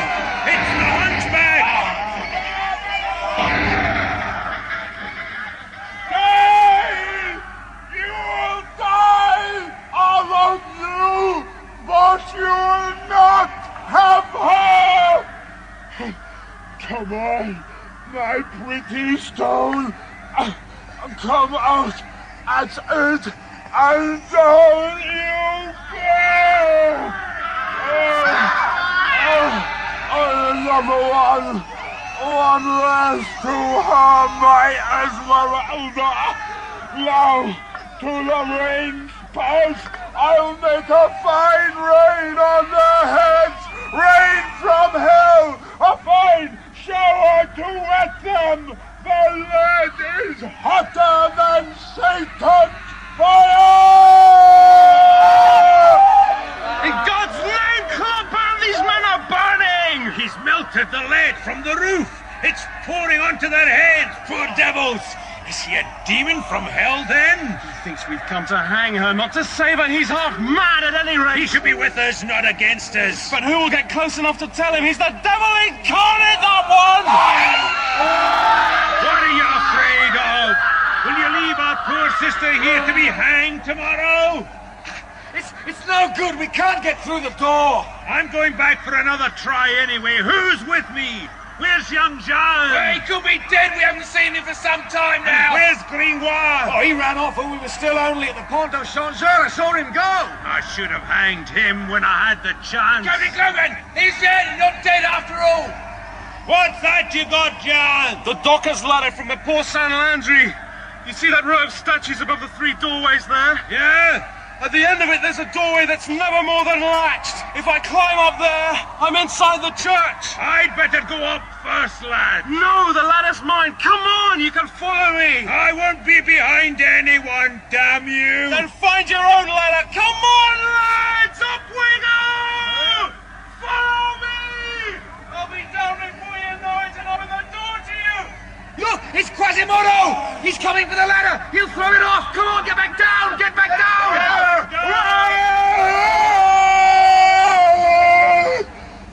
Oh, dear God. And now I'm stranded up here. The door. If I can just get to the door before he does. Locked. Oh, God, help me now. What am I to do? How can I tell him that we've come to help his little gypsy? You! Come here! Hey, Hunchback, I'm going to change your nickname. They'll call you the blind man after you've tangled with me. I'll silence you! You come to take my Esmeralda, have you? You best go back down again, and I'll show you the way! The boy's dead! Sack the church! Sack the church!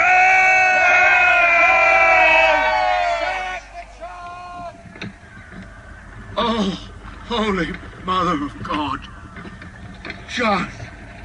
Jean. No, Don Frollo. Are you ill? I felt death pass close by me. So close. We must go on. Very well. Why are you both so gloomy? We've escaped with our lives, which is more than can be said for some of my companions. I fear Quasimodo has accounted for a great many of them. I know he has. Pierre, Who is this man? I'm afraid of him. No, he's a good man. Never fear him. He'll not harm you. Listen, it seems the soldiers have joined in the fray. There are men-at-arms all over the city. Hunter down! Pierre, I'm so frightened. We can go ashore here. I will look after the gypsy. And I'll take the boat back to the far shore. Here, let me help you ashore. No, I want to stay in the boat. I am afraid of what will become of me without you, Pierre. Come, Esmeralda. Let my friend help you. Believe me, this way is best for you. No, Pierre, please, don't leave me. Please! I believed the gypsy's best hope of escape lay with the man who loved her most. Frollo would have given his life for her, had she given him but one word of love. There are times when fate demands that we cast principle to the winds and save ourselves, come what may, or so I have always believed. But instead, Esmeralda sacrificed herself on the altar of some imagined passion for a man who was quite unworthy of her love.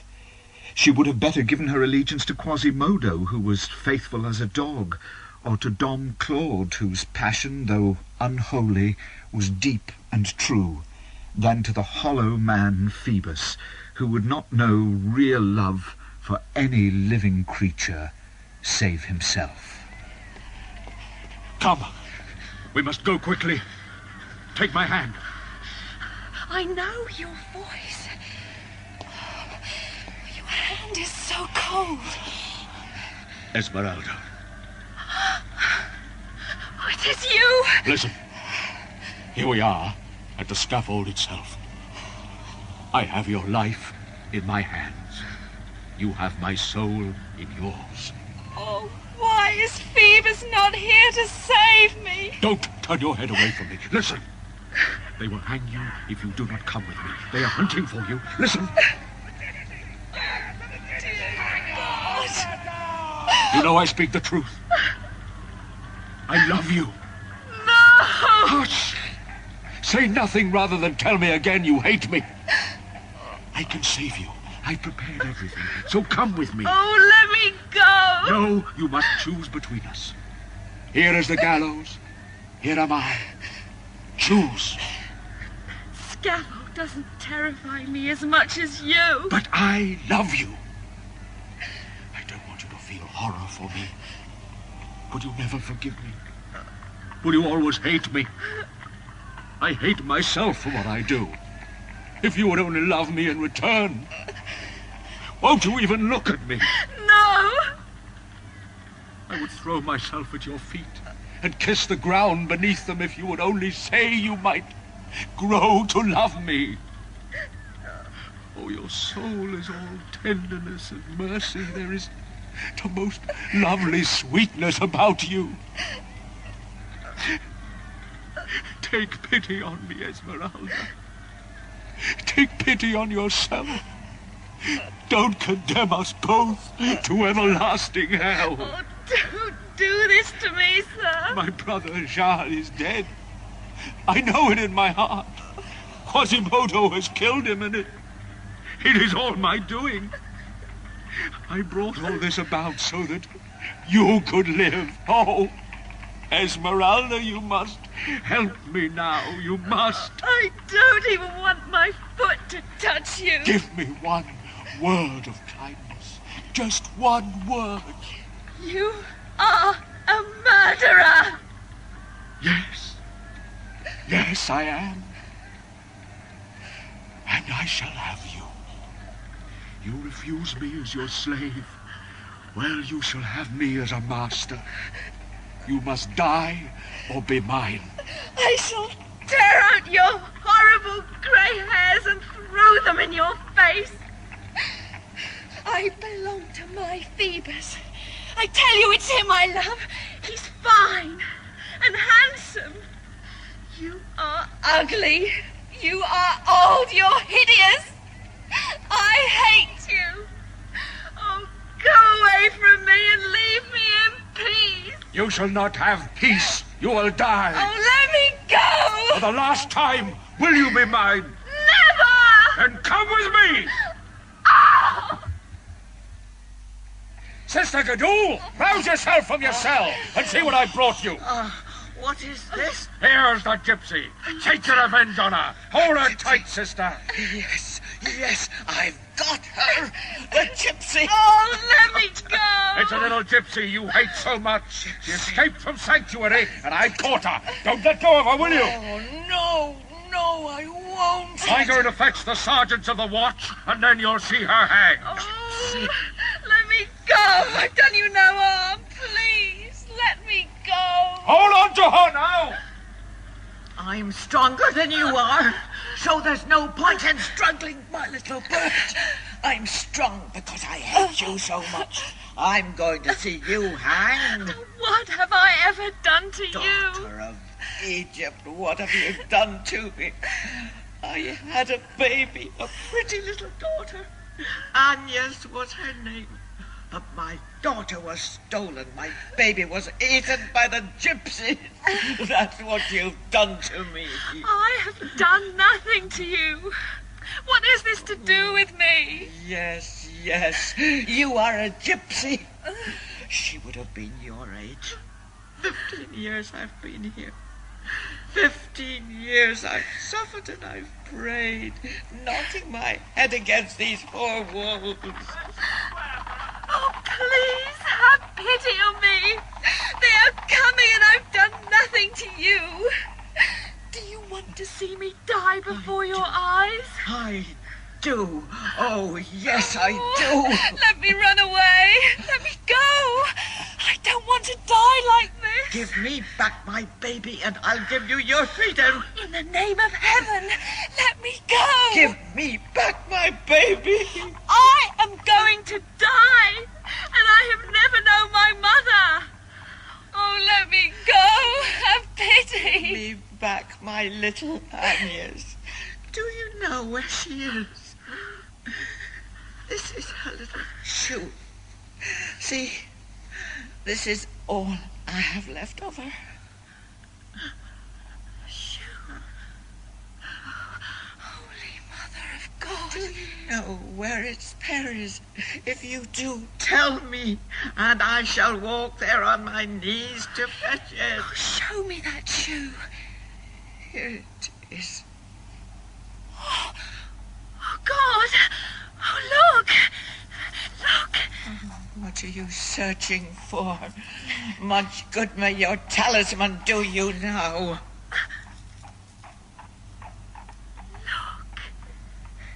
Look at it. Look at this little shoe and see what is written on the parchment here.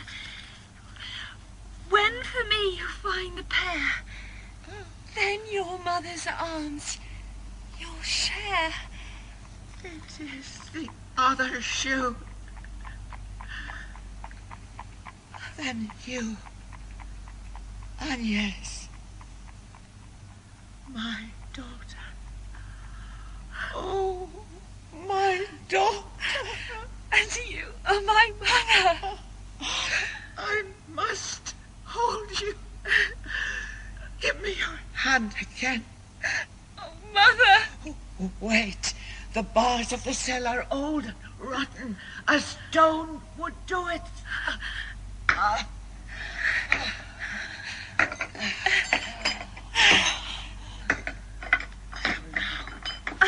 My little daughter, let me fish you up from the abyss. Quickly, through the window. Oh. Mother! Oh, my daughter. I've got my daughter. The good God has given her back to me. Oh, Lord Jesus, and she's so beautiful. Oh, my little daughter, kiss me. Is it really you? It is. It is. So, that was why my heart leapt when you went by. Yes. And I thought it was hatred, but it was love all the time. Have you still got that little mark on your neck? Oh, yes. Oh, let me see. She's got it still. Kiss me. Oh, how I love you. For 15 years I have waited. All my beauty has gone as yours has grown. Mother, you are my own mother. We'll go away from here. We'll go home to Reims. There's a field and a river. Dear God, who would have believed that I'd find my daughter again? There was a kind old gypsy woman who always looked after me as if I was her own. When I was very young, she put the sachet round my neck. Little one, take good care of this jewel, she said. It's a treasure. It will help you to find your mother again. You are wearing your mother around your neck. She foretold it all. Let me kiss you again. Oh, we're going to be so happy, little Anya. She's to be hanged today, by the king's command. Mother, save me. They're coming for me. That gallows is for me. Oh, save me. Lost you for 15 years. I found you for a moment and now they want to take you back from me. Now that you are beautiful, you are grown up, you talk to me, you love me. Oh, God, it's now that they would come to take you under my very eyes. Mother!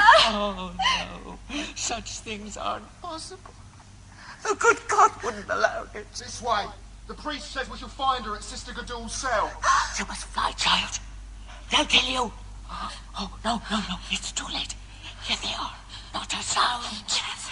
There are soldiers and lights everywhere. You must hide in this dark corner. Yes. I'll talk to them. You mustn't move. They won't see you. I'll tell them you've escaped, that I couldn't hold you, that I'll let you go. Yes, I'll save you, my child. This way, Captain Phoebus. Very well, Commander, very well. Phoebus! My Phoebus! Hush, still as a mouse now. Old woman, we're looking for a witch to hang her. We've been told you have her. I don't know what you're saying. You were given a witch to guard. What have you done with her? If you're talking about the young she-devil they hung on my hands just now, I can tell you that she bit me and I let her go. There. Now leave me in peace to my prayers. Don't lie to me. I've nothing else to tell you. Which way did she go, then? By the Rue de Mouton, I think. Yes, that was where she went. Ask the old hag why the bars of a window have been smashed like that, sir. They've always been like that. I don't believe so, sir. I speak the truth. I think the old crone is afraid. It's a year or more since the tail end of a cart of stones hit my window and stove in the grating. Then the stumps of the bars ought to be pushed inwards, and they are not. I swear to you, my lord, it was a cart that broke the bars. What's it got to do with your gypsy? She isn't here. Come and look. The breaks in the iron are quite fresh. I swear to you, by God, it was a cart. It was. You swear very vigorously for an old woman. The old hag's lying, my lord. The witch didn't escape down the Rue de Mouton. The chain's been stretched across the street all night, and the chainkeeper's not seen anyone go past. What have you got to say to that, Mother? I don't know, my lord. I may be mistaken. She may have crossed the water. You're lying, old woman. I've a good mind to forget the witch and hang you instead. Come on out of there. We must question you further. Whatever you wish, my lord. Take me away. You're over greedy for the rack. If she let the gypsy go, it wasn't her fault, sir. She doesn't like gypsies. I've been on the watch for 15 years, and every night I've heard her endlessly cursing the Bohemian women. And if the one we're after is the little dancer with the goat, she hates her above all. Yes, sir, I'll vouch for that. Is this true? Yes, her above all. He speaks the truth. Come on, then. On our way. There'll be no rest for us till the gypsy's been hanged. They're going. And my little girl will be safe. Sirrah, I charge you to remember that I am a soldier, and hanging witches is none of my concern. I trust you can perform that task on your own. I take leave to rejoin my company now. Phoebus! Captain. Phoebus! Oh, Phoebus, help me!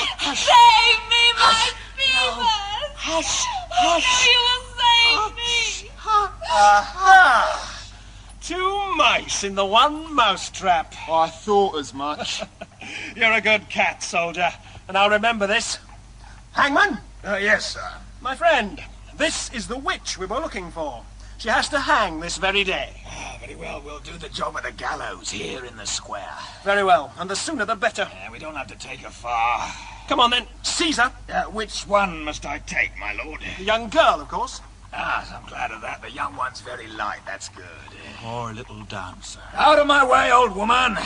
Leave me alone! It's not you I want, it's her. Her, the young one.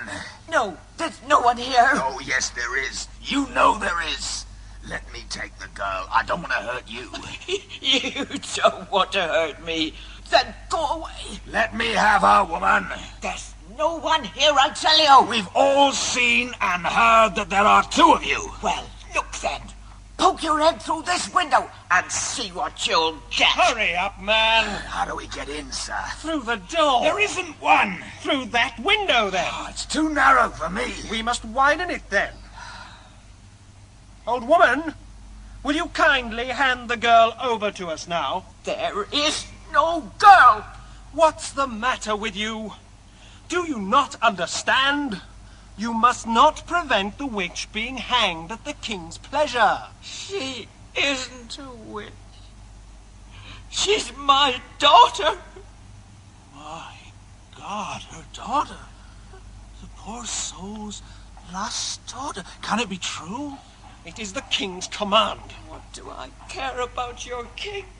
I tell you, I found my daughter. Break through the wall.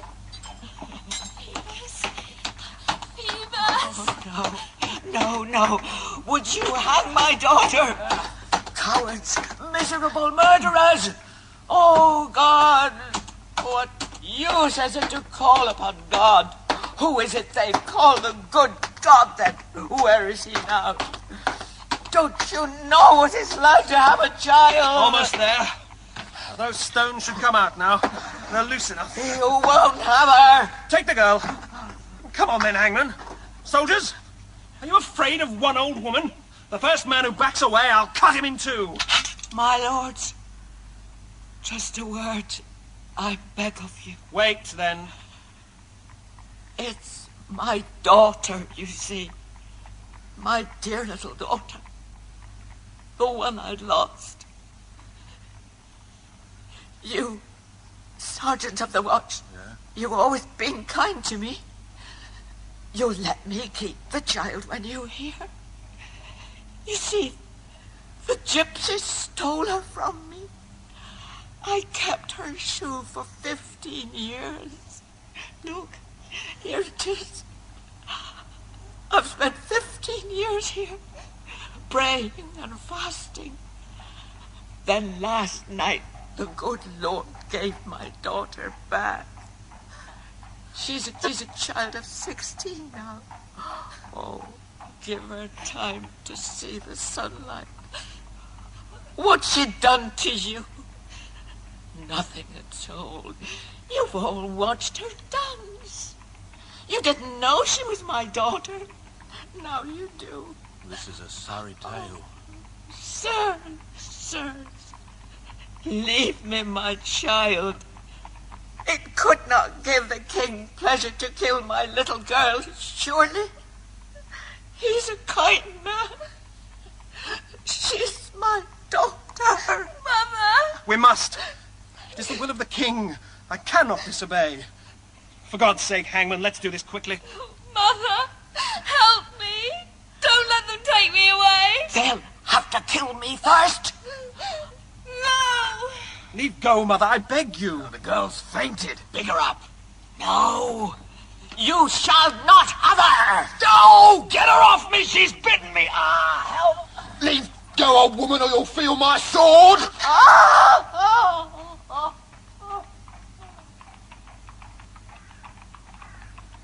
She's dead, sir. She hit her head on the stone when she fell. It's a mercy. Her heart would have been broken at the gallows. Quickly now, hangman. Let the daughter join the mother.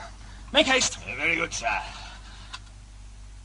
Had the crowd been looking that way, which they were not, they would have seen two men also watching from the top tower of Notre Dame, two black figures outlined against the bright morning sky. It was Quasimodo and Claude Frollo. This time she will die, and it will be done with. She can torment me no more. Now it will be finished forever. Quasimodo watched his master uncomprehendingly. He wanted to ask him what he had done with the gypsy, but by way of interrogating him, instead looked where Frollo watched. There the hunchback saw the Place de Grève. He saw the hangman climbing the ladder to the gallows and carrying a young girl dressed in white over his shoulder. He knew at once who it was. Esmeralda! Esmeralda! The hangman kicked the ladder roughly away with his heel, and Quasimodo saw the poor child, his heart's darling, dangling at the end of a rope. He watched as the life left her small body. Oh,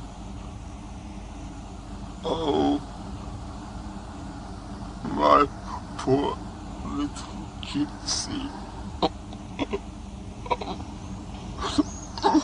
My poor little child.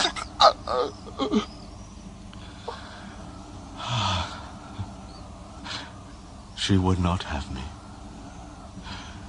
Now no one will have her. It is finished. Was that the point at which the love of years, the love of the poor hunchback for his foster father, turned in a flash to black, blind hatred? Yes, Master! Quasimodo! It is finished, and you must die too!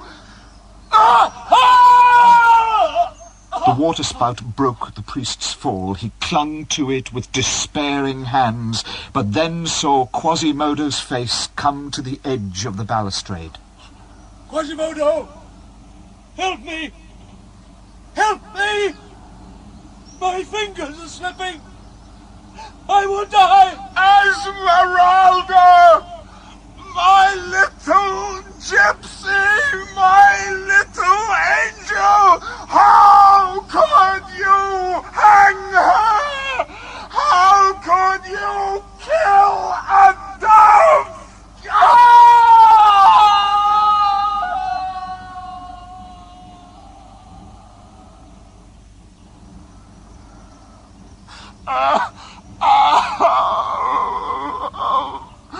Master! Esmeralda! Oh, that I have loved!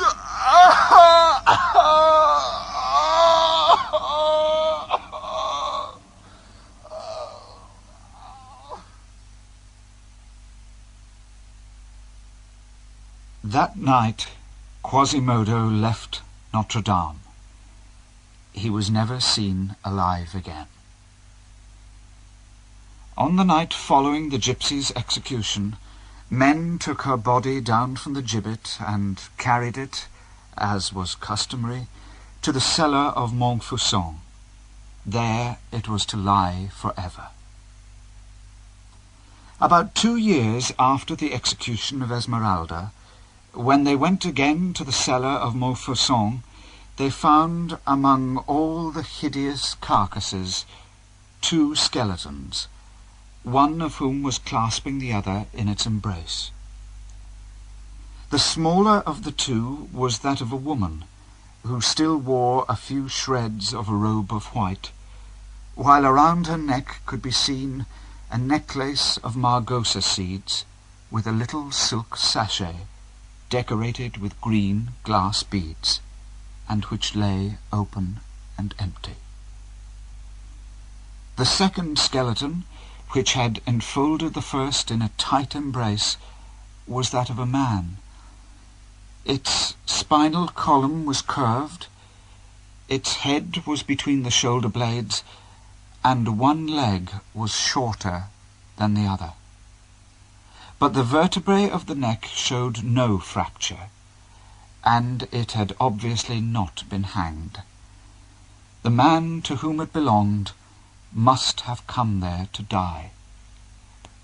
When they tried to release him from the skeleton he was embracing, he crumbled away into dust.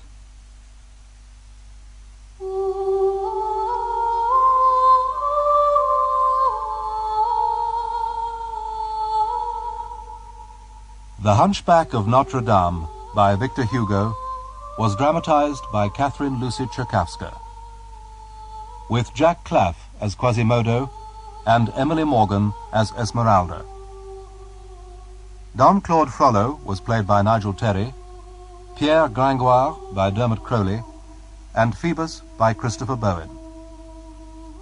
Ian Mickey was Jean Frollo, Joe Dunlop, Clopin, Joan Matheson, the Recluse, Simon Cuff, the Hangman, Peter Craze, the Sergeant, Ken Cumberledge, the Commander, and Ian Target, the Soldier. The music was composed by Philip Pickett and performed by Tom Finucane, Stephen Henderson, and Philip Pickett. Technical presentation was by Tim Sturgeon, Roger Danes, and David Blount. The director was Marilyn Imrie.